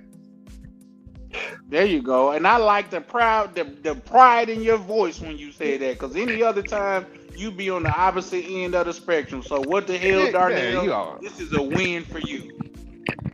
Okay. Now I have been trying to break it down by now. Here's you can take back the. Go ahead. No. This isn't about race. This is about gender. So when it comes to gender, male teachers still account. Somebody's microphone's like popping, man. I think that might be Ronan. No, I'm not doing anything. It's probably Black Cleaner. But go ahead. Yeah, so it says male educators still account for 85 to 90% of all reported educator sexual misconduct cases. Of course. Female educators account for 10 to 15% of overall reported cases. However, that's the key word in that whole line. Reported cases. I was just going to say that, Ronan. You beat me. How many boys are going to complain about that versus girls? The boys trying to prolong it. I just told you it's one of the boys' number one things on their hit list growing up as a child, as a young man in high school. If you had a cute teacher, she was definitely on that list, especially during that age of you coming into your own, smelling yourself, feeling yourself, and there she is. Every day in the room. But even so, the impact is still, I mean, even for cases that are unreported, at best, you're looking at maybe about 25%. They're unreported. So here's the thing: you broke down how many women did it by ethnicity. What about men? No, not women. No, not women. Or excuse me, I didn't break it down by ethnicity when I did the gender one. No, I'm talking about, you said the women. You said it was 60 something, 17, and 12, or something. No, that was racial. That was racial. Yeah, so that's ethnicity, bro. Correct, but that's white men and I was trying to say it that way. So then you didn't break down the men's ethnicity of the ones that violated. White, black, and Hispanic, or whatever. You didn't break that one down. I don't have those It's numbers. funny how you can find the women's, but you can't find the men. Because if it was all black men, believe me, that stat would be right there. Talk about it. Get what I'm saying? No. You know, when I broke down the educators, I said male educators and female educators. I said male account for 85 to 90% of all reported educator sexual misconduct cases. But then in the male category, how many of those male teachers were white? How many were black? And how many were other cultural ethnic breakdown? What is that? Yeah, it doesn't give me that information. And this is according to the National Institutes of Health.gov. Interesting, huh? I mean, it's tough. Maybe if I keep looking, maybe I can find it, you know. The implication is it's a male thing that happens more times than women, but yet and still most likely of those males, I would say a high majority of them would be what? White. Thank you.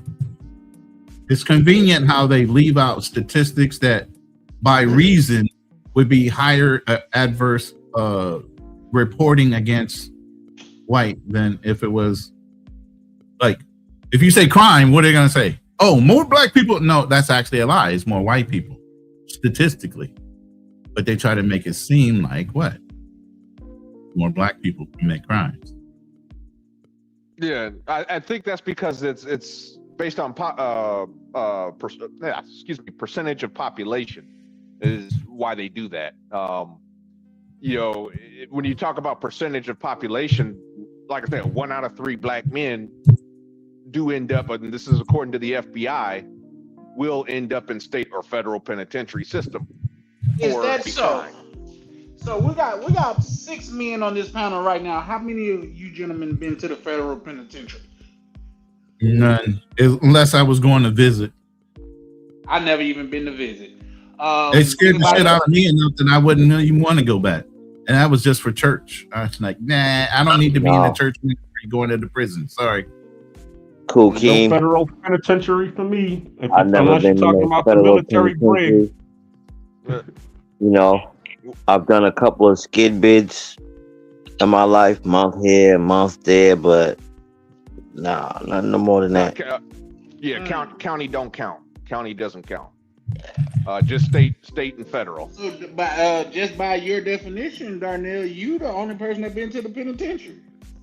No, I haven't been to the penitentiary. What?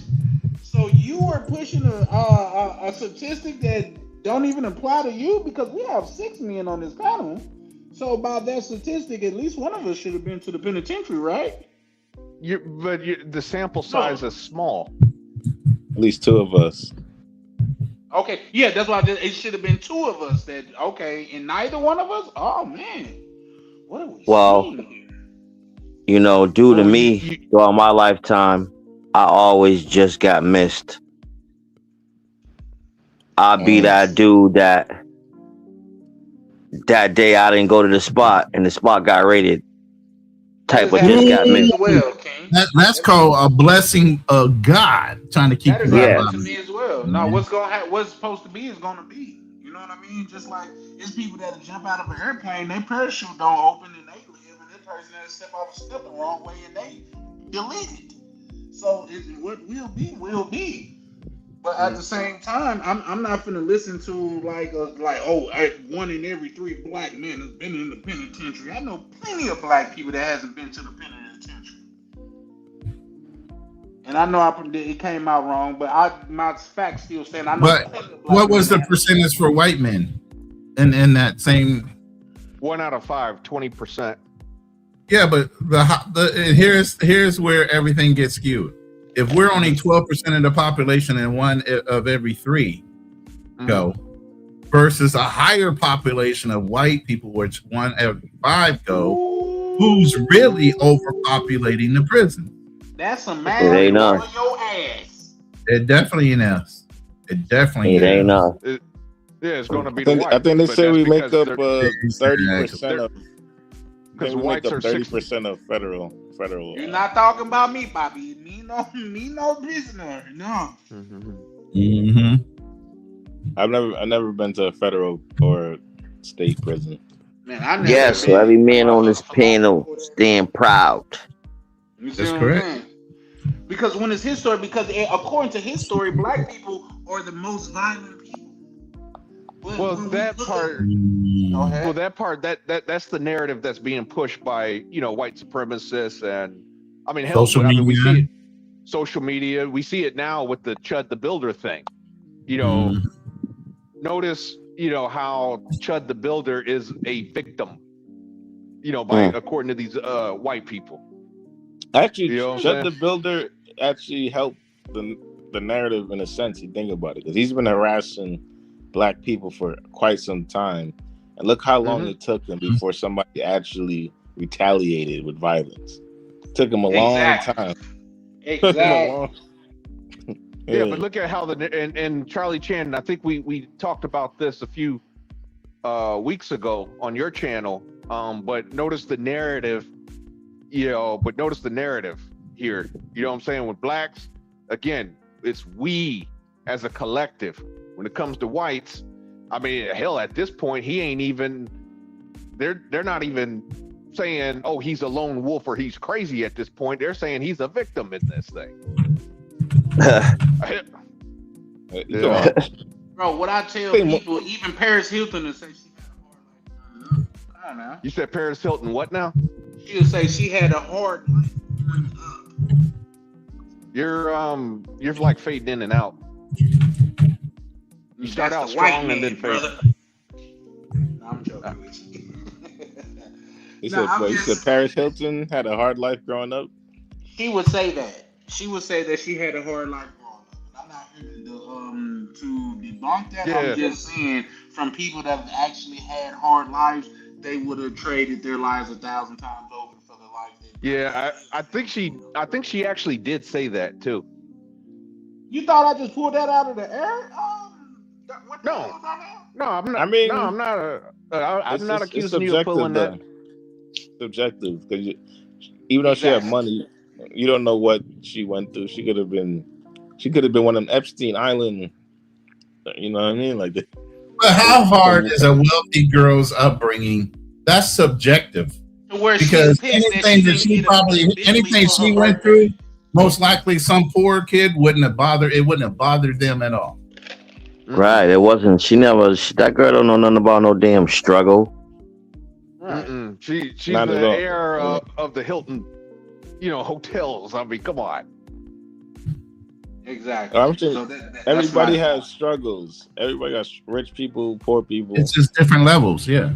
Yeah. I mean, I don't deny that. I mean, it's been proven that rich people, affluent people, they do have issues with drug and alcohol abuse and things of that nature. So I mean, they go through issues too. I'm not denying that, but to say like their struggle is the same, or they can relate, or hey, I'm a victim. It's like you look at the common, the common man or woman, that they're going through 10 times what you're going through. At least you know what I'm saying, at least you ain't got to worry about where your next meal's coming from. How many children growing up had to worry about where their next meal is coming from, or had to borrow money from their teacher to pay for lunch?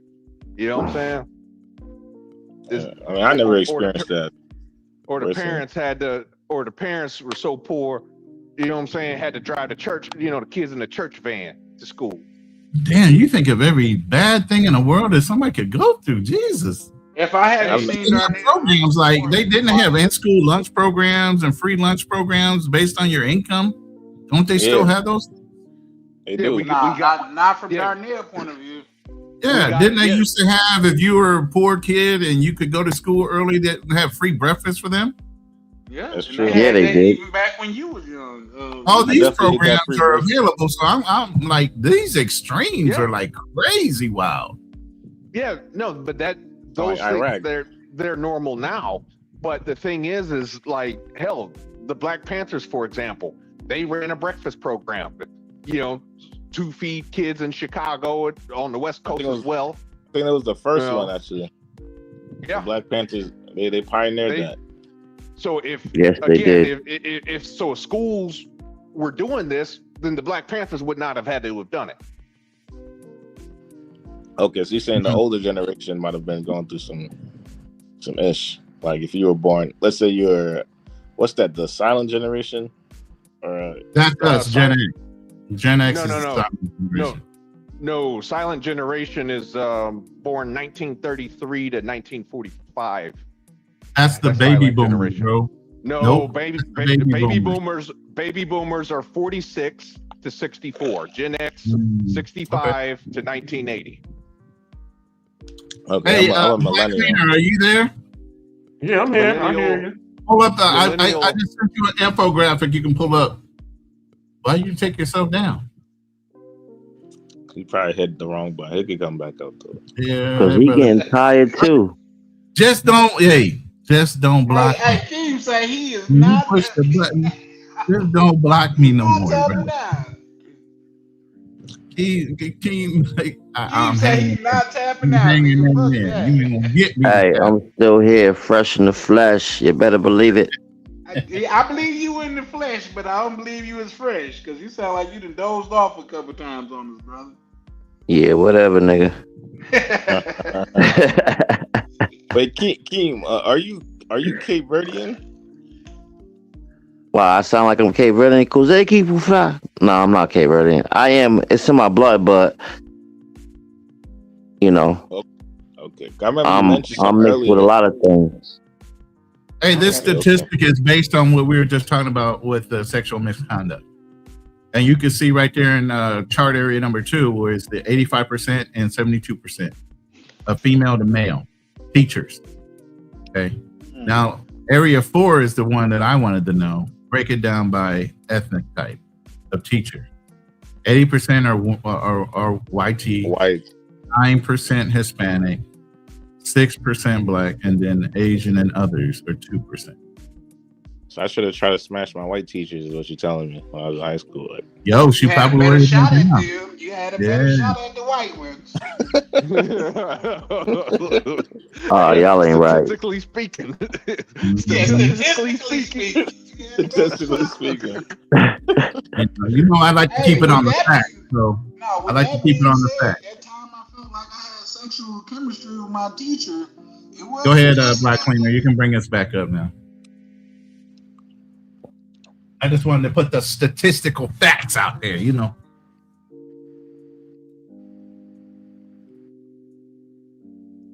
That's only because Ronan was smashing his teachers during his day. Yo, I had a big crush on my kindergarten teacher. My mom used to give me presents to get to her, man. Guess what color she was, bro? White. Did your mom know you was giving them to you? Probably was lying to her, talking about. No, literally, she was helping me buy them too.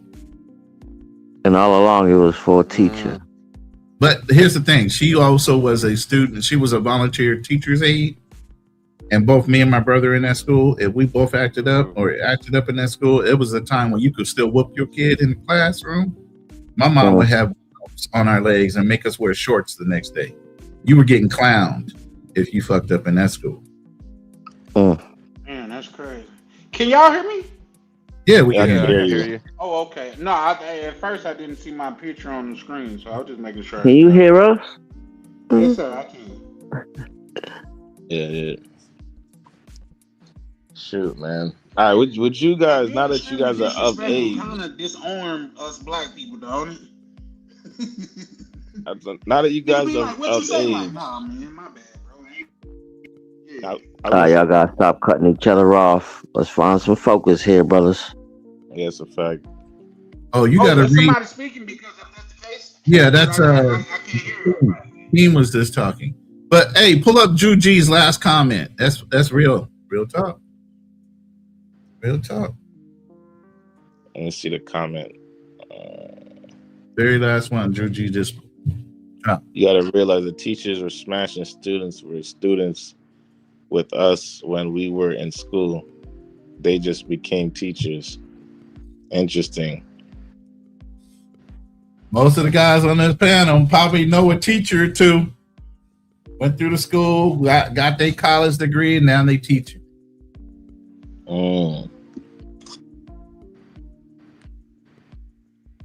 So he's saying, so is he saying that those quote unquote victims became teachers themselves and repeated the cycle?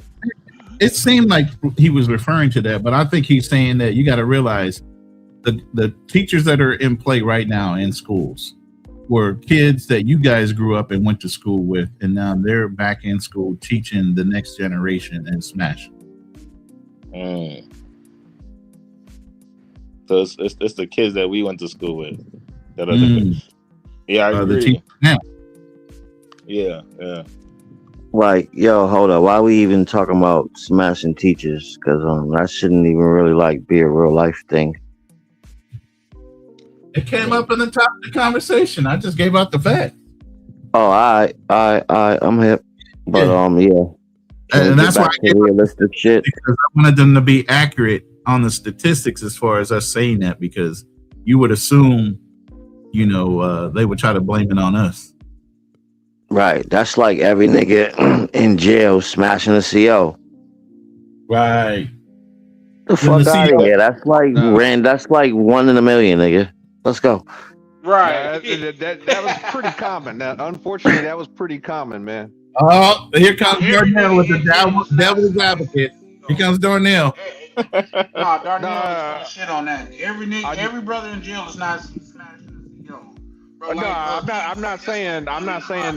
I'm not saying every dude in prison, but that did happen quite a bit. There was a unit, National Guard unit. A lot of them would work in the prisons during their civilian job, but they were a National Guard MP unit. And they were telling me they would lose a lot of female correction officers. They had a real high turnover rate. And I met one. She was a correctional officer up in Nevada. She lost her job. She admitted to me that she was sleeping with an inmate.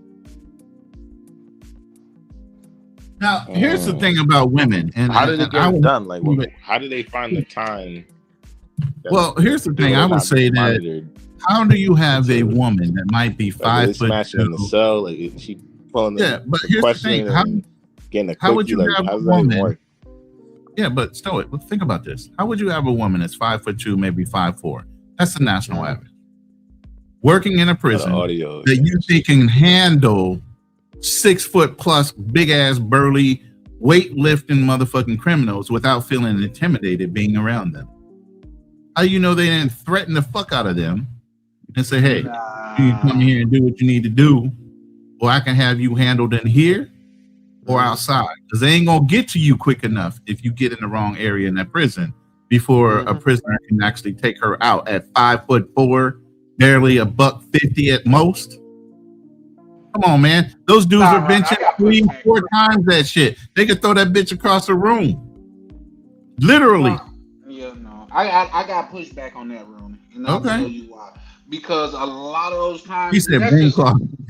Yeah. That's just because a lot of those times, those guys in there are game perfect. They got nothing else to do all day but to sit up to think about what to say to those females. They're not forcing those females, so much so to where you got those females that's sneaking in contraband into the prison. If they're so scared of those people attacking them, why is it an ongoing relationship? I actually know people that's very close to me that a female got fired from her job because they thought he had got her pregnant. You see what I'm saying? So a lot of these females are going through this lonely shit out here in the everyday world, and it's a dude that's in jail that works out every day, and he's saying the most perfect thing out of his mouth to her. She's already being neglected in the real world, so he looked like Prince Charming to her. I would believe there's very, very few women that is being forced into it to where they can't do anything about it. Yeah, because one, in prison culture too, let's face it, like people that are rapists are not responsible. I mean, they are the lowest. I mean, hell, you're in prison, so you're scum. But rapists are like the lowest form of scum. Nobody likes a rapist. So I gotta kind of agree with Charlie Chan. Like, I don't think these women are getting forced. Right now? Yeah. Darnell is talking. Yeah, the audio is messing up again, man. Yeah, it's most likely because Black Cleaner took himself down, and so did Keen. And usually when that happens, there's a glitch in the software, and it knocks somebody's mic or hearing out. Yeah, I don't think I could hear Unfriendly Stoic. Was he just speaking? Yeah, he was just talking too. So Unfriendly, he can't. Charlie can't hear you, and Unfriendly can't hear Darnell. Can you hear me, Stoic? I can hear you. Usually, what you do is you go to the audio settings, you play around with the audio. And maybe that's my cue, guys. He said everybody's tapping out right now, and I can tap out too, man. I got things to do too, so I ain't gonna hold you guys. Keem and Black Cleaner, I know y'all on the other side of the planet. Me and Stoic, we over here on the good side. Y'all over there in the effed up side. But I'm not saying that there's a classism thing. I'm just saying. Yo, what's going on? We back. Oh, damn, the audio got messed up when Mac Measy back? Shout out to Mac Measy. What's going on, y'all? What's going on, man? There we go. All right. Is that Jamaican brother behaving now? Can you say something so I can make sure? Oh my days. Wow, you heard that? Yeah, he could definitely hear that part. So Stoic heard you. He can't hear nobody else. Yeah, I can't hear Mac. Yeah, so can Stoic. Stoic can't hear nobody else, but Magnesi come in, he can hear him. Burn his ass up. Yeah, I can hear everybody. Yeah, I can hear everybody now. Yo, Charlie Chan, what's good? Charlie, can you hear Nat? No, sir. He just said what's good. Oh, what it do, good brother? I'm gonna try to drop down and come back up because I don't think he understands prejudice. Cool. What?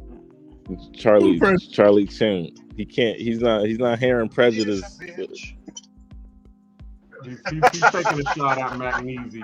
That's it. He's just digging at him. Yeah. Last thing you want is smoke with me, bro. Yo. Hey, we got time today. No, but I come in the name of peace and love. Where's the brother Keem at? He bowed out. He bowed out. He finally tapped out. Oh, okay. Well, actually, he's in the backstage, but I'm not letting him up. I'm gonna let him go to sleep. Go to sleep, King. We'll see King you with the next good week, hair. man.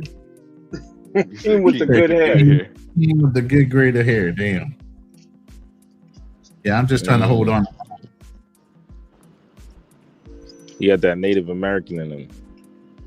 Word. Yo, y'all was talking about the one drop rule. Yeah. I mean, it came up during our conversations. Yeah, definitely. Yeah. And that was earlier.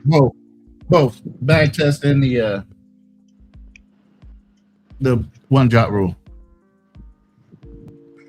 What do you think about the one drop rule? I mean, human beings are human beings. I don't really care, but that's the white man's inferiority to be so discouraged at the fact that, you know, one of their women might have produced a child that has a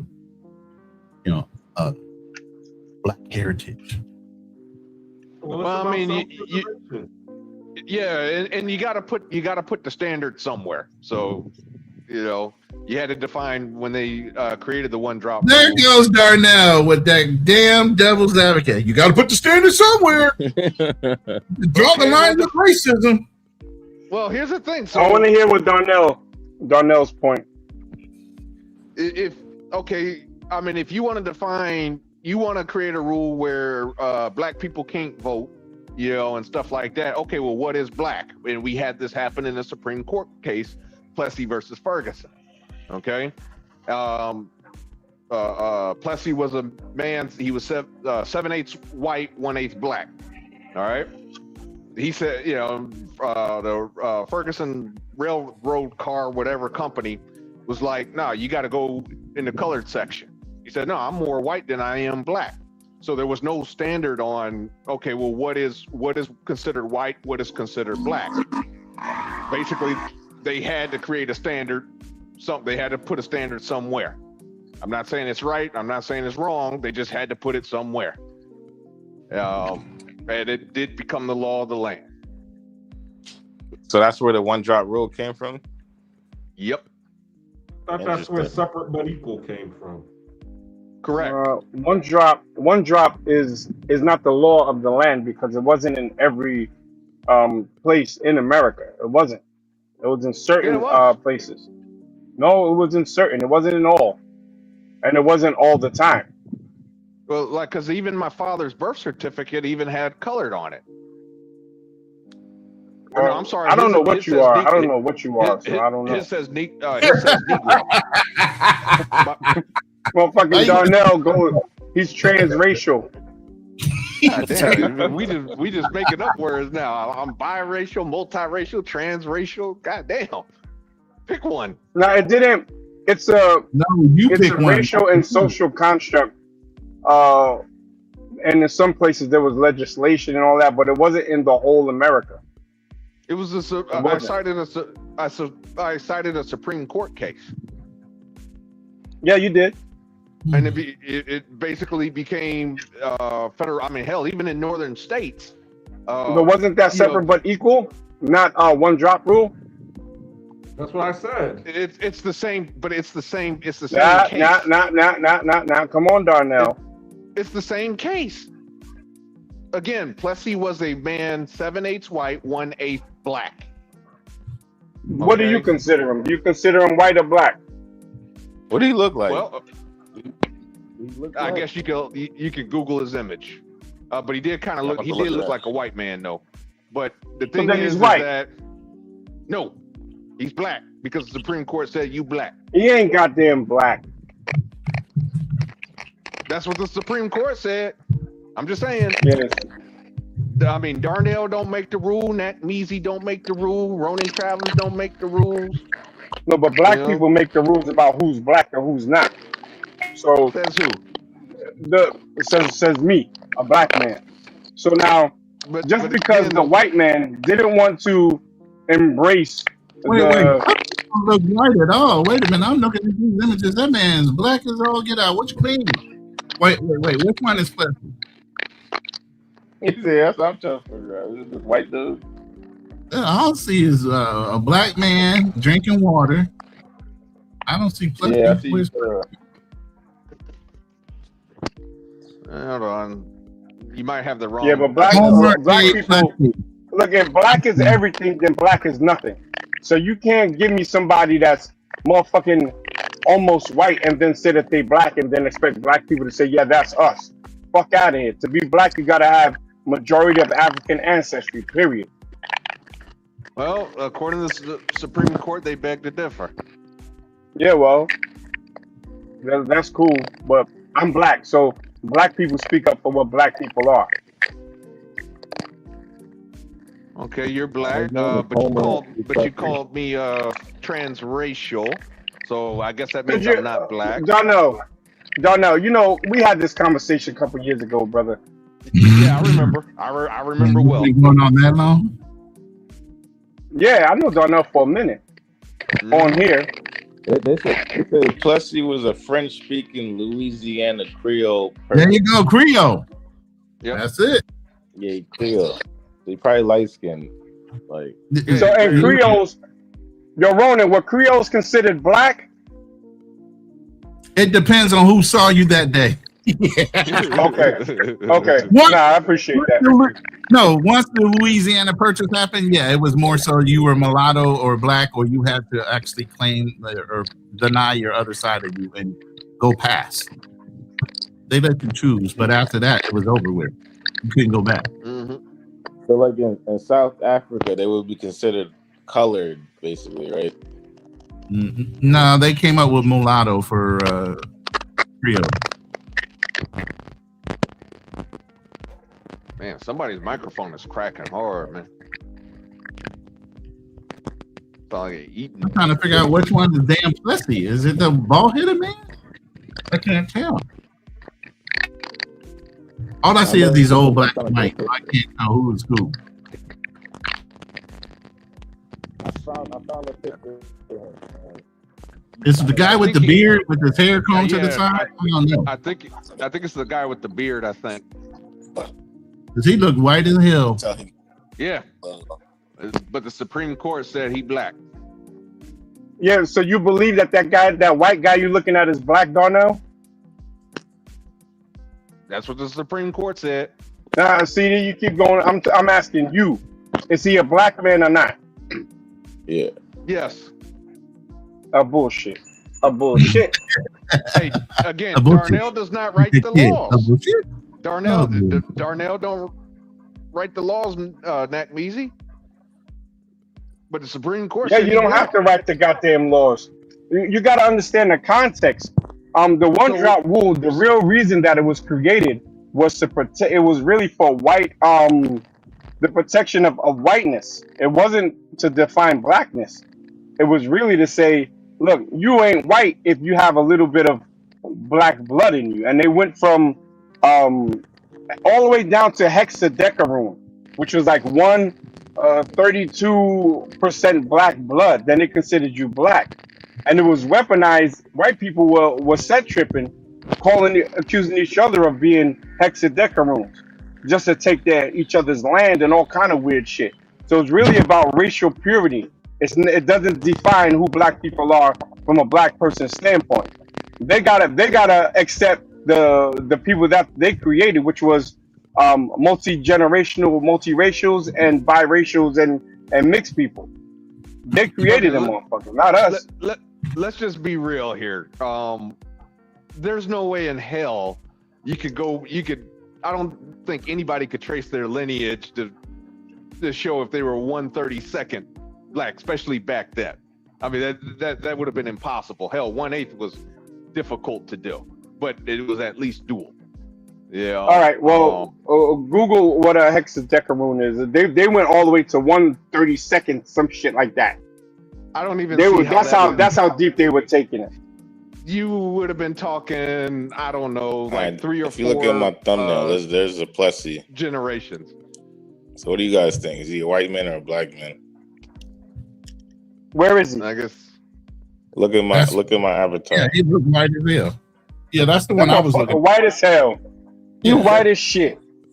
Well, according to Well, the you probably Supreme had some Here you go. melanin. According to my eyes, he's not a black man.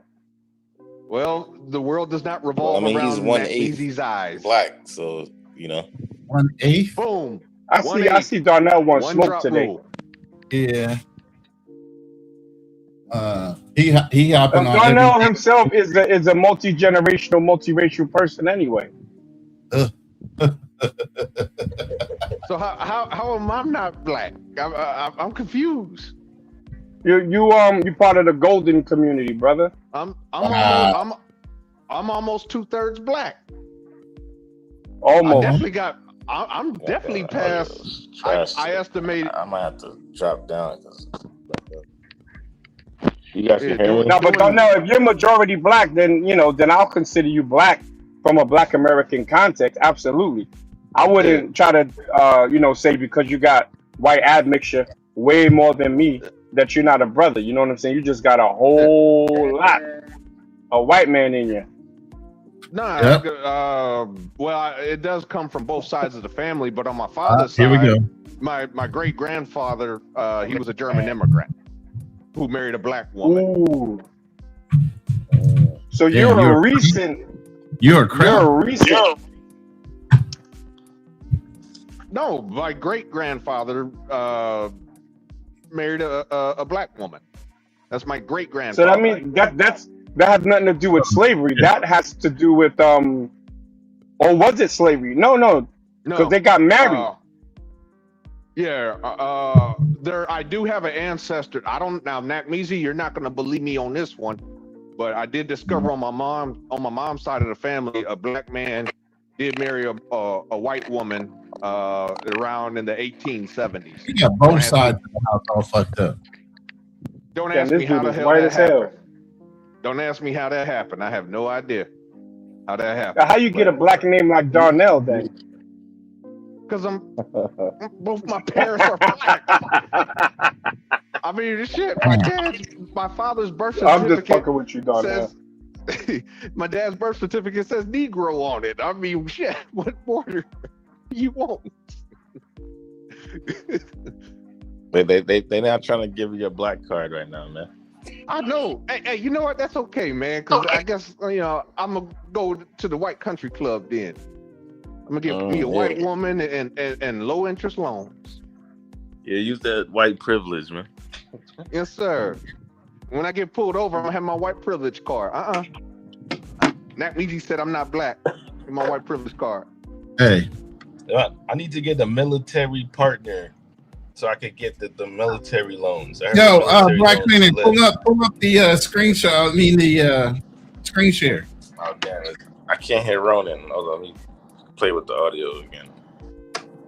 Ronan wants you to pull up a screenshot. Yeah, Black Cleaner, you awake?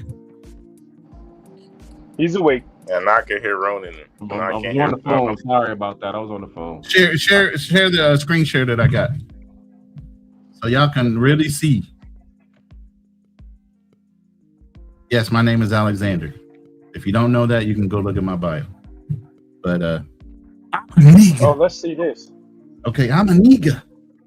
Mali, Nigerian, Ivory Coast, Benin, Togo, Senegal, Central Nigeria, Arcadia. I don't know. That's the French side of me, French Canadian.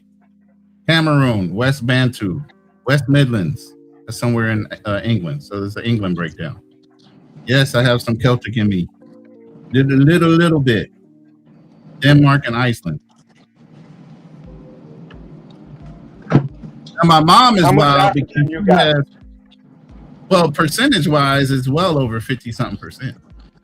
Let's see. We're gonna. Oh yeah, break it down. Welcome to the barbecue. We're gonna kick your ass out. Run up the numbers. Somebody get the computer out. 14, 14, 11, 9, 3, 2. Let's skip over that. Cameroon 7. Bantu 7. That's all England. That's Celtic. So that's it. That last 7%. I got 14 times 2. That's 28%. What else we got? 11. 7. 9. So you got another 14. 3. 2. 14.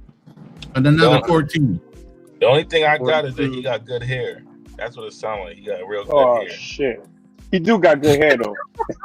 Yes, that makes you 67% black. Thank you. I'm a nigga.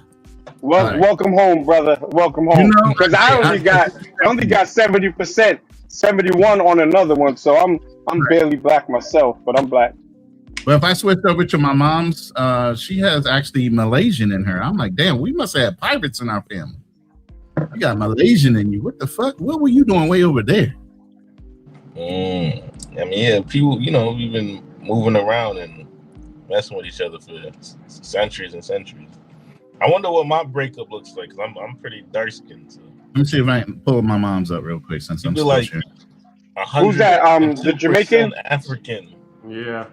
With a 2%. If it's the Jamaican, you probably got named. Here's my mom's real quick. So Togo, Mali, Ivory Coast, Nigerian, Senegal, Woodlands. She should have more Arcadia, 20%, because that's more of her family side, the Louisiana Creole part. And then she has Bantu, Cameroon. English is pretty high, 17%. German, Maritime, Southeast Asia. Look where that is at. That's why I'm accepted over here. Yeah. One little percentage point of Malaysian over here, or Southeast Asian way over here. Yeah. And one little point. Just so y'all can, no, I ain't perpetrating a fraud. I'm a brother. What's up, man? I'm good.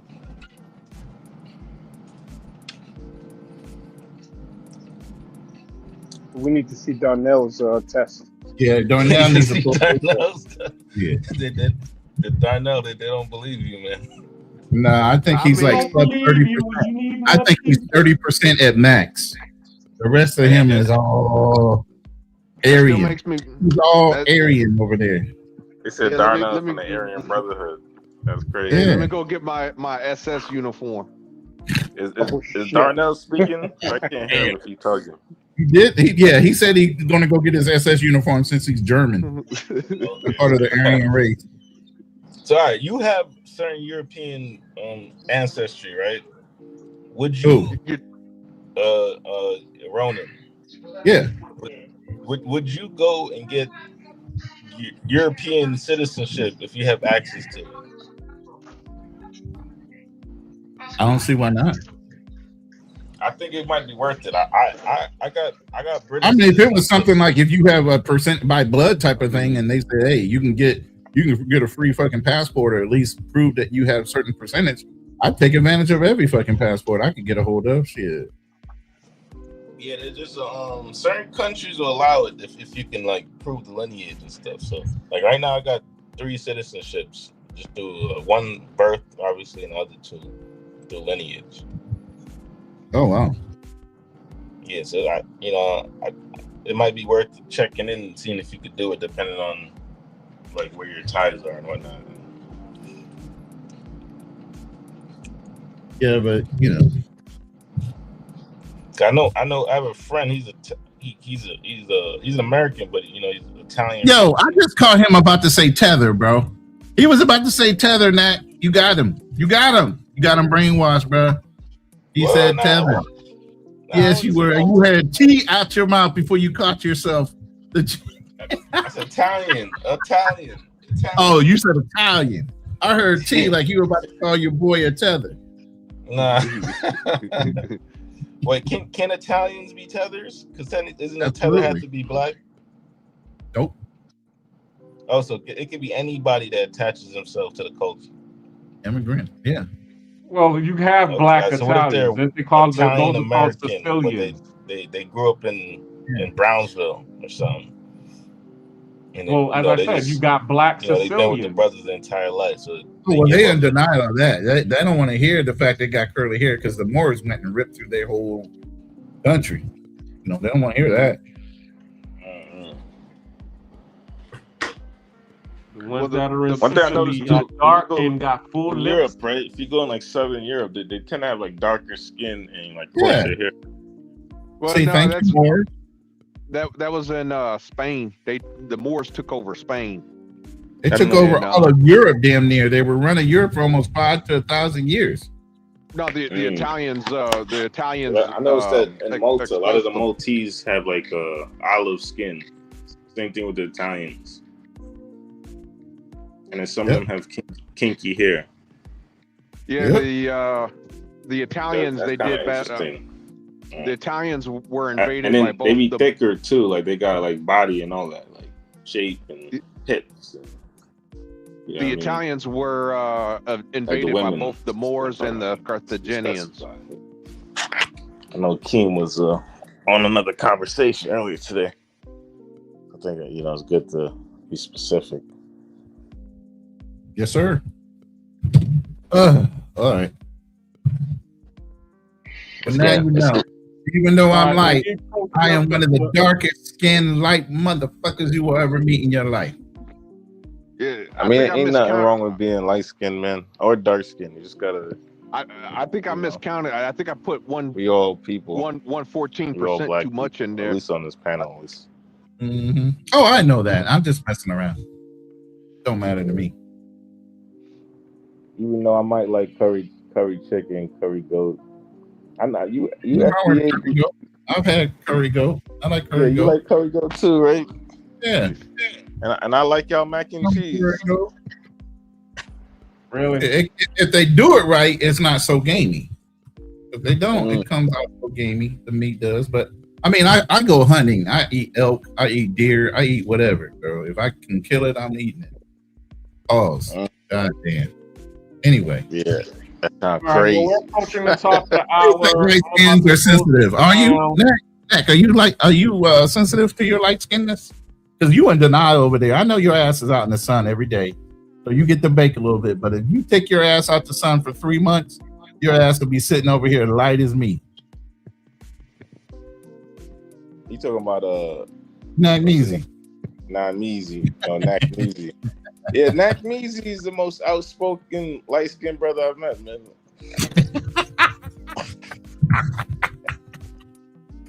I might be more FBA than he is. Wow. Nah, I'm trolling at this point. Don't take me seriously. Well, all right, we're approaching the top of the hour. I'm about to close everything out. You need to call it, man. Yep. So, do y'all have any final words, everybody? I'm gonna start with Unfriendly Stoic, since he's on a roll right now. Okay.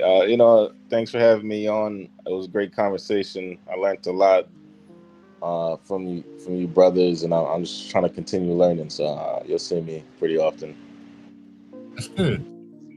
Great having you here. Appreciate it. You're welcome anytime, but just know when you get out of line, you're gonna get this work, son. Got you. But you always welcome. My brother. Darnell, you next. Yes, sir. First of all, thank you for having me. Always a pleasure. I think I just want to say, as far as preference or programming, I think it's a little bit of both. I do believe, I think it's mostly programming, but I guess the question can become, has programming evolved into preference? And I kind of see it a little bit, with the travel community. I was on Razor Rays a couple nights ago, and we were talking about it. We were talking about how in the travel space, unfortunately, a lot of guys want to see light-skinned chicks and stuff like that. We had mentioned about Austin Holloman, how when he started going to Africa, his numbers started to dwindle, compared to his content, say in Thailand or Brazil. So to me, you could definitely tell there's some colorism there. There's definitely, to me, it's starting to become a preference, but I do believe it's because of conditioning and originally programming. For whatever reason, there is a belief that proximity to whiteness, is the standard. I don't know how it became the standard. I guess because the white man basically basically conquered the world at one point. So, maybe that's where it comes from. I have no idea, but this is definitely, there's definitely a lot of programming, and it has evolved, I think, into preference. Thank you for having me. Thank you. All right, Magnesia, you're next. Big up to Al Massive. We just want to see all the FBA them. Nah, I'm just messing around, bro. Now it was a great conversation. I love this channel. I love these panels. When y'all get on, I'm already at work. I just had my first break. It's 10 a.m. over here. So good way to pass the time, have intelligent conversations, troll each other a little bit. You know what I'm saying? And there's a brother named Tavares in the chat. That's not Keem, right? Nah, he went to bed already. Wait. Okay. I don't know who that was. But anyway, brothers, I'll see y'all on the next one. What's the next topic going to be on the next show? The real reason why people travel or leave the U.S. And pretty much I'm be telling my backstory and then talking about a lot of the a lot of the problems, because a lot of us get emotionally drained and we get tired of it and we move over because we're looking for a better life. So that's pretty much what it's going to be about. All right, brothers. I thank y'all and I appreciate y'all. Peace out. All right, bro. Peace out. All right, Ronan, you got the floor. I do? Oh. No, as always, man, Black Cleaner, you come up with some great topics, I always enjoy pulling up to your show and partaking in the conversation because they're always lively and great information that is shared between the brotherhood. And we can have it in a way that, everybody stays pretty much civil and we all know how to agree to disagree. At the end of the day, we can all learn from each other. So I appreciate rooms like this. That's why I always pull up and try to simulcast and get your channel out there for, a good conversation. It's not always about, mongering, So, and the fact that you're an expat living in Panama as well, you're doing your thing on that aspect as well. Somebody that could be looked at, aside for your side hustles, your business. I mean, you got it together. I got to give you flowers. And I'm trying to get your name out there as much as I can. So I appreciate you as always, just like I do with Charlie Chan TV. Appreciate you, Unfriendly Stoic, for being the antagonist on this round of the panel. And Darnell, as always, trying to be the devil's advocate in everything, all things said. Other than that, man, tune in for the next time for Black Cleaner. If you're in my room, please go subscribe to Black Cleaner's channel and all the other brothers that have channels on here. Unfriendly Stoic has two. So if you look him up, you'll see a Unfriendly Stoic live and TV. He's both of those. All right. Other than that, I'm good. Come on, man. All right. Well, I appreciate you all. So this is the Black Cleaner. I'm about to get you all with the outro music. Tune in next week. Our topic is going to be the reason why a lot of brothers leave the U.S. to live abroad. And we'll be talking about that, unpeeling the layers about that. I look forward to everybody. Thanks to Charlie Chan for showing up, Charlie Chan TV. Subscribe to him. All of the people in the chat, Mr. Peppers, Prime, Travel POV, Liz 41, Time 18, everybody that was participating. Oh, foreign expat overseas, I can't forget about you.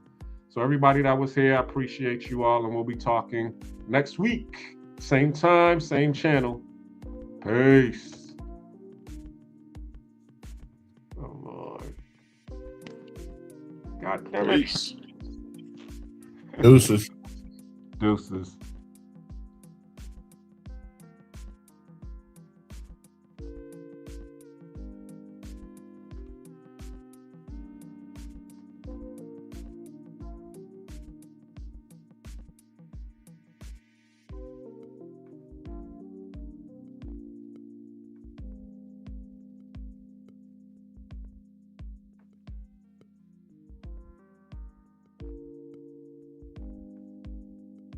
Where the hell is my ending?